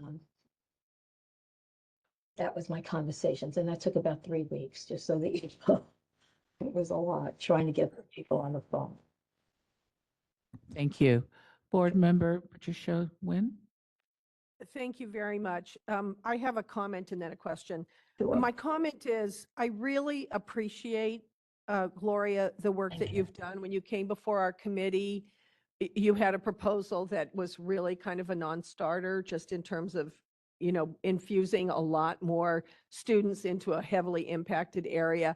I appreciate you pivoting. I appreciate your efforts on, you know, approaching the other 12 nursing programs. And I like hearing your attitude about we're going to work together and, you know, take what's left. So thank you very much for taking, you know, our concerns to heart. you. I just had a specific question about Riverside. So I know it was just approved a little over a year ago. Could you just tell me the status of that Yeah. program? Absolutely. We just have our Thank you. first nursing class in. We have 31 students in that class. And they're in 4 weeks right now in fundamentals and pharmacology. So they're doing very well. A lot of them came from our feeder. As you know, we have LVN schools. So a lot of those students that are now in the RN program came in through that. But the rest of them all came in the regular way. They took some gen eds with us that they needed. A lot of them transfer in gen eds, especially the social sciences and the English and things like that. A lot of them opt to take the sciences because, there is a lot of rigor with science, so they really want to know it. So they're doing very well. Dr. Ferosa is the person who's running the program right now. So I know we call them assistant directors, and she's called the dean of that campus. So there are 2 different names we have for them, and they're doing well. And they just built a new building, which is nice too, beautiful. Actually jealous thing. They have a lot of things. It's beautiful. So they're. Thank you. You're Thank welcome. you. You're welcome. Thanks, Trish, for the comment. Thank you. I appreciate that. Thank you. Board Member Vicky Granowitz. I feel like a broken record, and I mean no disrespect for the applicant, nor am I at this point asking her to respond to anything I'm going to say. But basically, you have an impacted area. Every one of these programs come in and said, we're going to have a compact. We're not going to take away from anybody else. We're going to take what's left over. But there are no assurances, and we already are seeing programs close. And we know we need more nurses. We know they're in the pipeline. And so the fact that we keep hearing programs that want to expand or be created is not logical, except from the point that these are for-profit schools. I'm assuming this is a for-profit school, so that they are making money, which is the American way. There's nothing wrong with that. But I don't understand why we're considering programs where we're already impacted. And in fact, I heard the applicant say they came up with creative solutions, but I didn't hear her actually mention one specific of a creative solution. She mentioned some things that we've heard before, nights, weekends, but those are all the kinds of things we already know people are trying to do. So I haven't heard anything that's persuaded me to move forward on this. So Vicki, let me go back then a little bit with the Glendale one. We put in a program. This took a lot of work and effort. It wasn't the same as what everybody else does. I could tell you Excuse me. that. Glendale is in LA. We're talking about. Yeah. I was going to describe the program, just the Isn't- program that we put in. Well, no, it's in another. They have many locations. Right, they have many locations. I believe the location we were talking about was Citrus Heights, correct? Yes, yes, it is. But I was going to tell, this is what I described to the people up there, is that the program that we put in had to do with, we would have them interview the students from the very beginning with us. And this takes effort. It wasn't easy to do. They interviewed with their staff, our staff. We then picked a group of students that they felt that they would like to work with and see how they worked out. They did all their clinical rotations at that one place, except the pediatrics, which they did not have. So we had to move them out for that. By the time they got to their final semester, we have a lot of hours in the final semester. They would make a decision to interview them or not for a job. And I'll tell you, probably 90% of them ended up getting hired by the hospital. They had less orientation. And we're in the process of trying to do this paper right now, but they have less orientation. Their cost of it went down. They're using less travelers than they've ever had. It really has been quite successful. I never expected it to be this successful, but it's been very successful. That was one of the programs, and they agreed. They've thought about that in the past, things like that, but they never. Excuse me, do it. one. Excuse me. Yeah. If you want to speak to the issue of impaction, I'm interested in hearing about that. But a program that worked someplace else or maybe didn't work isn't helpful to me. So all right, well, that's what we talked a lot about with the schools. And I'm sure you do a wonderful job, and Well, we I don't need to be persuaded on that point. right. No, I was just trying, you said we didn't say anything specific, but that was a very specific program that we talked about implementing up there. So, I believe she was specific in talking about the Citrus Heights location. Yeah. I tried to be. Board Impact. Member Allison Cormack. Thank you, Chair Trujillo. I'm starting to develop a specialty in, I guess, in reconciling NCLEX pass rates. So I'm not sure if this is for Ms. Blotti or Dr. McCarthy, but I'm trying to reconcile the number the applicant provides on page 128, which is a 7-year average above 90 with a last year pass rate of 94.44 with the data provided by staff on page 123, which indicates the most recent pass rate is 85.16. And in order to get an average above 90 on the last 7 years, you would have had to have extremely high numbers in the prior 3. So can one of you please clarify which of these NCLEX pass rate numbers is correct? Yeah, so again, let me give you, so you go from July to the end of June to the beginning of July, right? So for the July 23 ending, it was that is the 85.2. So that's all that COVID back. Then this year, from July 23 to April 24, which is our most recent, we're at 92.2%.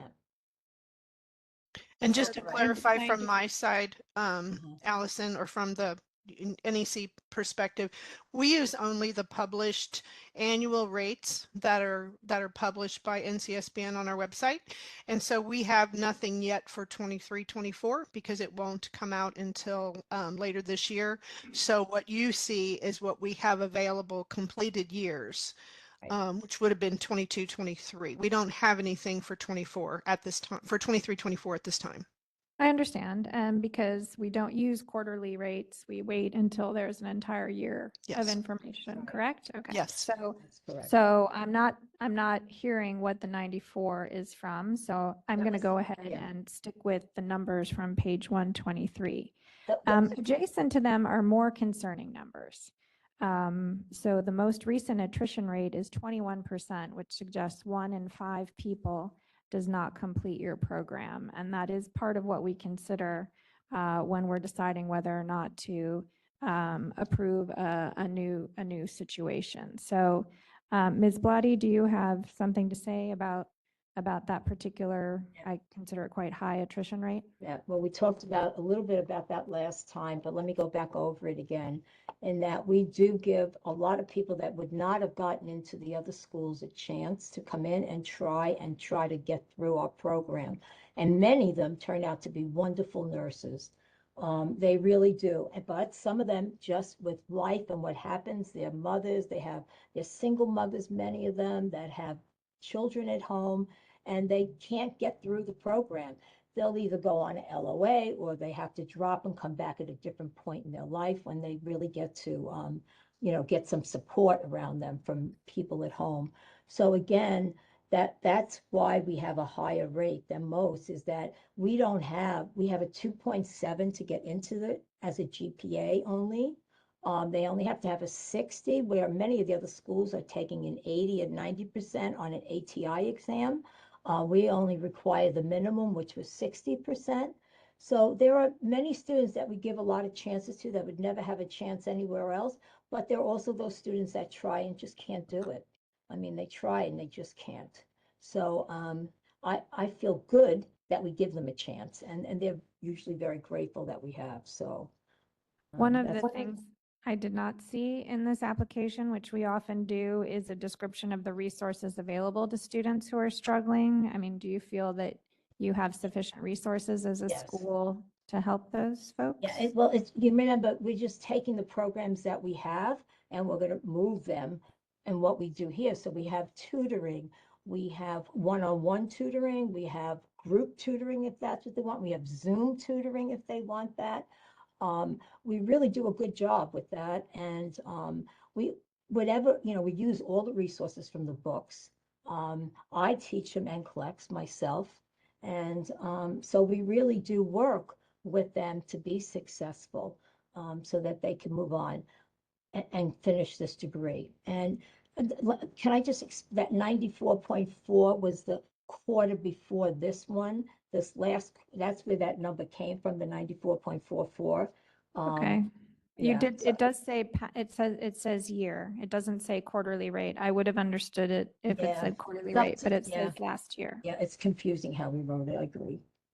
I think it's perhaps not entirely accurate to say that it was last year, but it's helpful that you've clarified it, that it's for the quarter. That just went, c- yeah, July 23 to, it goes from July 23 until now, which our last one was for March, up till March. So Okay. that's, thank you. Okay, but we have to be consistent. So we use the yearly rates and we use the rates that are published here. Directionally, it's helpful to have the applicant provide anecdotal information of a shorter duration, but we need to be consistent. I Right. guess the thing that I'm still confused about, and I don't know, Dr. McCarthy, if you're perhaps the right person, like, are there sufficient clinical placements for this school? It sounds like there have been conversations, but the relationship with Kaiser that is present in Southern California does not yet appear to be established in Northern California. So since I'm not a member of the committee that already had this beforehand, do you believe there are sufficient clinical placements? I'll jump in real quick. whoever's Dr. supposed Mary to Ann answer this. McCarthy. So Kaiser is not the same from Southern California to Northern California. It is a different contracting period and a different company essentially that you have to contract with and get in. So it's not just replicable. You actually have to get in with Kaiser NorCal. When we're looking at whether or not there are enough clinical sites, I think it's possibly a little too early to be able to have that definitive answer. When they came in front of the committee last month, I had reviewed the material. It was a late submission for reviewing the material, and I missed this section. And I allowed them to go forward because I missed this section. And when we were in the board meeting, I realized that this section was missing. And so I let them know that it was my error, that I would have kicked it back to the NEC to have this information included.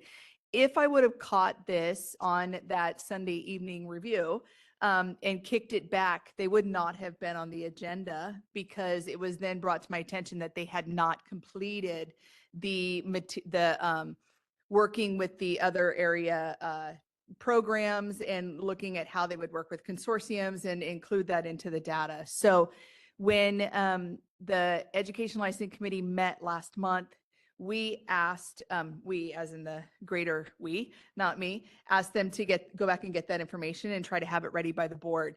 If we remember what happened in January, the same thing happened with Samuel Merritt. And Samuel Merritt came forward. We asked if they had this information. They did not. We said, would you be able to get it in a month for the board meeting? And they said, no, that kind of work is going to be longer. We'll come back at the next board meeting. And that gave them 4 months to be able to complete that work. They came back and they presented it. They had the support of the consortium, the support of the community. When we asked at the committee if this was done, they said, yes, they'd been working on it and that they believe they can get this done by board meeting. And to me, they reached out to 12. They've got 9 back now, which is fantastic, but there are still 4 that we're missing any kind of response on. And we may not ever get that response. But as Gloria did mention that there was a lot of work to get done in 3 weeks, and that is accurate. And it may need some more work because even though they have the information that they're collecting and they're gathering, it may not have enough time for the public to respond appropriately. I know that I have been reached out to through our NECs, that there were some program directors that were concerned that they were not able to attend this meeting and they were not able to get a letter in early enough. So there may still be some public that we do need to hear from. And that's I don't have any definitive information to say, I heard from this school, this, and this, because I was getting that information secondhand through their NEC. And they weren't all able to come. So there might be some more information we need to consider. Yeah, I mean, I would probably be more comfortable deferring this and until the information that the applicant is providing verbally is documented in a format that the public can review before, both the public and we can review beforehand, so. Board Member David Lawler. Thank you. I have a quick question, probably for Lori, and then a comment I'd like to make. In regards to the attrition rate, how does that stack up with a lot of our other schools? Is that a lot higher than most other schools? It is a lot higher. Very And to Gloria's point, they have a different admissions criteria. So as you guys have seen in our ledge discussions with various bills, where I believe it was the last board meeting, we talked about kind of admission criteria for the community colleges. They have a standard criteria. With our private institutions, they don't have to have a standard or criteria. They don't follow the letter of the law like that because they have a different law that they follow, right? It's not Title V like the community colleges do, where it's very, very prescriptive of what a person that can get into a community college based on this type of application process. Through BPPE and their accreditors, it's not that prescriptive, which allows for a different type of student to be accepted, which is why, private institutions and colleges are a good addition, right? They do serve a purpose. They do help out. With that though, and I think this went to Vicky's point, was if you're going to take in a student that has a lower GPA, that has these kind of outside kind of distractors, what are your resources to support them? Because if that's specifically what you're taking in, then you have to have additional resources for that student to be successful. You kind of take that on. And so that is something that it looks like this program has done a fairly good job in the ones that we have data from. So that's the other thing that was really pointed out by Dr. Marianne McCarthy when she opened up, is they have several campuses. Those campuses have grown exponentially in the last few years. And we don't have NCLEX data, which means we don't have completion data, which means we don't have attrition data for those new ones that have just expanded, right?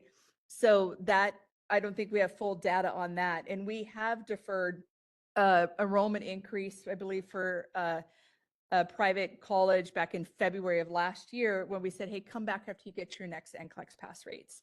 Come back when we get more information. And they were willing to do that.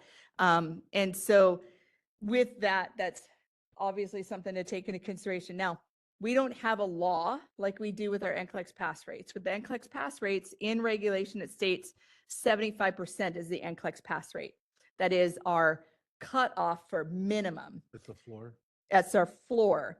We don't have anything like that for attrition. We don't even have regulations that address attrition. But what we do have that mentions attrition is the statute that was added with our Sunrise bill that says you can only look at these items when considering an enrollment growth. This is an enrollment growth, even if it is a new campus, it's still an enrollment growth. And so we can look at trends of attrition and we can see that they're going up. We can look at trends with NCLEX. They don't have to hit the floor of 75. They can be trending downwards. And that would tell you that this school might be at risk and you may not want to grow at this point, but give them time to settle so that you can see that they're not at risk. One of the data points I can compare to, and that's the California Community Colleges. They're doing a growth kind of initiative. And what they chose, not us, but what they chose is anybody that had a 16% attrition or higher was not going to grow. And anybody that had less than a 16% could be considered for growth. And that was something that the community college chose, not us, because again, we don't have any regulatory or law that specifically states a cutoff. Lori, also, is there a way to get Mitchell wanted to be elevated? He's on the phone or on the line. Yeah, definitely. Board moderator. I also didn't mention we use Kaplan throughout. While the we're whole- waiting, we have Board Member Vicky Granowitz. Yeah, Lori, thank you for being so gracious about me, but that wasn't me. Oh, it wasn't you, was it Ms. No. Cormack? But actually, I have a different question, which is of the potential students who don't go through full matriculation, how many of them end up leaving with debt?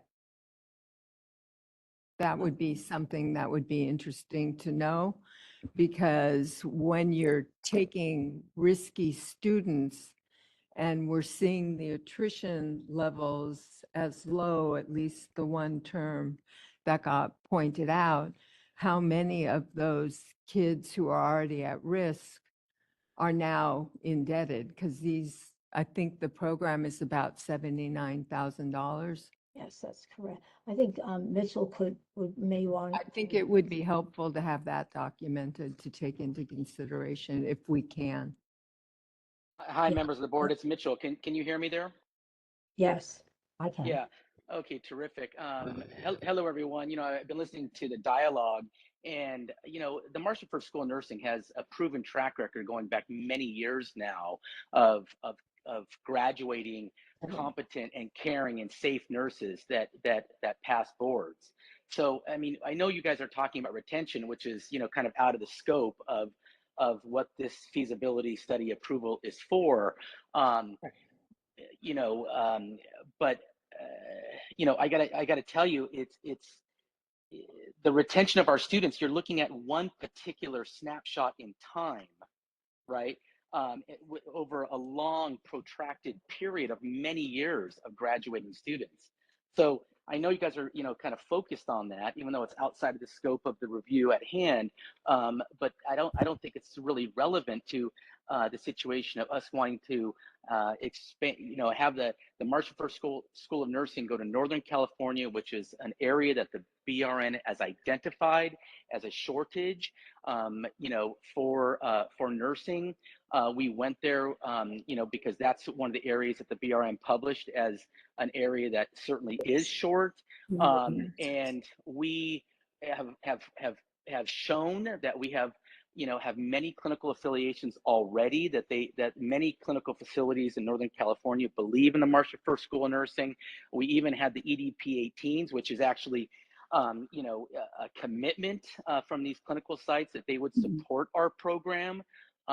So I'm a little surprised by the dialogue, just because, again, we have a proven track record, and one metric that we're looking at, in a particular snapshot, you guys may think is too high, but to the board member that said, this at-risk population, that is correct. We do have students that are at risk, and we take pride and celebrate those students that we're able to train and graduate and make safe and competent and caring nurses. This is the population in many cases, and minority students that we are now giving the opportunity to become qualified nurses. So again, our institution is not something that's new. We've been around, you guys, for 57 years, more than a half a century. We've been training RNs for a long time. We have, we're generally in most years in 92, 93% NCLEX pass rate. We have a proven track record. For this feasibility study, we still have to go over some more hurdles now. We would appreciate your support and your confidence in our institution, because we have spent a lot of time in developing these clinical relationships and done a lot of planning and allocated a lot of resources to provide nurses in Northern California that are needed for healthcare. Thank you so much. So I just want to offer some clarification to go back to our Business Professions Code. And so Business Professions Code 2786.2, and that is F on there, says, when considering a request to increase enrollment, the board may consider only the following factors related to the ability to adequately train additional students. I is the adequacy of resources, including but not limited to faculty, facilities, equipment, supplies. 2, availability of clinical placements. 3, complaints that have been verified by the board from students faculty, or other interested parties for licensing exam pass rates, graduation rates, and retention rates. So to correct the school administrator that spoke up that is out of their purview, it is not. And it is strictly outlined in law that we do consider those items, and that is retention rates. And then or 5, sorry, any other similar factors specified by the board in regulations. The board shall not consider the nursing workforce issues, including those identified under section 2717 as factors for purpose of the subparagraph. The campus administrator, the school administrator also mentioned that there's a workforce need in that area, and that is accurate. However, the board cannot take that into consideration when looking at this request for a new campus for enrollment increase, please. So just wanted to make sure that our board is cognizant of the law and what are the factors that can and need to be considered when reviewing the feasibility study that is in front of you. Thank you. Thank you, Lori. Board Member David Lawler. Thank you. I am happy to agree with Board Member Cormack's suggestion to defer until there is more data if that's necessary, because I honestly am not sure which way I want to vote on this. And to speak to Vicky's comment, kind of as a counter argument, the reason why I'm not sure is I need to recalibrate this issue of an area being impacted or not, because there was a board meeting, I assume it was our last virtual or one of our last virtual meetings when we were Zooming in, that whichever school, I don't remember the name of, wanted to increase their enrollment by 1,000 students. For some reason, he was able to gaslight enough of us to go along with that. And it was in a very impacted area in the LA County. So if it doesn't matter that an area is impacted, or if we're going to choose to believe that it's okay, then Northern California, if there's a need, I don't know. I don't know what the answer is. So I know there are times we say, oh, it's an impacted area. Of course not. And there's another time we say, oh, it's an impacted area. Sure, here's another 1,000 students for you. Why the hell not? So I think I need to think about it a little bit more. I'm not really sure what to do with it today, based on past precedent, recent past precedent. Thank you, David. Board Member Ellison Cormack. Thank you, Chair Trujillo. I would like to be able to approve this, and I think there's a decent likelihood of that happening eventually. I personally do not feel we have the same quantity and caliber of data in this application that we have had in prior ones, and given what EO Melby has said, that we would, if we deferred, have the opportunity to see some of the things that have been presented orally documented. Finally, I would encourage the applicant, should this motion be successful and you return, to carefully review other successful applications, which are all public information, include information not just about tutoring, but ways that they support students who are having challenges in their personal life, and ensure that all of your numbers are accurate. And I believe EO Melby has already addressed the fact that attrition rates are a crucial part of what we consider here before we apply something. So with that, I'll make a motion that we defer this to a subsequent meeting. Jovita Dominguez seconds. When we talk about subsequent meetings, next board meeting? Would you like me to specify the next board meeting, or should it be left to staff's discretion when the application is complete? It would be left to the nursing Yeah, education consultant definitely. that's assigned to that school to let us know when their documentation is complete and ready for board review. Okay, so with the chair's permission, I'll leave that at defer to a future meeting. Thank you. And Board Member Cormack, if you don't mind, I would like to be very specific about the data that you want so that we can follow up directly with the additional data that you need. Okay, so two things. The numbers should tie. NCLEX numbers that they use, pass rate, should tie to the official published rates, and if not, they should be clear about what they are referring to. Second, I would like to see more information about the support services for students. Third, it was not entirely clear on page 125 if there were sufficient clinical spaces or if they were just in discussion. And the oral presentation suggested there are, but again, we don't have numbers to say, you know, here's how many we'll have at which place, et cetera. Is that helpful? So before that motion is completed, I'd like to give some additional information on this. So in our law for new campus location, it's referenced in 1432 under substantive change, and it goes into referencing additional regulation in 1421 that calls, it's the EDP IL1. And that document is online for anybody to see.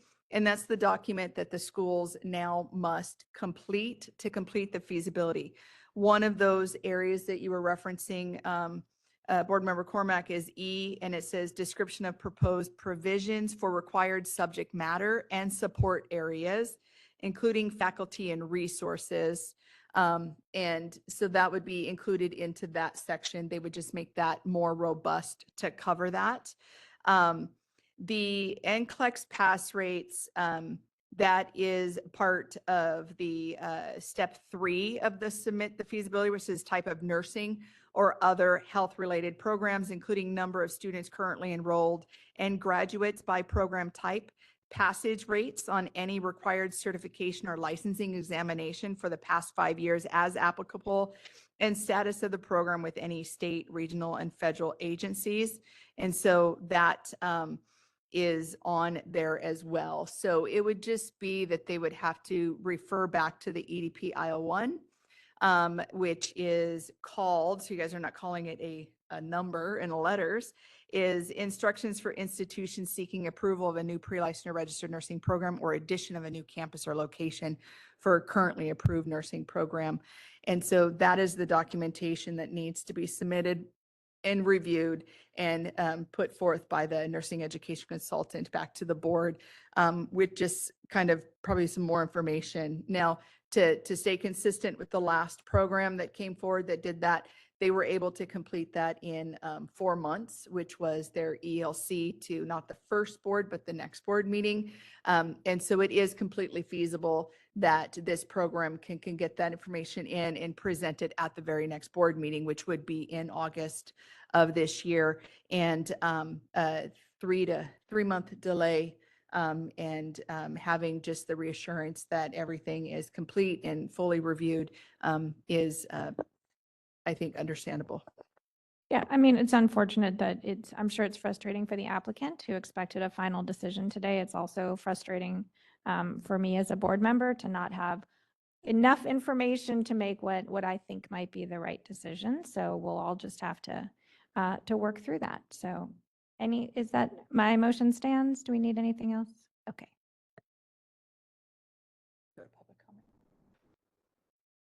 Thank you. BRN moderator, can you please, we have a first and a second on the motion on the floor. Can you open us up for public comment, please? We will be opening for public comment now. Please refer to the screen share for members of the public to see how they should type in their request for comment. I've activated the question and answer feature. Members of the public can indicate that they would like to make a comment by typing into the question box, "I would like to make a comment." Please remember, you will have 2 minutes to make your comments. I will not give a reminder as your time approaches. I do not want to interrupt you nor cause you to lose your train of thought. I will mute your microphone and inform you that your time has expired, and we'll move on to the next member of the public. I'll pause for a moment for members of the public to type in, "I would like to make a comment." Baylor Mesa would like to make a comment. 1 second, please.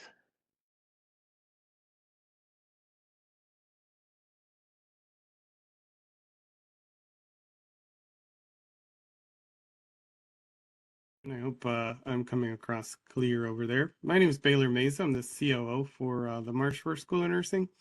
I wanted to reassure the board members that if this application had omitted some of the elements that EO Melby just mentioned, we do have an email from the board, from a representative of the board, that stated that for this application, we did not have to provide it, as this application was kind of caught in the middle of a previous process that changed by regulation to a new process. And so the board, as much as our program is trying to find their way through those changes.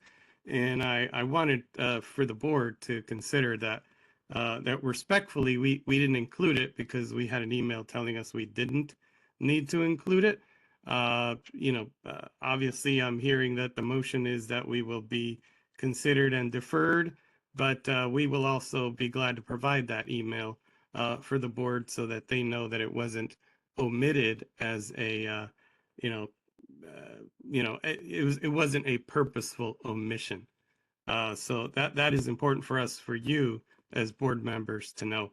We appreciate the consideration and the detail into looking at what, to Board Member Lawler's comments, clinical impactation means, whether that is a perceived impactation by the clinical, the clinical sites themselves as saying that there aren't any additional placements available, or whether it's the schools saying they feel impacted.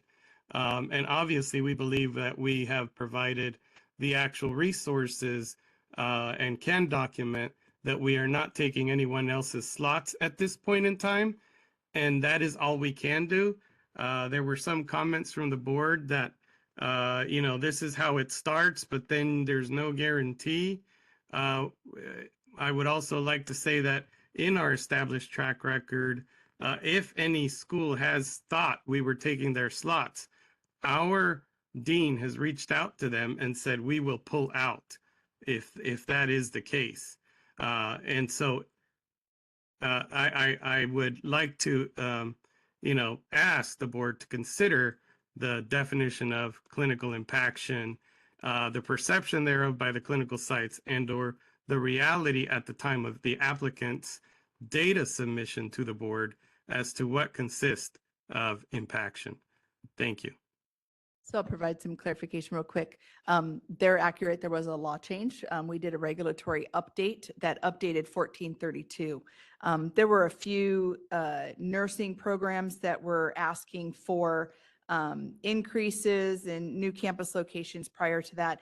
And the previous way that that was managed was not as descriptive or prescriptive even as this. And so that law went into effect and updated this process in October of 2023. So we are still new into this process. And so it may not have been explicitly clear to the programs as they go through that.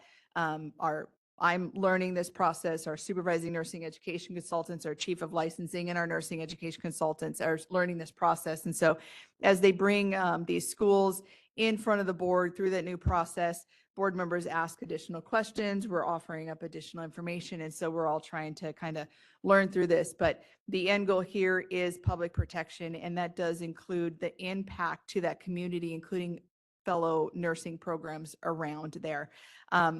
To address the definition of clinical impaction, that was actually addressed, and Reza might have the direct quote there. It was actually addressed in a lawsuit that talked about clinical impaction, and he read that off as a description. It might actually be in our meeting minutes that were approved today that talk about clinical impaction and what that is. And then just for our board members and our public, on our website, there is a BRN School Survey Interactive Dashboard. You can get that from rn.ca.gov. And we do an annual reach out to all of our nursing programs in the state, and we have 100% return rate. And it talks about what they experience clinically, including if they've lost clinical sites, why they lost those clinical sites, how many students were affected. And that's really where the role of public protection comes in to us here at the board, is to the big push during COVID was progression and completion. We want all of our nursing students to progress and complete.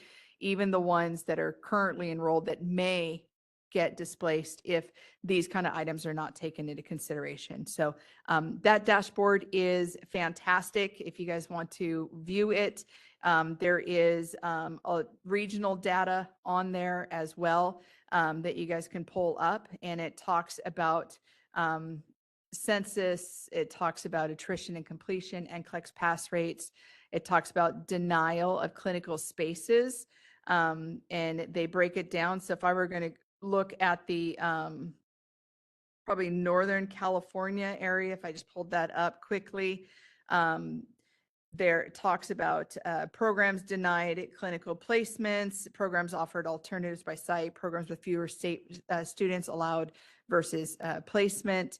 And so you can scroll through that and see what the effect is. And that may help you guys determine at a future meeting, because right now the motion and the second are on as deferred. And so just for preparation for potentially the next meeting that they come forward in. Thank you. If I could add something, please, Madam President, just for information purposes, they did submit the IO1 and all the things which were reviewed by their nursing education consultant, and they did, our facility approvals are the EDPB 18. And so they did submit 11 of those for sites that have signed off as being available for the Citrus Heights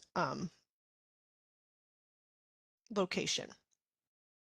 Yeah, and then just to clarify that, that document is a clinical facility approval form that is turned into our NECs to say, yes, those sites can be utilized as a clinical placement and they meet your clinical objectives. It does not show the effect on other nursing programs in that area. It does have a signature by the facilities that they're working with that says we will not displace. But as we've talked about in many, many board meetings, we have no regulatory or statutory authority over facilities, and we have no way to vet that. We have no way to say to those facilities, what are you guys doing? You said you weren't going to displace, and now you've displaced, et cetera. And so the way that our board has to address these right now are with the academic institutions, and that's what you guys are doing here. My apologies. I thought the question was from Board Member McCormick that we weren't sure that they had clinical sites. And so that's typically how we look at number of clinical sites. You're right. We do need to look at the facility or the educational platforms. And I think that's what we're looking at as far as the reaching out, right, which they had to come forward with today, who they reached out to, the consortiums, the schools, which they, like you said, they don't have complete information. So we will get more information about that as well. Thank you. Thank you. Hi, it's Mitchell again, Madam Chair. Can I speak up again? If you want to, you don't. I think at this moment right now, we are on public comments. Is there any board moderator? There moderators? are. I was waiting. Okay. Kimberly Dunker would like to make a comment. 1 second, please.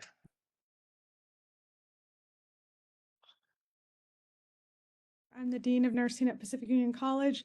Last month when this was put up for consideration, I was really surprised to see that Adventist Health was one of the endorsing, in fact, hospitals. We have a longstanding relationship with Adventist Health, and we have several MOUs, and it just kind of, I was actually pretty shocked because they pretty much don't do anything. Well, they work with us first, at least in the Northern California area, as we've done several programs now with them, and we continue to work on that relationship. So I was really surprised, and I reached out to my contact, Jackie Leibowitz there, and I asked what's going on with Marcia for your School of Nursing, and she had no idea what was going on. She said, I've not heard of this. She said, I'm going to ask my people. I don't understand. So I just thought that was very interesting. So how good is this information if, that says, yes, we can add more nurses and here's how we do it, if the information may or may not be valid? And so I just really appreciate the board really doing their due diligence. In our school, attrition rates is one of the almost more important to me than NCLEX. When you're collecting financial dollars of this amount in a for-profit school, you better make sure your people are finishing at the end. And even with students, life gets in the way, you should never have more than, a benchmark should be appropriate. And if you're CCNE or ACEN accredited, you know that. So that is something that you should pridefully say. So if your emission standards are low, which they are, 2.7, you better be ready to back it up with resources. So I so appreciate the comments. And and the last thing I would say, the EDP 18s, it is a problem because the people filling them out do not understand what this means, even though it says displacement and I will not displace. They may not displace, but they try to find ways to add more students, and that impact is very real. So I just really wanted, my comment is I really appreciate the due diligence and the deferment because I do think that there's a lot of data lacking here, and I just thank you. Thank you for your comment. I'm sorry. Jennifer Miller would like to make a comment. 1 second, please. Real quick before they speak, just for some clarity, the board president asked me what the signature on the EDP 18 meant. And so I provided it to her real quick. I just want to make sure I provide it to all the board members and that it doesn't look like we're having a sidebar conversation here. So the signature on the EDP P18, there's a signature from the program director saying that they meet the requirements with our contractual and MOUs that are outlined in 1427. And there's an additional signature on this EDP 18 from a facility site representative that says they won't displace. But again, because we have no authority over a clinical facility, we can't say, you said you weren't going to, and we need to look at that. There is a system that's been updated. It is a IT system that will be deployed that we talked about that will remove the use of the EDP 18s and remove the use of that signature, as it has been discovered that that's not something that we can hold people accountable to. And then similar to what was just said in public comment here is depending on who you get at that facility, depends on who signs that. And not everybody is in alignment. So when we do move to this new system, there's a vetting process of who has access to that system at the facility level. And we will know who is that person contact that is specific for that site. And it is a singular person, and all of those would go through that singular person unless it's designated. So there are processes in place to improve this. We know that there is area for improvement. And so just letting you guys know that that EDP 18 will be going away. It is not a required document in regulation. It is a helpful form. And that is an issue as well that we're addressing. Thank you, Lori. BRN moderator, do we have any other? We have one more person. We do. Jennifer Miller. All right, thank you. Hi, thank you for taking my comment today. I am the assistant dean for William Jessup University. We are a relatively new nursing program. We are a BSN program that was approved 3 years ago. And I guess my comment was just to talk a little bit about the EDP P18s because I have EDP P18s signed by institutions that said we could have clinicals there, and they have yet in 3 years to approve any of our students attending clinicals at their facility. So just because someone says they have a signed form does not translate into your students being at that facility. For me, that has meant really working really hard to kind of go out and find additional clinical placements for my students. It's even meant not enrolling all of the students we were allowed to enroll because I didn't have clinical spots for them. So Rockland is in that Sacramento region, and it is definitely impacted. And I can just say, as a newer person, I have also been willing to take nights, evenings, whatever would be offered to us. But a lot of places don't want their nurses on night shift because there's not as much support to have students with them.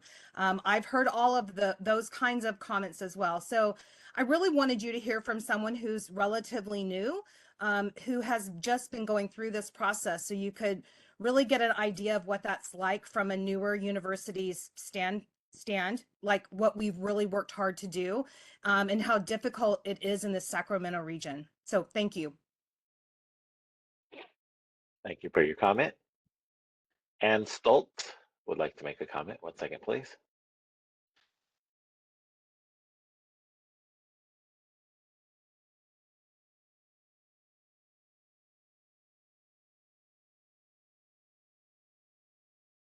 Ann, go ahead.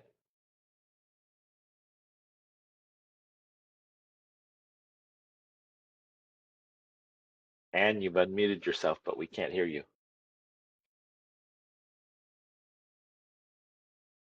Board moderator, looks like she's on a cell phone. Does she have to do the star six No, or whatever it is? That's how she gets to her current state. Oh, okay. So So if I she's, have to oh, there she is, or we can hear her. Can you hear me now? We can. It's choppy, but we can hear you better now. Okay. Oh, I'm sorry. So yes, so thank you and good afternoon. And I'm Ann Stoltz, I'm the director of the University of the Pacific Nursing Program. We're also a new program. We're also a member of the SAC-CAIM. The directors of the SAC-CAIM met last week. All of us were very about their school when we have the potential problem. Ann, sorry, if you're I'm too garbly. Yes. Ann Stoltz, sorry. sorry, we're Sorry. not able Okay. to, we can hear bits and pieces, but we believe what you're saying is important. We want to be able to hear the whole thing. So if there's a way that you can go to a place that has better reception and try again, that would be fantastic. Okay, thank you. I'll try again.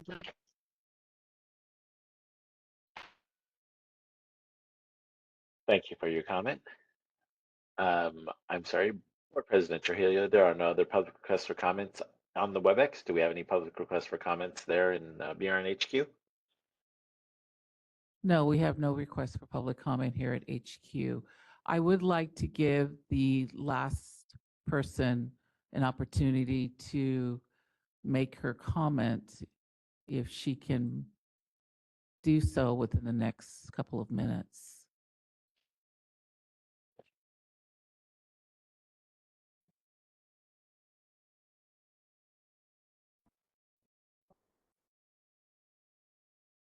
Since we're waiting for the last public commenter, I believe Mitchell first requested to speak.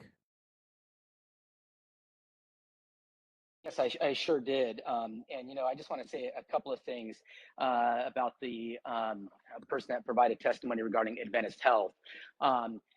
We know Jackie too. I mean, and Jackie knows the March for School of Nursing very well. In fact, we have a couple of very innovative programs with Adventist Health Glendale that I'm actually standing in right now. I'm actually physically at the hospital now.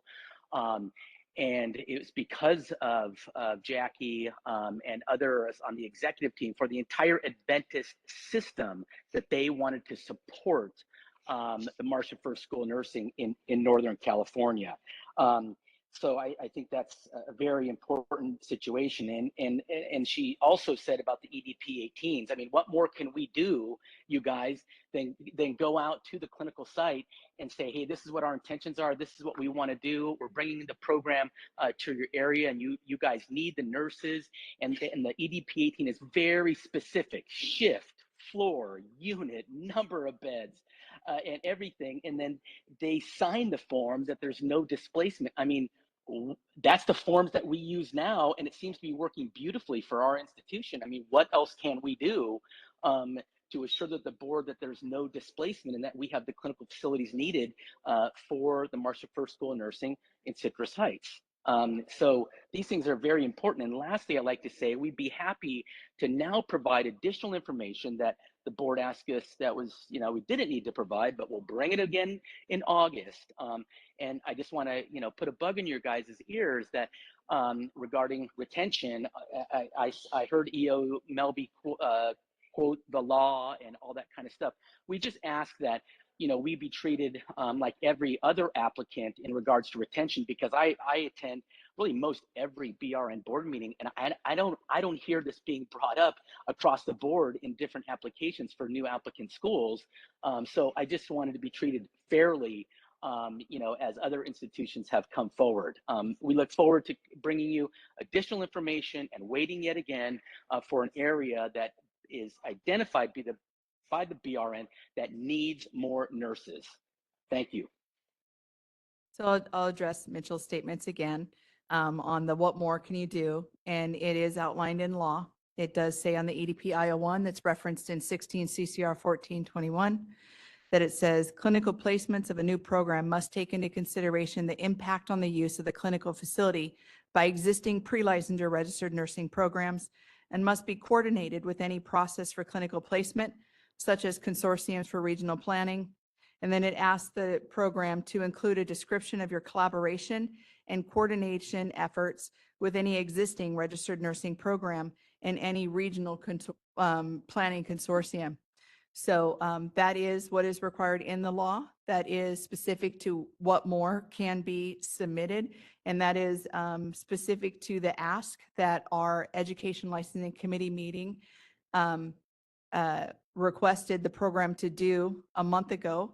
That was stated they could get that completed by today's meeting. So it was not a question of do they have sufficient clinical placements, but it was a question of how those clinical placements take into consideration the impact on the use of the clinical facilities by the existing pre-licensed or registered nursing programs and the coordination with any process for clinical and placement, clinical consortiums, et cetera. Again, to address the EDPP 18, it is a very specific document. We did get that documented, that document updated per our California State Auditor's recommendation. And that is newly in place since December of 2020. And what we have discovered is the data received on that document is all over the board. That's why when we were talking about in our strategic plan that we would have to do a data cleanup on that, because our healthcare facilities and partners are unsure of how to clarify that. And there will be some more discussion on some of that data when we get to the legislative section of this, where we do have some legislative direction on how they believe BRN can help to clear up that data. So just to put that out there, that the ask was not that you have adequate sites, but that the clinical placements, those sites that you guys do have, take into consideration the impact. And so just wanted to provide a little redirection on that for the academic representatives. Thank you. Thank you, Lori. BRN moderator, has the last public commenter come back? Yes, hold on. Let's Okay. see if she Thank says you. she wants to try again. Here she comes. Ann?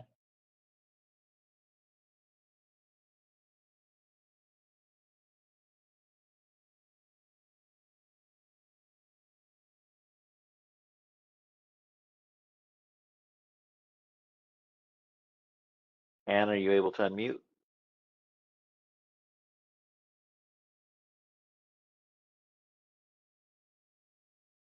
Is that better? Can you hear me now? There you go. There Yes, you we go. can. Go for it. Wonderful.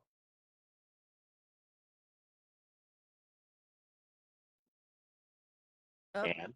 we lost her. Is she still showing up in attendees? Yeah, she's back. Hold on. She must have muted herself. There she goes. Okay. All right. Here, hope this works. Sorry. So at our last acting directors meeting, we were all very surprised at the way that we were asked for information from the school. I received a notice and was asked for feedback and a call that same day. And of course, I didn't even get it until later on in the day, and I can't respond that quickly. So we felt that most of us were not able to respond. The ones that said they were able to connect did say that they were impacted and they didn't support it. And they asked me to come today to say that they, as a group, did not support, because we would like to grow within we're schools, like I have a 5% attrition rate. And so those of us that are already in and we're accredited and we're approved would like the opportunity to grow. But right now we're cutting back our clinical hours just so that we can give each other more space in our clinicals. And we work really, really well together. So that was their concern when we met last week, that that the clinicals really, yes, they won't displace, but are you going to even get the quality of clinical that you need for each of your areas? So that was that's coming from the SACING directors. So thank you. Thank you for your comment. I'll take a moment here really quick just for the board to understand. We can't deny clinical enrollment growth based on a possible future growth of another school. So although that's really in great feedback to hear, that's not something that our board can take into consideration. And so I just wanted to make sure that that was addressed, but thank you very much. Sergey Kasechian would like to make a comment. 1 second, please. I probably messed that all up. Sorry.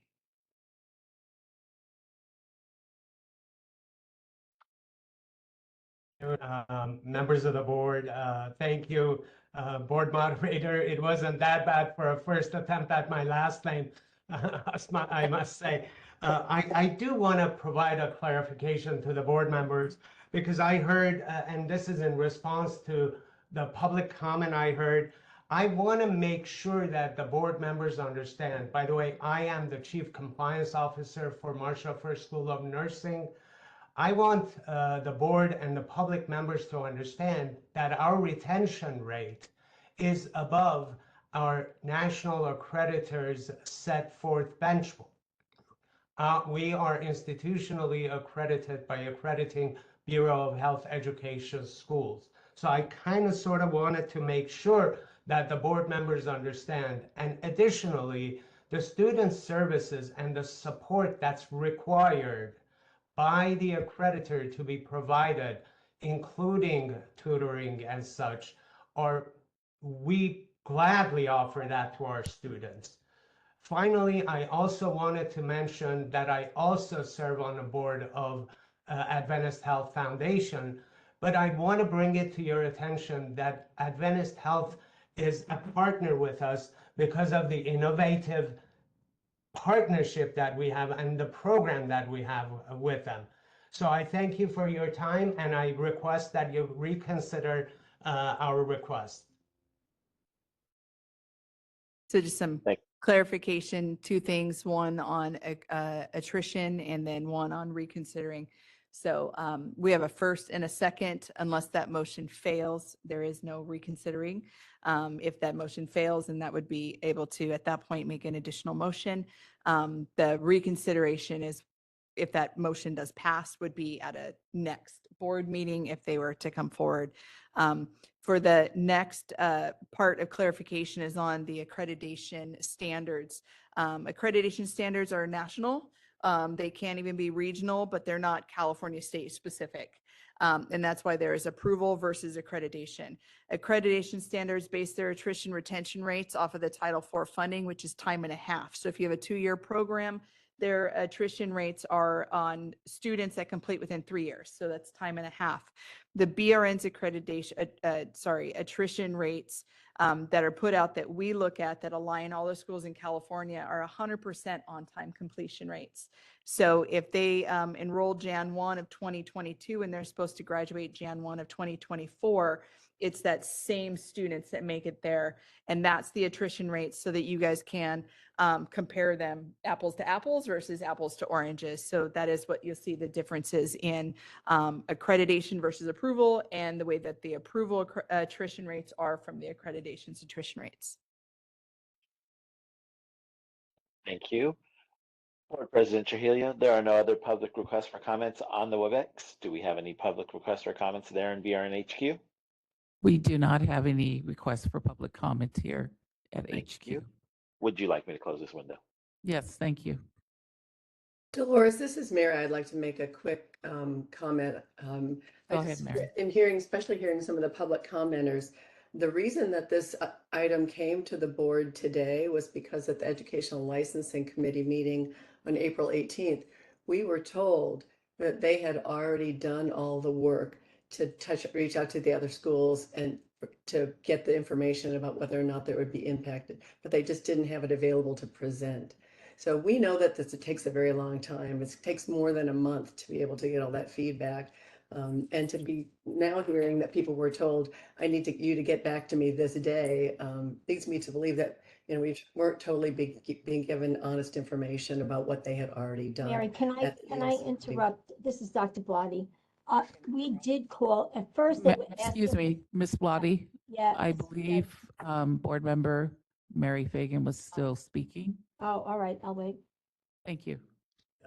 No, I wasn't sure if I was going to bring that up or not because this whole conversation is confusing to me. I thought it was already done.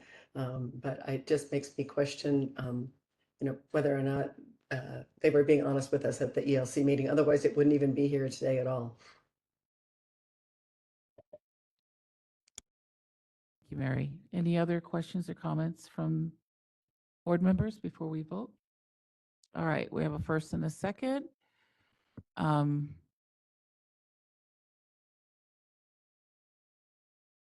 do you want to read the motion?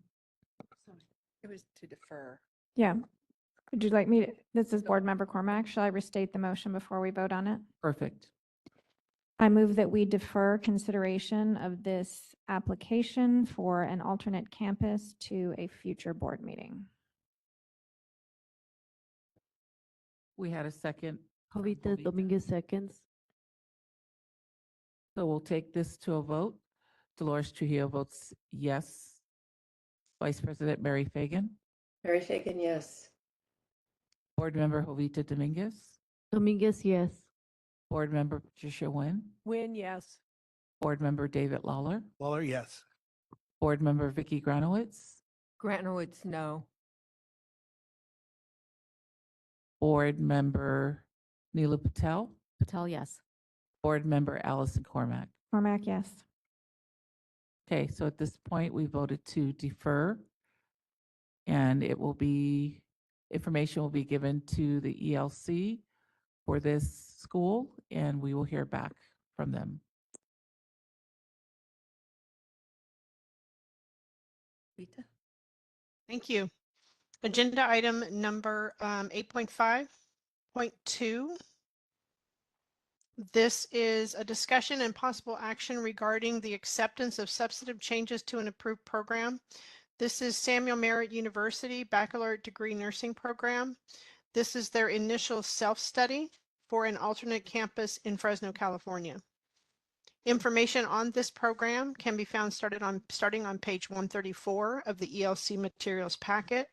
And board moderator, if you could please elevate the presenters on the list for Samuel Merritt. On April 18th, 2024, the Education and Licensing Committee recommended approval of the feasibility study for Samuel Merritt University's Baccalaureate Degree Nursing Program at an alternate campus in Fresno, California. This was a consent agenda item above. It was 8.3.1 for board approval of the feasibility study. Once a feasibility study is approved, an initial self-study is the next step in opening an alternate campus, excuse me.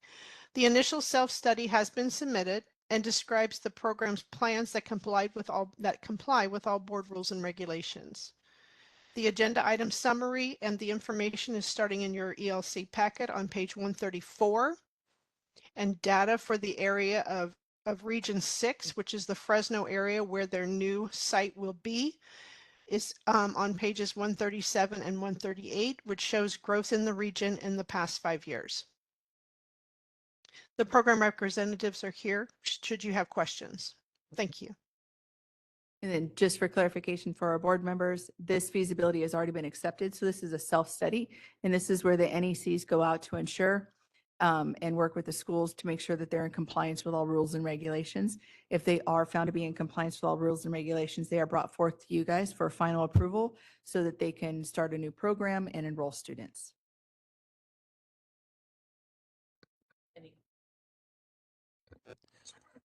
Board Member Allison Cormack.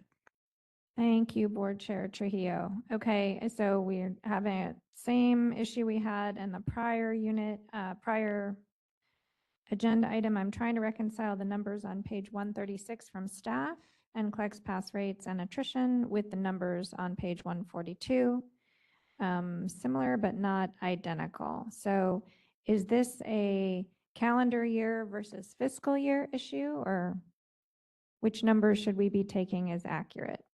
Ones in the AIS that are put forth by the nursing education consultants are the ones that come directly from Pearson VUE or NCSBN that gives us our annual pass rates. Sometimes with the schools, they of course look at their quarterly ones, but with the first-time test takers, there's not a time frame on that for NCSBN and the way that we calculate that. So I'll explain that a little bit more. So if you have a person that graduates that graduated yesterday, they can take the NCLEX and be a first-time test taker in this next quarter's group. And a lot of our programs will say, these are the students that have graduated, these have passed, and they watch that pass rate and they calculate it themselves. What happens at a national level is you can have someone that graduated 3 years ago that has never taken the test that can test tomorrow, and they would be included in that annual pass rate as first-time test takers. And so that's why sometimes you'll see the data of what the school submits is different than what NCLEX Pearson VUE reports back, and we take the NCLEX Pearson VUE report back as the data that we use to calculate our annual passage rates from. Okay, I mean, it looks like it's just 2021 where there's a difference between the 90 they're reporting and the 85 that we have. It's a pretty big number, but the other numbers tie, the 84 and the 94. Okay, the attrition rates though don't. So again, I feel like every single meeting I'm trying to put all these numbers in a table so I can look at them together. But if I pull back the attrition rates on page 142, 96, 94, and 92, and then I invert them and I get rid of 92 because you just have 96 and 94, and then I subtract, I get 6% for 2021 and 4% for 2022. So those are still far below the average, right? Which we were all, which is on that dashboard. But again, it doesn't help me as a board member when there are different numbers in the summary than in the detail. But in general, these numbers are much more in the range that I find appropriate. And I'll make sure that we work with the NECs to get that data looked at. Thank you. Any other questions or comments from board members?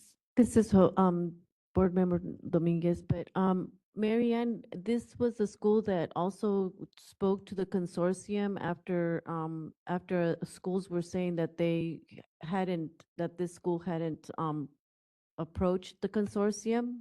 Yes, Am I they on the came right forward in track? January and February, if you remember, and Yeah. then they were sent back to do the consortiums, and the same thing we talked about contacting the programs in the area and that kind of thing. And they're the ones that Lori was talking about that took, knew they couldn't do it by the very next meeting, so took time to get all that and came back in, where are we at? April, yeah, in April. And with, with that as part of their feasibility. So that was the consent that we did earlier for their feasibility, that was accepted. Now they're doing their self-study part of it. Okay, Yeah, thank so you. Levita, those are the ones that, I believe it was in January, they met. We said, can you get this done by February? They said, no. They came back in April. They had worked with the consortium. They had resubmitted the information. It took them, 3-4 months to do. And the public comment came back in support of that, saying that they met, everything was worked out, and they were good to go. Thank you. I just wanted to make sure that I was on the right. I think I said the same thing, but I'm not sure. So. Thank you. Board Member Allison Cormack. Thank you, Chair Trujillo. I'm sorry, I should have addressed this earlier. I was busy matching the numbers. The NCLEX pass rates are on are on a declining path. So is the applicant been elevated? Okay, and, obviously they're above the 75 at which we get, super concerned. I'm sure there's a rule, there's something, another way to describe that, but would the applicant like to discuss that and help us feel more comfortable? Stephen, did you want to address that? Sure, I can. This is Dr. Thank Stephen you. Rush. Can you hear me okay? Yes. Um, Dean of the College of Nursing here at Samuel Merritt University. There's always dips and rises in our pass rates, but we're actually on, and I think EO Melby explained it well as far as, the difference in how those are reported and how those are tracked. And we track those very closely, by the way. For example, our Q4 for this particular program was 100%. For 2023. So if you average that, I'm not concerned. I mean, we watch those very closely, but as you just mentioned, we're well above the standard, and we pride ourselves on remaining above that. So our pass rates are actually on the incline if we look at our most recent pass rates. But even if you look at the past several years, we've been well above the cutoff, or the floor, I guess you call it. And that's not where we want to be. We don't want to be at the floor. We want to be up at the top. Okay, Dr. Rush, this is Board Member Cormack again. So you expect your actual reported number that we'll have next year to be in the 90s based on the numbers you're showing on page 142? Absolutely, yes. Okay, great, thank you. Any other requests for comment or questions from board members? This is Board Member Dominguez. I'd like to motion to approve the substantive changes requested by the approved program and approve the initial self-study of an alternative campus in Fresno, California for Samuel Merritt University Baccalaureate Degree Nursing Program with an enrollment pattern of, Says it's Closed 48? caption 48. is Because I blocking. can't see it. 48 students. 48 students twice a year for a Thank you. total of Thank you, Dr. 96 students annually. Thank you. Okay, so frequency that recommend, okay, thank you. Do I have a second? This is David Lawler. I second. Thank you. BRN moderator, would you take us to public comment? We will be opening for public comment now. I will be activating, oh, sorry. Please refer to the screen share for members of the public to see how they should type in their request for comment. I've activated the question and answer feature. Members of the public can indicate that they would like to make a comment by typing into the question box, "I would like to make a comment." Please remember, you will have 2 minutes to make your comments. I will not give a reminder as your time approaches. I do not want to interrupt you nor cause you to lose your train of thought. I will mute your microphone and inform you that your time has expired, and we'll move on to the next member of the public. I'll pause for a moment for members of the public to type in, "I would like to make a comment."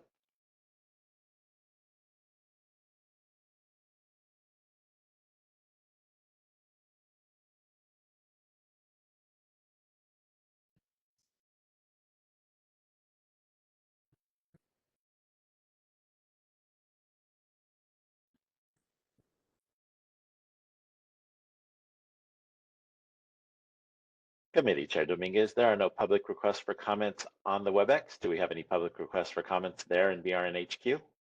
None here, thank you. Thank you. Would you like me to close this window? Please. I'd like to take it to a vote. Dominguez votes yes. Vice President Dolores Trujillo, Dolores Trujillo votes yes.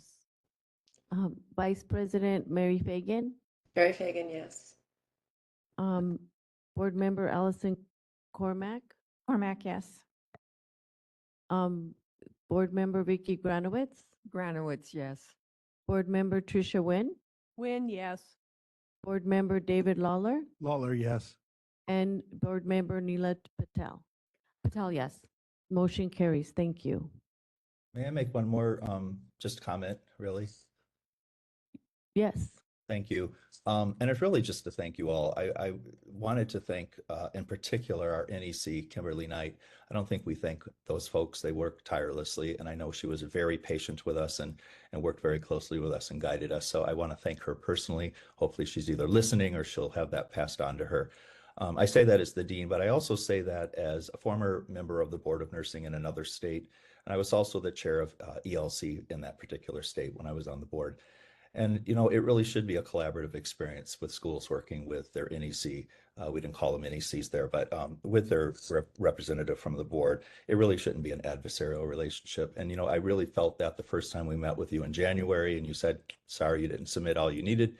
And we said, great, tell us what we need. We'll have it for you. It took us some time, thanking the Central Valley Consortium, who also supported us and worked with us. And so I just want to say thank you. It's really been a great experience. Thank you. This brings us to 8.6, information only, NCLEX update. So I'll take that, Mary Ann. We're actually going to cover 8.6 and 8.7 together. Those are in your board materials packet. It's just reporting the data again for our NCLEX pass rates for all the schools. We consistently stay above the curve throughout the nation, which is commendable. And then our licensing updates goes over our statistics. It covers all of the improvements that we've done. And this particular agenda item does actually cover some of the fingerprint updates. And that is covered under licensing because that's where we kind of report it out and it lives. But I wanted to give a shout out to our consumer services and board operation that houses the fingerprint unit, and Matthew Yates, our SSM2 that is over that has worked really hard with Jessica Swoll and others on really trying to get that fingerprint process nailed down, and they're doing an amazing job. So thank you guys so much. Other than that, it is information only on both 8.6 and 8.7. So I am here for questions. And if there's no questions, we can go out to public comment. Go for it. Thank you. Cormac. This Councilmember sorry. Whew, when I have a really long Member meeting, I Cormac. refer to like, no, sorry, Board Member Cormac. You know, just a good reminder for us that our average pass rate is 94.2. So it's just something we need to keep in mind. And also, you know, I know we talked about that last time and earlier in the budget today, but you can absolutely see the endorsement applications, you know, dropping off here. As expected, there's nothing wrong with that. That's, you know, that's we're at the end of a bulge, as it were. So it's very helpful to have this data on a regular basis, and I appreciate it. Thank you. Any other questions or comments from board members? Public comment for I- 8.6 and 7. At this moment, we'd like to open it up for public comment for items 8.6 and 8.7. BRN moderator, can you please open it up? We will be opening for public comment now. Please refer to the screen share for members of the public to see how they should type in their request for comment. I've activated the question and answer feature. Members of the public can indicate they would like to make a comment by typing into the question box, "I would like to make a comment." Please remember, you will have 2 minutes to make your comments. I want to give a reminder as your time approaches. I do not want to interrupt you nor cause you to lose your train of thought. I will mute your microphone and inform you that your time has expired, and we'll move on to the next member of the public. I'll pause for a moment for members of the public to type in, "I would like to make a comment."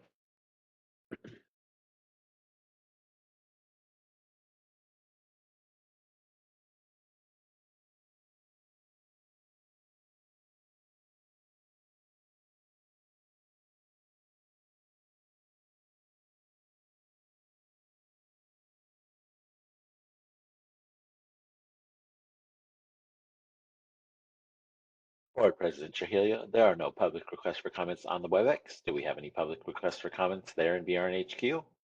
There are no requests for public comment here at HQ. Thank you. Would you like me to close this window? Yes, please. Thank you. Okay, at this moment, we are going to take a break until 4 o'clock.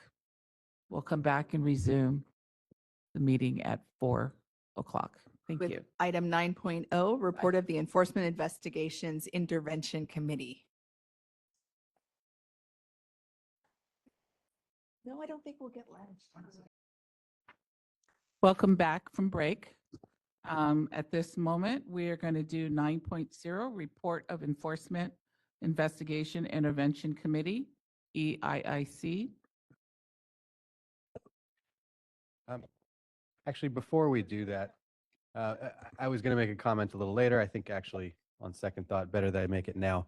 So we were discussing as far as the remainder of the time that we have today and the remainder of the agenda items and how to best approach that. So 9.1 is the Enforcement and Investigation Division update. 9.2 is appointment of Intervention Evaluation Committee members.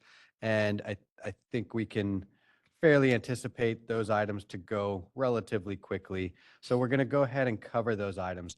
Item 9.3 includes a presentation from our enforcement chief as well as from Maximus, the contracted vendor. That presentation is going to take place tomorrow morning.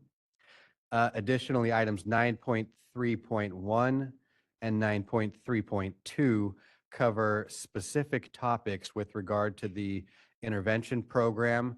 Those are items that could take a little bit longer and might involve a little bit more discussion.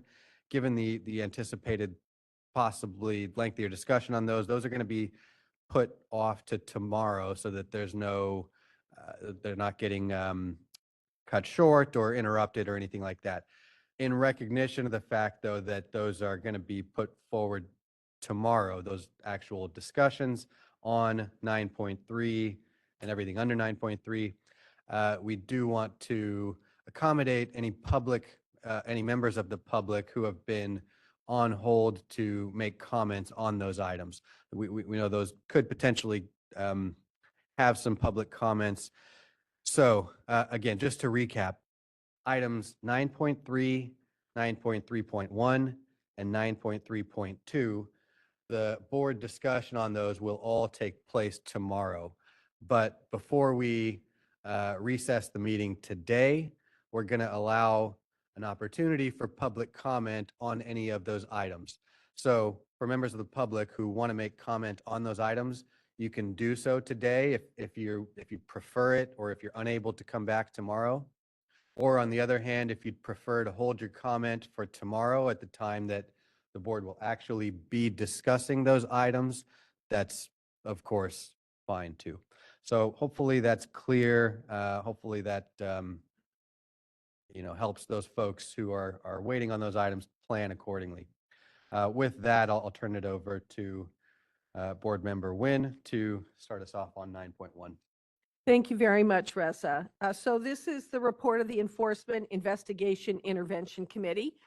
Item 9.1 is information only, and it's our Enforcement and Investigation Division update, and Shannon Johnson will be presenting on this item. Thank you, Shannon. You're welcome. Hi, everybody. I'm Shannon Johnson. I'm the board's Enforcement Division Chief. I'll be presenting both 9.1 and 9.2 today. So general information for 9.1. At the August 2022 board meeting, the board voted to join the National Council of State Boards of Nursing pilot study. So we're continuing on with that. That is a 5-year study, and so we will be able to provide some information on that study. And it's to see if the nurses can return safely to practice. So we're in the midst of that right now. OIO, which is the Office of Organizational Improvement, they're continuing to work with the board, and they have been for quite some time, well over a year and a half or so now, with all of our units within the Enforcement Division. And what we're doing is we're mapping out all of the processes to see where we can streamline all of our internal processes. So they're working with all of our subject matter experts from each of the units. We also continue to recruit qualified registered nurses with professional and educational backgrounds for our expert practice consultants. We've just revamped also our materials, our outreach materials for that as well. We do also continue to ask on our renewals if they're interested in becoming an expert, to prompt us to contact them to see if they would like to become an expert as well. Within this agenda item, there are some links to our website and a form, link to the forms where you can fill the form out. If you would like to become an expert, it also lists the criteria needed to become an expert as well.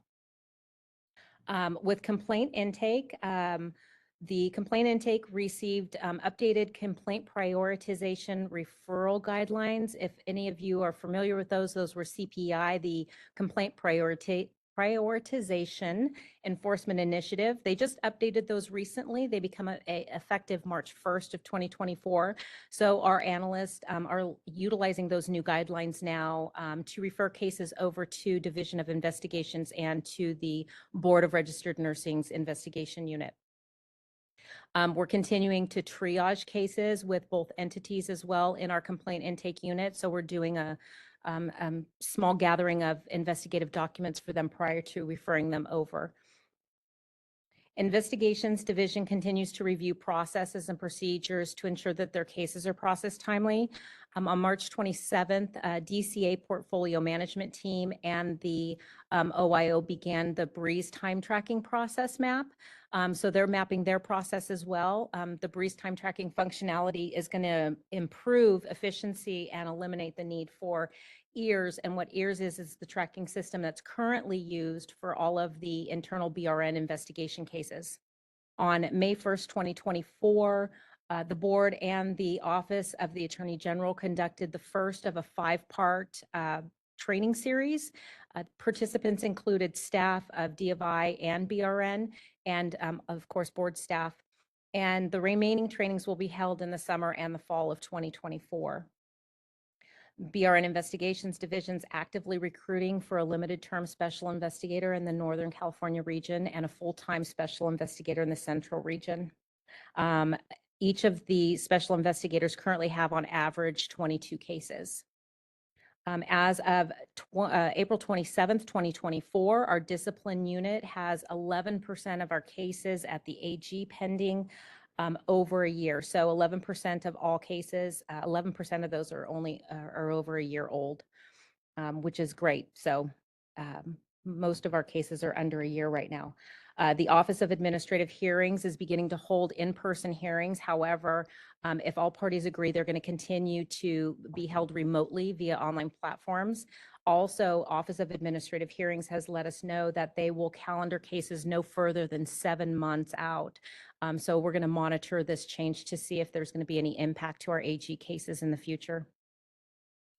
For probation, probation's currently working on enhancements to the BRN website, as well as creating an informal video with an overview of probation for nurses that could potentially be placed on probation as their disciplinary outcome. And so we're working on that currently. Each of our monitors currently have about 44 active cases, and they also carry a caseload of told cases, which are the cases that are out of state that we still monitor twice a year. We do an update to see if they've returned to the state without notifying us, which they're supposed to notify us prior to. For intervention, the executive officer, Lori Melby, had recently delegated authority of the intervention program manager to our staff services manager too, Jaspreet Pabla. Jaspreet is currently also a deputy chief of enforcement, but now has been delegated over that program manager position. That's pursuant to Business and Professions Code 2770.1C. That was effective on January 22nd, 2024. For intervention management has also been attending all of the intervention evaluation committee meetings and providing education to the members and participants. Additionally, identifying some possible gaps in the regulation for the intervention program. We conducted training for all of the IEC members on December 5th and 6th of 2023. We also did one the year prior. We provided an updated IEC guide for them as well, and we'll continue to make updates as needed. And we plan on continuing that training annually. And we have another one planned for the end of this year as well. We are also working closely with our vendor Maximus to discuss and develop best practices. identifying areas of improvement, ensure adherence to the laws and regulations.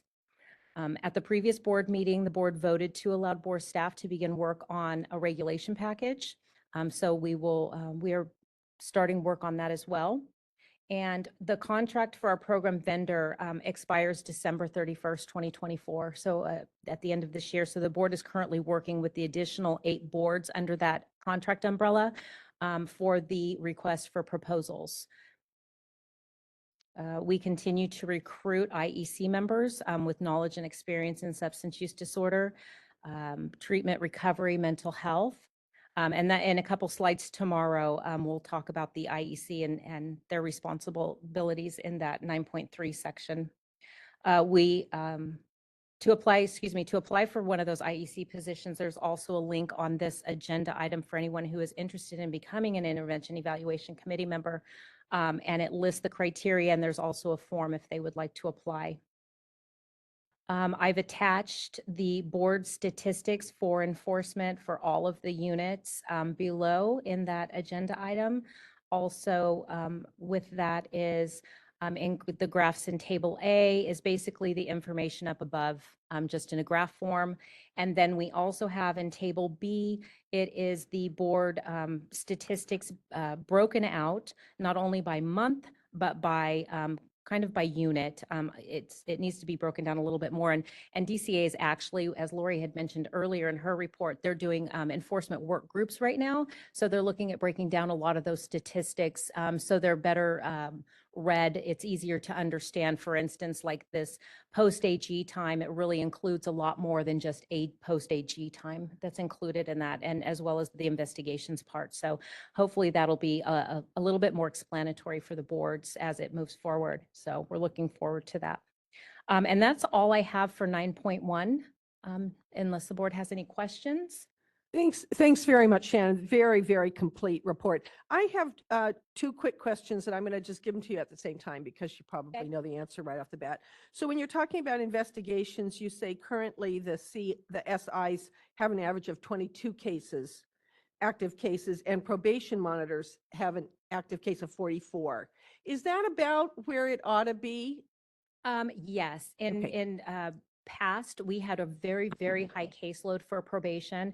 And so in previous BCPs, we've actually requested positions, and we were allotted some positions for the probation monitors. And so currently, I believe, I want to say 15 is what we have now, because we have about 1,200 probationers or a little less than.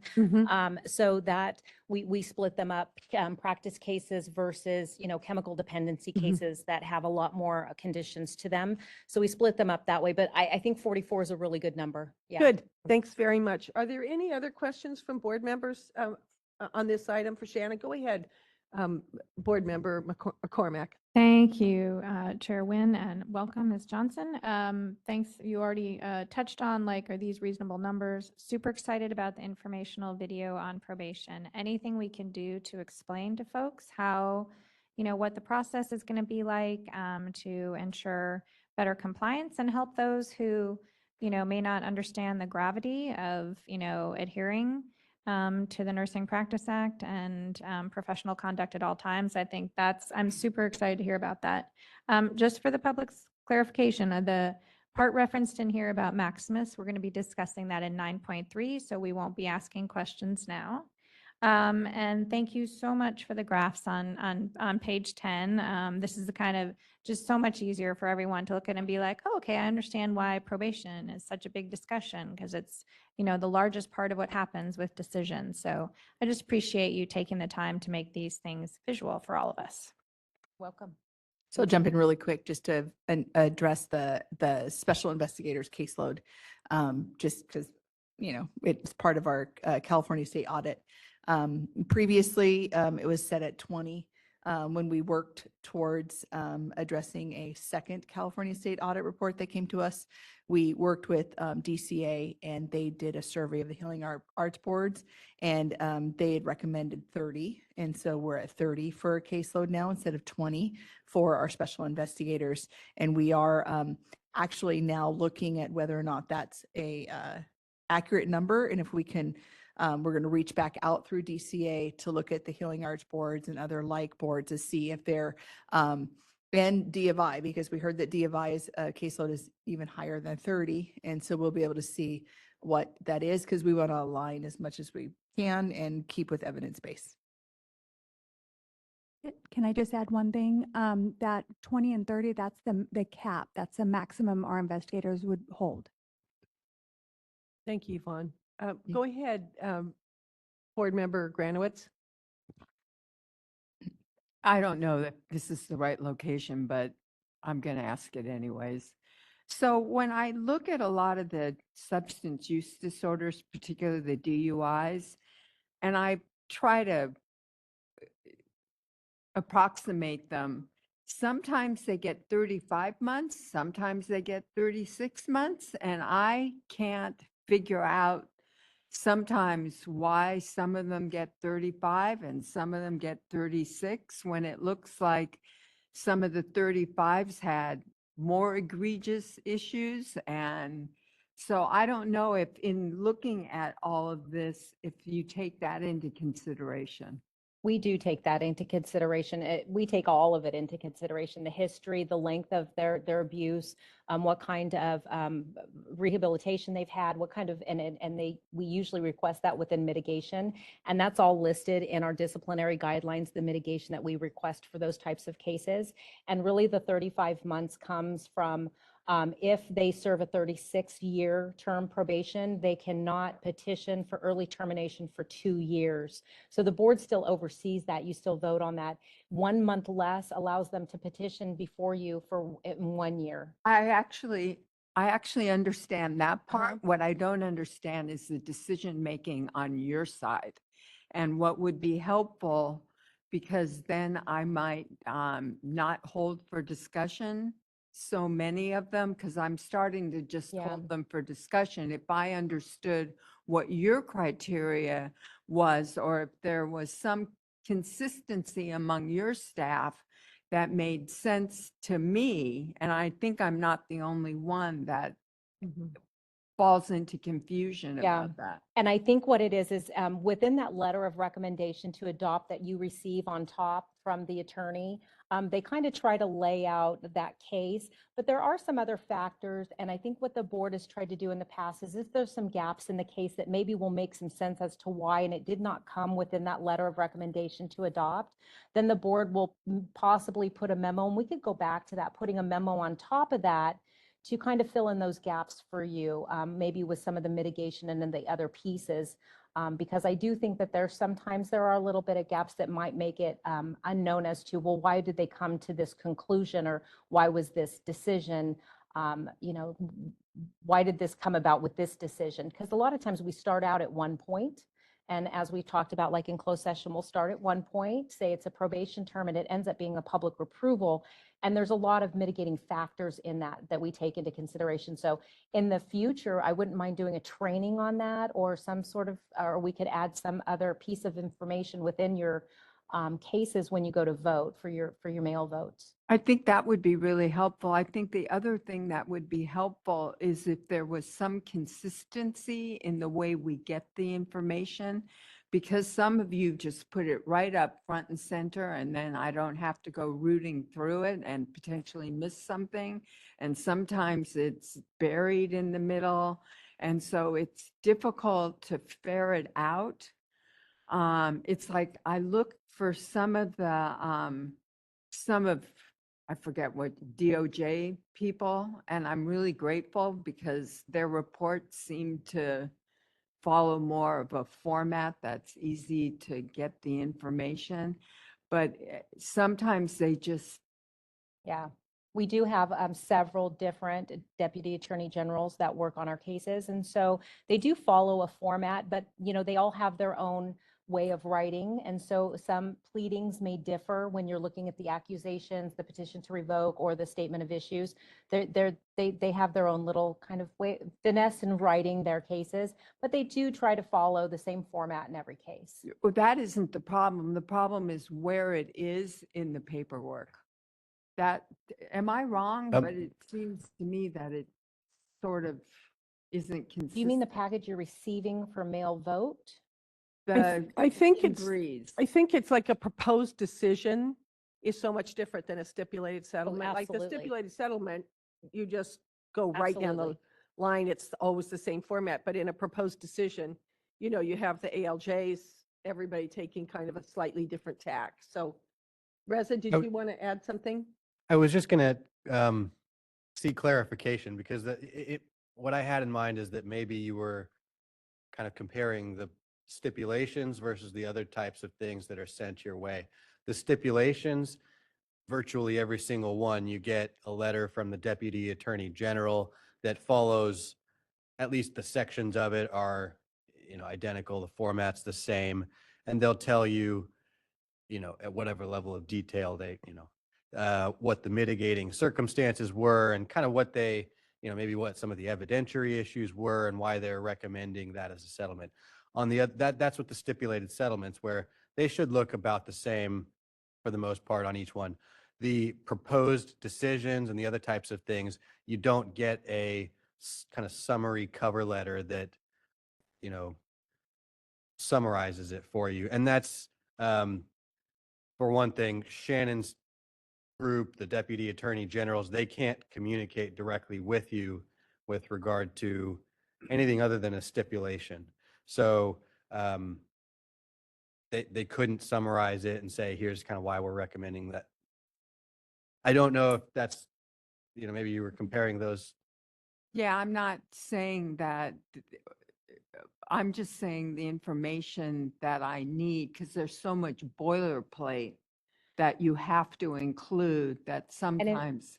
Yeah, if we can get maybe some specifics, I can maybe nail it down as to what exactly we're looking at, and I can maybe do a presentation for you at a future Yeah. board meeting on that. The problem I have with stipulated is that sometimes, and maybe you just don't get this information, there is more information about what the individual person,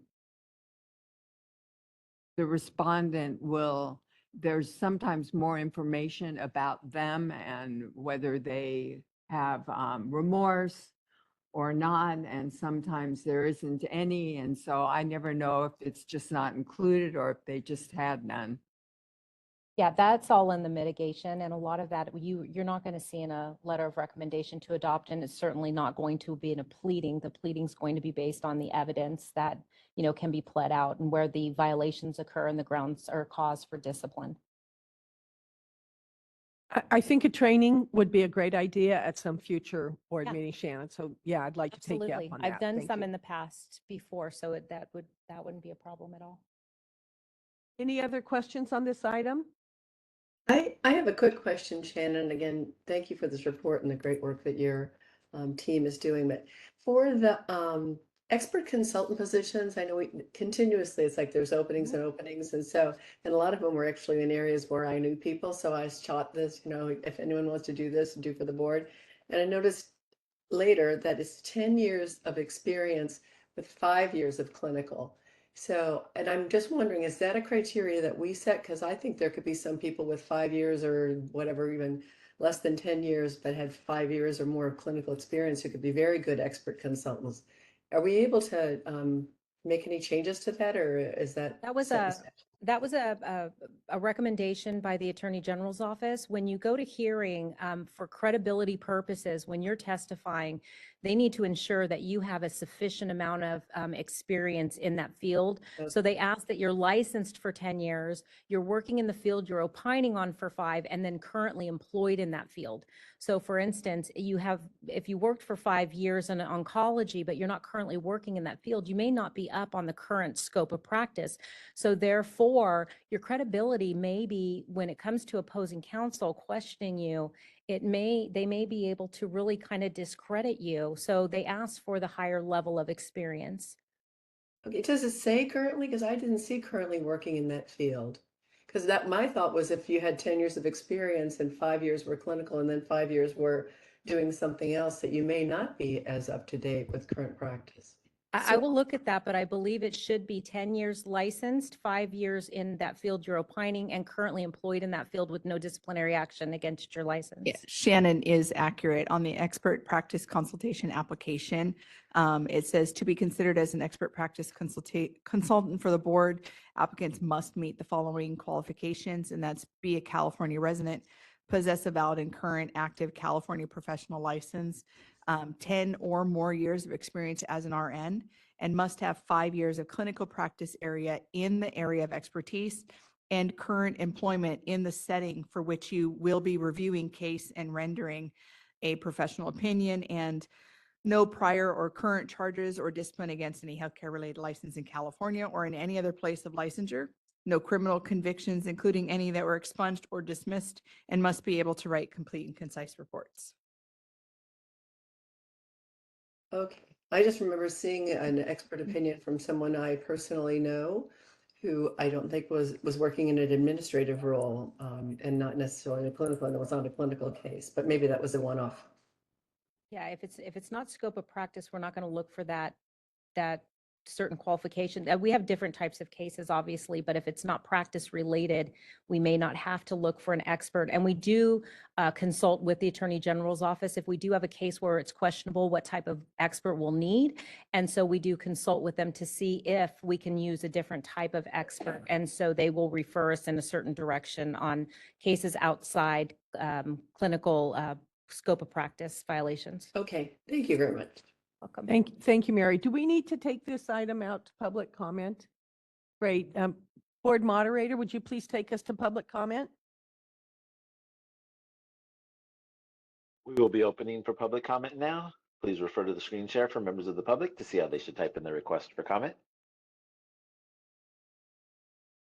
I've activated the question and answer feature. Members of the public can indicate that they would like to make a comment by typing into the question box, "I would like to make a comment." Please remember, you will have 2 minutes to make your comments. I will not give a reminder as your time approaches. I do not want to interrupt you nor cause you to lose your train of thought. I will mute your microphone and inform you that your time has expired and will move on to the next member of the public. I'll pause for a moment for members of the public to type in, "I would like to make a comment." Matthew would like to make a comment. 1 second, please.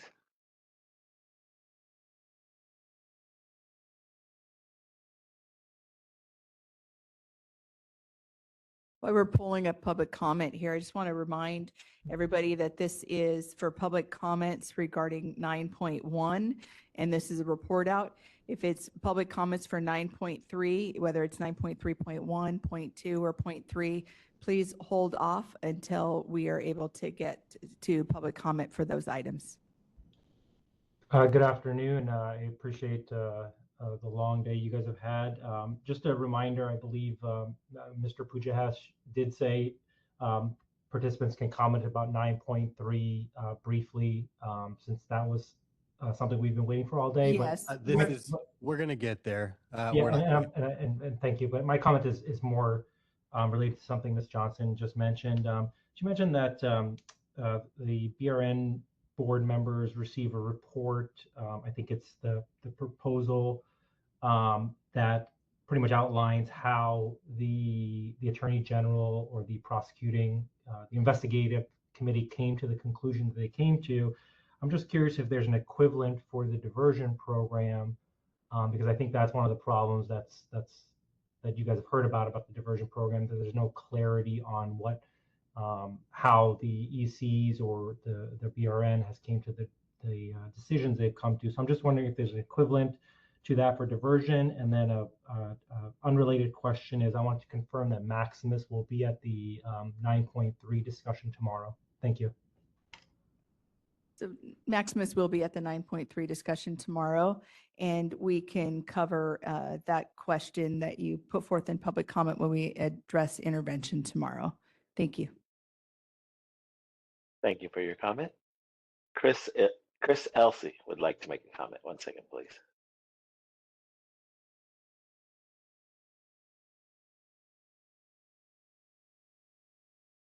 This time, I just want to take this opportunity to thank Shannon and her team for providing us. My name is Chris Elsey. I'm a nurse support group facilitator for the BRN for the San Luis Obispo area. In the last couple months, Shannon and her team did put forth some really good trainings for us facilitators, so we can have a good. It's been long overdue since it's been several years since I think we've had that back and forth between the board and the groups and the facilitators, and I would just like to encourage that in the future. It was a great resource. We get so many questions in the groups and really don't have anywhere to take them to, so it was much appreciated. In the same respect, I do have a quick question for Loretta and Reza. In the last meeting back in January, I did invite the members of the board if they would like to attend my nurse support group, and it was asked of Reza if that was okay. And I just had a part that Lorraine Clark, I remembered in 2015, she was working for the board. She was coming out to nurse support group meetings as a member of the board. So there has been precedent set for that. So just want to just continue to ask that question and still invite the board members to any of my nurse support meetings that they would like to attend. Thank you. So the difference there, just to make clarification, is Lorraine is board staff. She is not a board member. And we do have board staff that attend the EIC meetings. They can go out to nurse facilitators. That's completely different. Our board members have to stay removed, and Reza can opine on that more if he wants to. Sure. I appreciate the invitation. I understand, your reasoning for that is to help them better understand. What Lori said is important. Lorraine is a member of board staff, and I think at the time she was considered the program manager. The board members, on the other hand, are in a totally different set of shoes, and I would have some concerns. One of them, for example, just to give you an idea of the immediate one that comes to mind is, we hope that all of our participants in the intervention program are successful and that they complete the program. However, the reality is that if they're not successful, there is at least a possibility that they could end up in the discipline realm, in which case our board members are not allowed to, have had prior involvement, and they're supposed to be removed from anything that happens prior to the case being presented to them. What? So, sorry, did that help? It's a statutory no. requirement about the board being. No, I'm sorry, I was muted. So what I was just trying to think of, I was trying to understand what you exactly said. I guess I just didn't make it any clearer. That's fine. I was just making that offer to, if a board member wanted for their own interest to attend a meeting, that one said questions, and I was just putting it out there again. So that And would then- be up to an internal matter for you guys as well. Yeah, and Chris, if you wanted to take a moment and go back and review item 5.4 on our agenda, it showed the different layers that make up the board and board staff and DCA, et cetera. And you can see that there is a true difference between the 9-member board and the 242 employees that are part of the BRN. And the board, the 9-member board is a policy setting board. They also work with the discipline, et cetera. There is a picture on there that kind of really shows that when they're show what the board does versus what the EO does, and then what that overlap is. And that might be very helpful for you and the rest of our public when they think that the board and board staff are one and the same, and they are two completely different entities. And so you will hear us as board staff, because I am board staff, I am not the board, refer to the board as a 9-member board and the BRN as the board staff. And so maybe that can be helpful as well. And I just wanted to be sure that it was at least as clear as I could make it. Aside from that, a couple of things. First of all, Mr. Elsey, I appreciate your involvement as a nurse support group facilitator, as well as your participation in these meetings and the intervention committee meetings to try to improve the program. We're all aligned on that. As far as the board not being able to attend the support group meetings, again, I appreciate you making that offer, and I can understand if it's seems a little technical as to why they can't. But again, to kind of illustrate the point, if board members sat in on one of the meetings, and then one of the participants in that meeting happens to fail out of the program or be terminated and end up in a discipline case, we can't have a situation where the board members say, oh, yeah, I saw that person in the intervention committee. I happen to know, this is what was said then. These are the facts from what we learned then. Everything, once a case is brought to the board in the discipline realm, has to be based on the administrative record and not any extraneous information that our board members might have acquired. For example, sitting in on an IEC meeting. Again, I understand where you're coming from, and I do appreciate where you're coming from. But in lieu of that, hopefully you'll continue to participate and work with us and share your feedback and allow us to work together in addressing the concerns that you've been bringing forward. Thank you for your comment. Scott Sukow would like to make a comment. 1 second, please.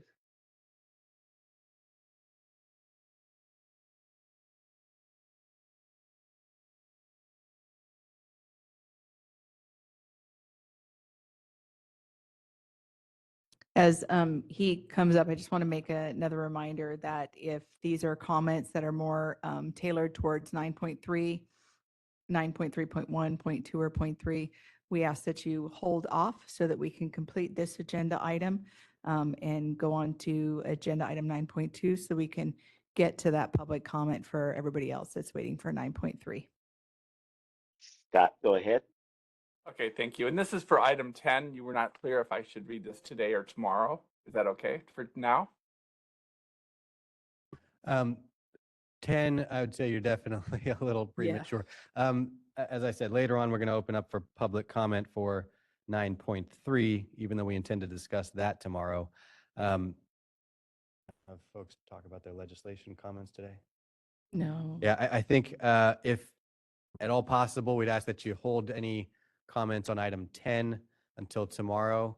There's a kind of a special accommodation being made for 9.3 due to that being a little bit of a unique item and knowing that there's some folks on hold for that. Okay, thank you very much. Appreciate it. Thank you. Thank you.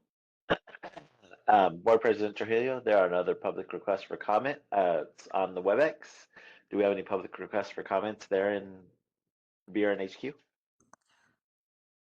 No, we don't have any other requests for comment here in HQ. Thank you. Would you like me to close this window? Yes, please.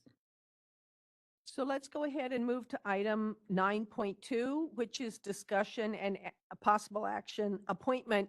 Well, in this case, it's reappointment of Intervention Evaluation Committee members. And I'm going to turn it over to Shannon. Thank you again, Shannon. Welcome. Hi. So this is the reappointment in accordance with Business and Professions Code 2770.2. The board is responsible for appointing persons to serve as an Intervention Evaluation Committee member. Today, we have before you 3 reappointments. The first one is Scott Gunter. He's a nurse member out of IEC 7. We have Dr. David Liu. He's a physician member in IEC 9. And then Dr. Julius Masenzi, and he is a physician member in IEC 10. They're all up for reappointment with a term expiration of June 30, 2028. Is there any discussion? Is there any discussion on this item? Any questions or comments? Is this something I need to go out to public comment on? I did. Okay, so then I'm going to go ahead and move that we reappoint these 3 members to the IEC, sorry. This is Board Member Cormack, and I will second. Thank you very much. So we'll go ahead and take this out to public comment. Would the board moderator please open us up? Thank you. We will be opening for public comment now. Please refer to the screen share for members of the public to see how they should type in their request for comment. I've activated the question and answer feature. Members of the public can indicate they would like to make a comment by typing into the question box, "I would like to make a comment." Please remember you will have 2 minutes to make your comments. I will not give a reminder as your time approaches. I do not want to interrupt you nor cause you to lose your train of thought. I will mute your microphone and inform you that your time has expired, and we'll move on to the next member of the public. I'll pause for a moment for members of the public to type in, I would like to make a comment.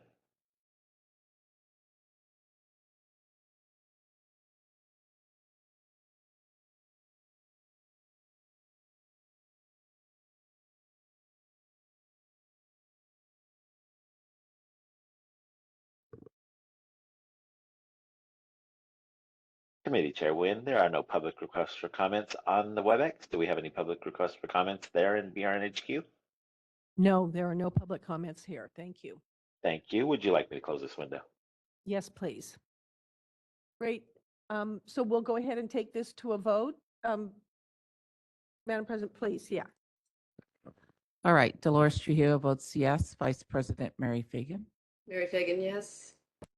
Board Member Jovita Dominguez. Jovita Dominguez, yes. Board Member Patricia Nguyen. Win, yes. Board Member David Lawler. Lawler, yes. Board Member Vicky Granitz. Granowitz, yes. Board Member Allison Cormack. Cormac, yes. And Board Member Neela Patel. Patel, yes. Thank you. So that motion carries. Thank you. So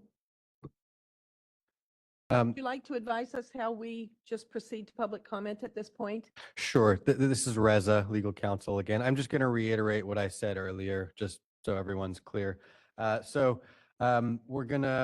We've just completed item 9.2. We are going to proceed to 9.3, but not actually engage in the presentations or the substantive discussions. Those are going to take place tomorrow when we begin the meeting tomorrow. For now, we're going to open it up for public comment on 9.3, 9.3.1, and 9.3.2. Again, for those folks who would prefer to make their comment today or are unable to make it tomorrow. But again, there will be a public comment opportunity tomorrow when those items are actually discussed by the board. So if you'd rather, hold your comment until the full discussion takes place, that you will definitely have an opportunity tomorrow. So with that, unless there's any questions or anything, I think we can open it up for public comment.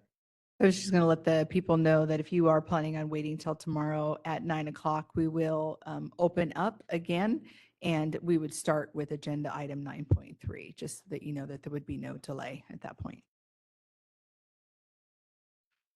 Okay, BRN moderator, can you please open this up for public comment? We will be opening for public comment now. Please refer to the screen share for members of the public to see how they should type in their request for comment. And while we're opening up to public comment online, is there anybody here that wants to do public comment in person? We could have you guys come forward. I've activated the question and answer feature. Members of the public can indicate that they would like to make a comment by typing into the question box, I would like to make a comment. Please remember, you will have 2 minutes to make your comments. I will not give a reminder as your time approaches. I do not want to interrupt you nor cause you to lose your train of thought. I will mute your microphone and inform you that your time has expired, and we'll move on to the next member of the public. I'll pause for a moment for members of the public to type in, I would like to make a comment. Board moderator, as you line them up in the queue, we'll actually take public comment here in person first, and then we'll go to the online format afterwards. We have 2 people here that would like to make public comment. And this is Reza. The one other thing I just wanted to, I said earlier, I'll just reiterate. The reason we're doing this is there's about 15 to 20 minutes left in today's scheduled time. We anticipate these items might require more time than that. So we want to give them full attention tomorrow when we do have that time. Thank you. You need my name? Yvonne. So we do limit our public comment to 2 minutes, and our timekeeper over there will let us know when your time is allotted. Okay, Go ahead. go ahead. Thank you for taking me today because I waited all day. On 9.3.1, I'm here to strongly encourage the board to not approve this item. Many nurses that enter the program have never worked in patient care. They come from all types of nursing. So to now make the that a requirement, I feel like it would be punitive. When participants are granted return to work privileges, it's a slow progression and usually in non-patient care, so case management, call center, advice nurse. Some nurses discover they like it. They like the regular hours and the less stress and being able to pick up their purse and go home. So also, ageism is alive and well. If you've never worked in patient care, then all of a sudden to be a requirement to complete the program, I think is a recipe for failure. My term as a public member on IEC 1 ended in June of 2023. I loved being on the committee, watching the program work. The program saved careers, marriages, relationships with children, all while protecting the public and sending safe, recovered nurses back into the workplace. However, my last year of serving was challenging and frustrating. All of a sudden, Bagley King seemed more important than trying to guide a recovering nurse through the program. Many changes were implemented because evidently the program had been operating incorrectly since 1985. As consultants, our input was stifled and you could only speak through the chair.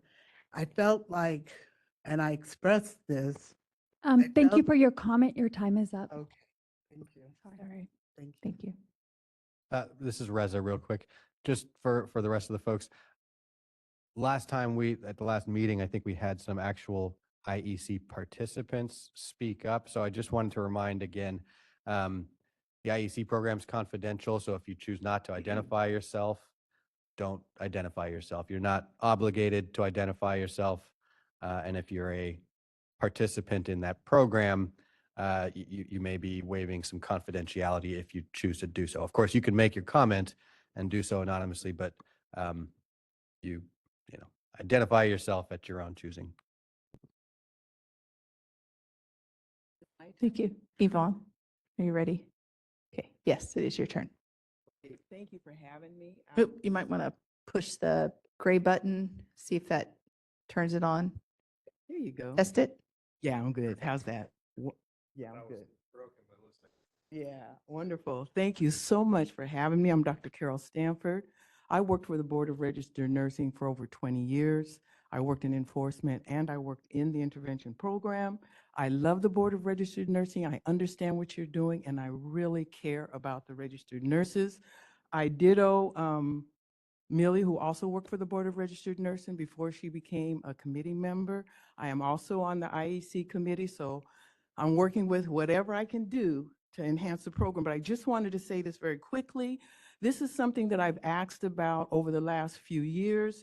And when I was at the board meeting last 2 months ago or 3 months ago, you had it, I was really a little disappointed on some of the confusion and how the participants, and there's just a lot of confusion going on with the program, which I love dearly, which I've written and I've helped develop a little bit.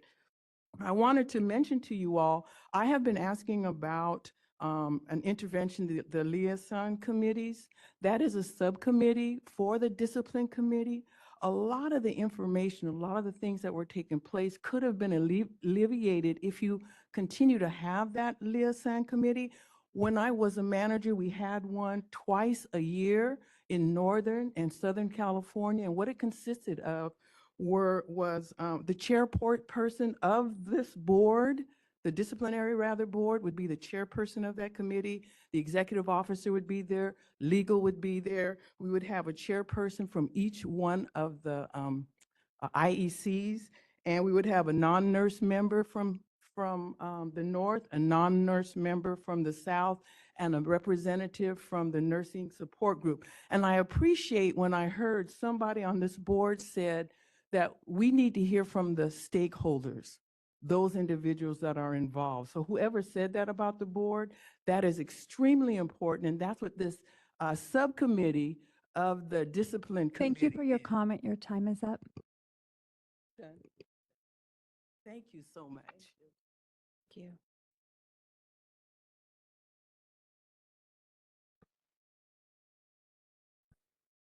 Do we have any other requests for public comment here at headquarters?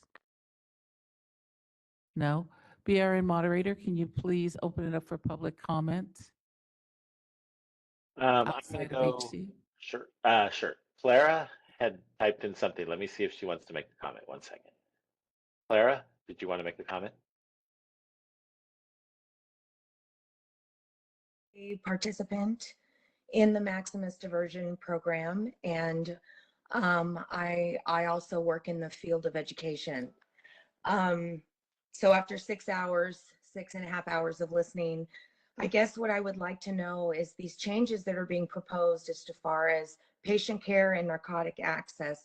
Everything we do in nursing is based on evidence-based practice. So I guess I would like to know what's the data that we are using as to why these new requirements are being considered, being enforced. I need that question answered. I also would like to know if everyone there in that room understands the financial hardship of trying to remain in this program, and that it actually causes nurses who realize they have a problem to not come forward and seek help, not just because of the punitive actions, but because they're worried that they will lose their job, their reputation. Also bringing up the narcotic access and the patient care. Both patient care and narcotic access, I'm being told by my program, will not be granted at the same time. So the job hopping that's going to happen seems to be very impractical. I will have to find a patient care job, and then once I fulfill that requirement, 6 months later, I will have to find another patient care job that then has access to narcotics, all with full transparency with my employer of the program that I'm participating with. And also too, the fact that I might have to fulfill these requirements when my particular offense had absolutely nothing to do with narcotics. So these are just all questions that I have that I'm not able to get answered. That's all I have. Thank you, Clara. Are you able to attend tomorrow's meeting virtually as well? I am not. I'm teaching all day. Okay. We are hoping to address a lot of those questions tomorrow in the meeting. It will be webcast and it will be on our website afterwards. So if you're not able to attend tomorrow and you have any difficulty finding that webcast so that you can review that, please feel free to reach out to us and we'll send you the link to help you find that. And again, you can do that from an anonymous email. It does not have to come from anything that identifies you if you choose not to.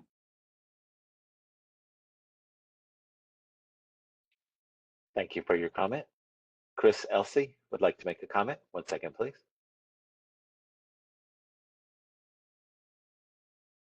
Oh, I'm sorry. I just typed in a question. I was just confused. Will we also be able to ask public comment on 9.3 tomorrow? I was just confused on. Yes. Okay. Yes, we're just holding this as just kind of a public service today. Our board meeting went much longer than we had anticipated. And we did know that many people were holding on the line as well as here in person who we wanted to give them an opportunity to participate in public comment today, especially with them not being able to attend tomorrow like the previous public commenter.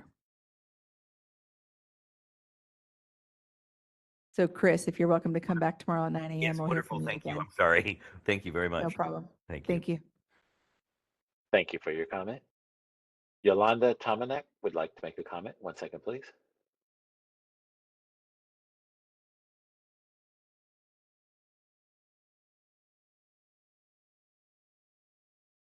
Go ahead. Yes, Hi. go ahead. All right. Thank you so much for this opportunity. My name is Yolanda Tomanek, and I am a nurse support group facilitator and a successful, I successfully completed the Maximus program. I was in 2012. I completed in 2016. I have been a facilitator since 2017, and the way that this program has changed has been very difficult as a facilitator, someone who would be able to tell the participants what they could expect and how they could move forward to successfully complete this program. It's been completely demeaning and has deteriorated. The nurses, like somebody else had mentioned, they are being asked to find jobs, and it was hard to find a job when I first had to try to go back into patient care. But I have been very fortunate. I have been employed by the same place since 2013, and so I'm one of the lucky ones. But there are other nurses who want to stay in non-patient care, and now are being told they have to give narcotics because they may not be safe. When the whole purpose of the Maximus program and the intervention program was recovery. It is now being treated like the probation program. It is punitive and it is used administratively. It is not fair to our participants. I am very angry, and I no longer know how to be a facilitator to our group. Thank you very much. Yes, and I am angry. Thank you for your comment. Anthony would like to make a comment. 1 second, please.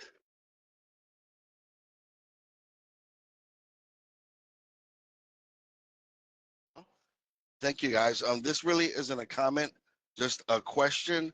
Will it be the same link for tomorrow? Because I'll save mine for tomorrow. Separate link on the agenda. So when you open up the agenda, there'll be two links. One says there's a link to Thursday's meeting, and then lower down in the agenda, just a couple clicks, you'll see a link to Friday's agenda, and that's the one that you'll want to join for tomorrow.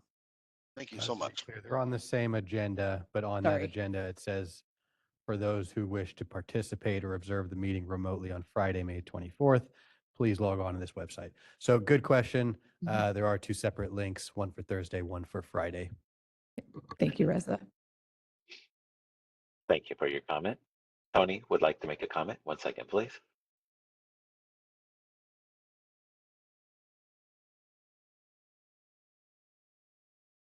Go ahead, Tony. Hello? Yes, go ahead. Okay, perfect. So I just wanted to stick a pin in something. I'm not sure. I've been working all day and listening, but did I hear that the contract between Maximus and the BRN is going to be severed at the end of the year? And if so, I mean, this adds a whole extra layer of, uncertainty for the participants, as if we don't already have enough uncertainty going on. For those of us that should have been completed, before all this stuff happened, like what's going to happen? How do we move forward if we can't find jobs before the end of the year? Because some of us already have full-time jobs, so trying to fulfill this requirement would mean an extra job on the weekends, with all the extra restrictions that you guys have requested. We can't find it. I mean, what happens? Are there any contingency plans being made for this?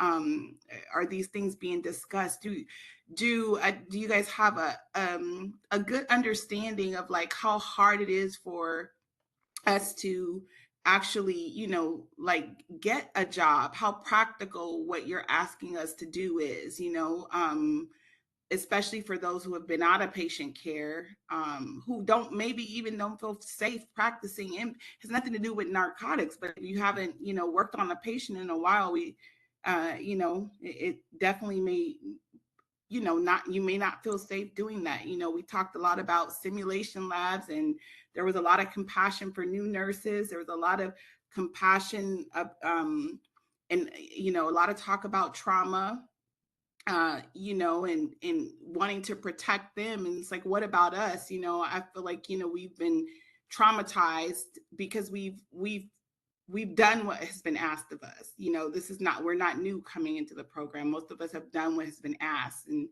to have the goalposts changed and still not have clarity of when we can actually complete is beyond traumatizing, because our whole life is just it's just in your hands. So I just wanted to bring that to point, and I guess hopefully we'll hear what the BRN's plan is to navigate us through that, So thank you guys for letting me comment. Thank you, Tony. Now we will address some of those more specific comments tomorrow when we're covering the agenda items under 9.3. But I wanted to let you know about the Maximus contract. The contract has an expiration date. It does every time that we review it. And we work within DCA and the other boards and bureaus that utilize this service to update and renew the contract. So the whole plan is to renew the contract, not let it expire. We do plan to continue with Maximus. And so as long as that contracting process moves forward and everything continues to go well, Maximus will continue to stay on in service of the boards and bureaus under DCA. Okay, thank you for clarifying that. I really appreciate You're it. welcome. Thank you. Okay. This is Reza, the board's legal counsel. I just wanted to provide some additional clarification, maybe kind of slightly correct one thing. So as Lori said, the termination of the contract with Maximus that's scheduled for the end of this year, it's not that the board is deciding to terminate the contract at this time. At the outset, when the contract was formed, there was a set termination date. As with virtually all state agency contracts, they're for a fixed term. Now, the intervention program itself is not going anywhere. So come, January 1st, the intervention program is still going to be around. If you're in the program now, you'll still be in the program. And nothing's really going to change. In theory, I do have to say, though, the state process for procuring, contractors and things, it's a competitive bidding process, which means that the state will, DCA will publish a request for proposals that vendors can respond to if they're interested in taking on that role and competing for the contract. Maximus has had that contract for a long time, several successive contract terms, and they are certainly eligible to bid for it. And there's certainly a good possibility of them procuring the contract for the next contract term. I did just kind of have to clarify, though, that it's there is that competitive bidding process. We can't say with any amount of certainty right now who the next contractor will be technically, but it should hopefully give you some assurance that the intervention program itself is not going away, and the requirements on you shouldn't change as a result of in theory, if there was a new contractor there. So hopefully that helps. Thank you. I just want to clarify something. You said that if we're in the program now, we'll still be in the program at the beginning of the year. I mean, some of us were due to have our last deck earlier this year, and we got caught in this storm of confusion. So am I understanding you right, that basically we're all going to be in the program? We should just plan to be here next year? No. The only point that I was trying to make with that, and I'm sorry if I caused confusion. Okay. The point I was making with that is that if there is a changeover from Maximus to another contractor, that's not going to kick you out of the program or something like that. I wasn't sure if that was maybe some confusion, so I wanted to be clear that that's the one thing I was speaking to, is if there is any turnover from Maximus to some other entity providing that service, you're still going to be in the program, unless you terminate for some other reason or something like that. But that changeover, if it occurs, is not going to have any, there'll be some transition and things, but not any way that should significantly impact participants as far as what's expected of them and things like that. Yeah, it shouldn't affect your status in the program. So if you are set to graduate prior to the end of the year, you would still graduate prior to the end of the year if all the items are met. We are not holding you in the program pending continuation of the contract or a new contract. Just like if you were to be continued in the program, you would be continued in the program regardless of who the new contract goes to, whether it's back to Maximus or not. So no, we're not holding you here pending that contract. So if you are eligible to be released, you will be released prior to Jan 1. If you are still in the program, you would continue in the program after Jan 1. Okay, I mean, I have more to point to that, but I guess I can, it's late, talk about it more tomorrow because some of us, the contract, what was in our contract, we fulfilled and so there's nothing updated in my contract to fulfill. It's done. But yeah, there's just Are you able to come tomorrow, Tony? Yes, I will. Thank you. Perfect. Okay. Yeah, thank you. And we will start right at 9 a.m. Perfect. Thank you for your comment. Anonymous California would like to make a comment. 1 second, please.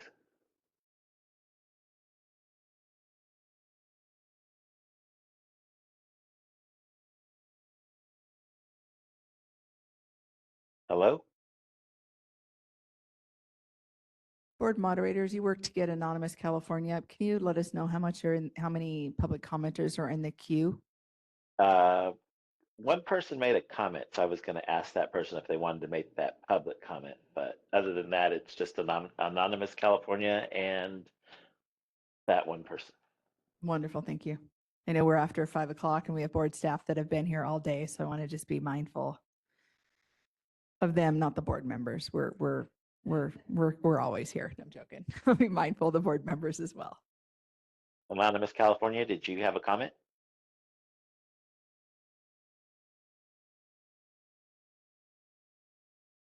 They're able to unmute themselves, but we can't hear anything.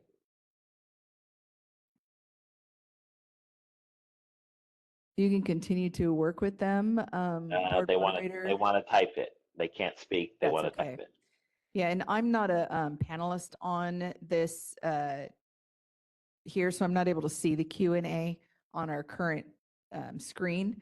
So board moderator, I'll have to leave it up to you to read as I don't have access to it like I would normally have it. Okay. Okay. Okay, well, while Anonymous is typing, I am going to go to Clara. So let's go to Clara. Is this the same Clara that commented earlier, or is this a new Clara? I think this is the same Clara, but she made a comment and I don't know if she wanted to just say that out loud. Is it profanity or No, is no, it no, no, something no. that you can read No. out loud? Just go ahead and read it then. No, she was just agreeing with Tony. Points well made, Okay. Tony. Perfect. So, Thank you for sharing that. all right. And let's see. Anonymous California, it must be a long one because I see nothing.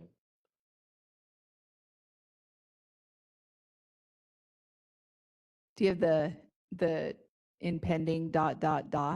Nope. showing that it's continuing to go? No, nope. It does not. That doesn't work like Teams.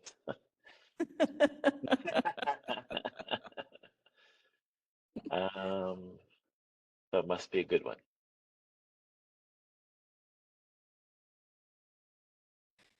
As we're waiting for this last comment to be typed out, does the board members or anybody have any comments or questions at this point? Perfect, thank you. And we will recess after we get this comment.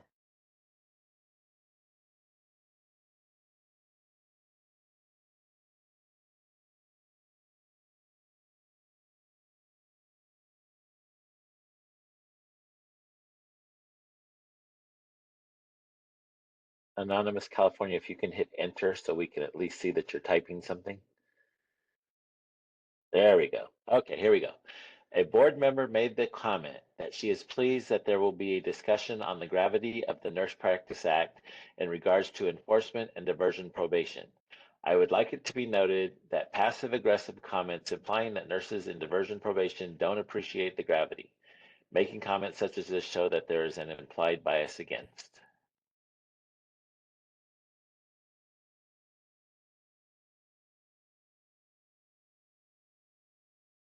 Nurses in diversion or probation based on the actions of nurses who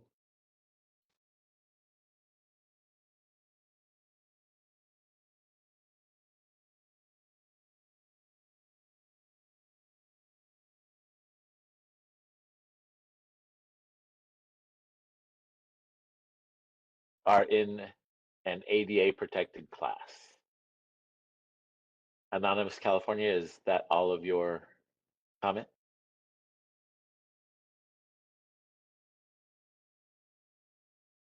Done, thank you. Thank you. We do appreciate your comment. We hope that tomorrow's presentation, we're able to clarify that and give you some more information.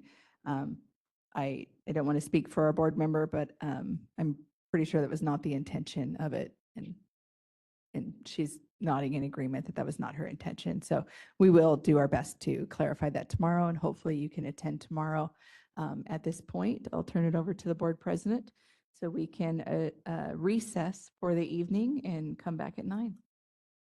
Thank you. And Thank Board you, Lori. President Trujillo, that's all of the comments. So I'm All going right. to close this window. All right, thank you. Thank you. So at this moment, we will end the meeting for today, and we will recess and come back tomorrow morning, starting at 9 a.m. On agenda item On agen- 9.3. on agenda item 9.3. Thank you, everyone, and have a good evening. Thank you all.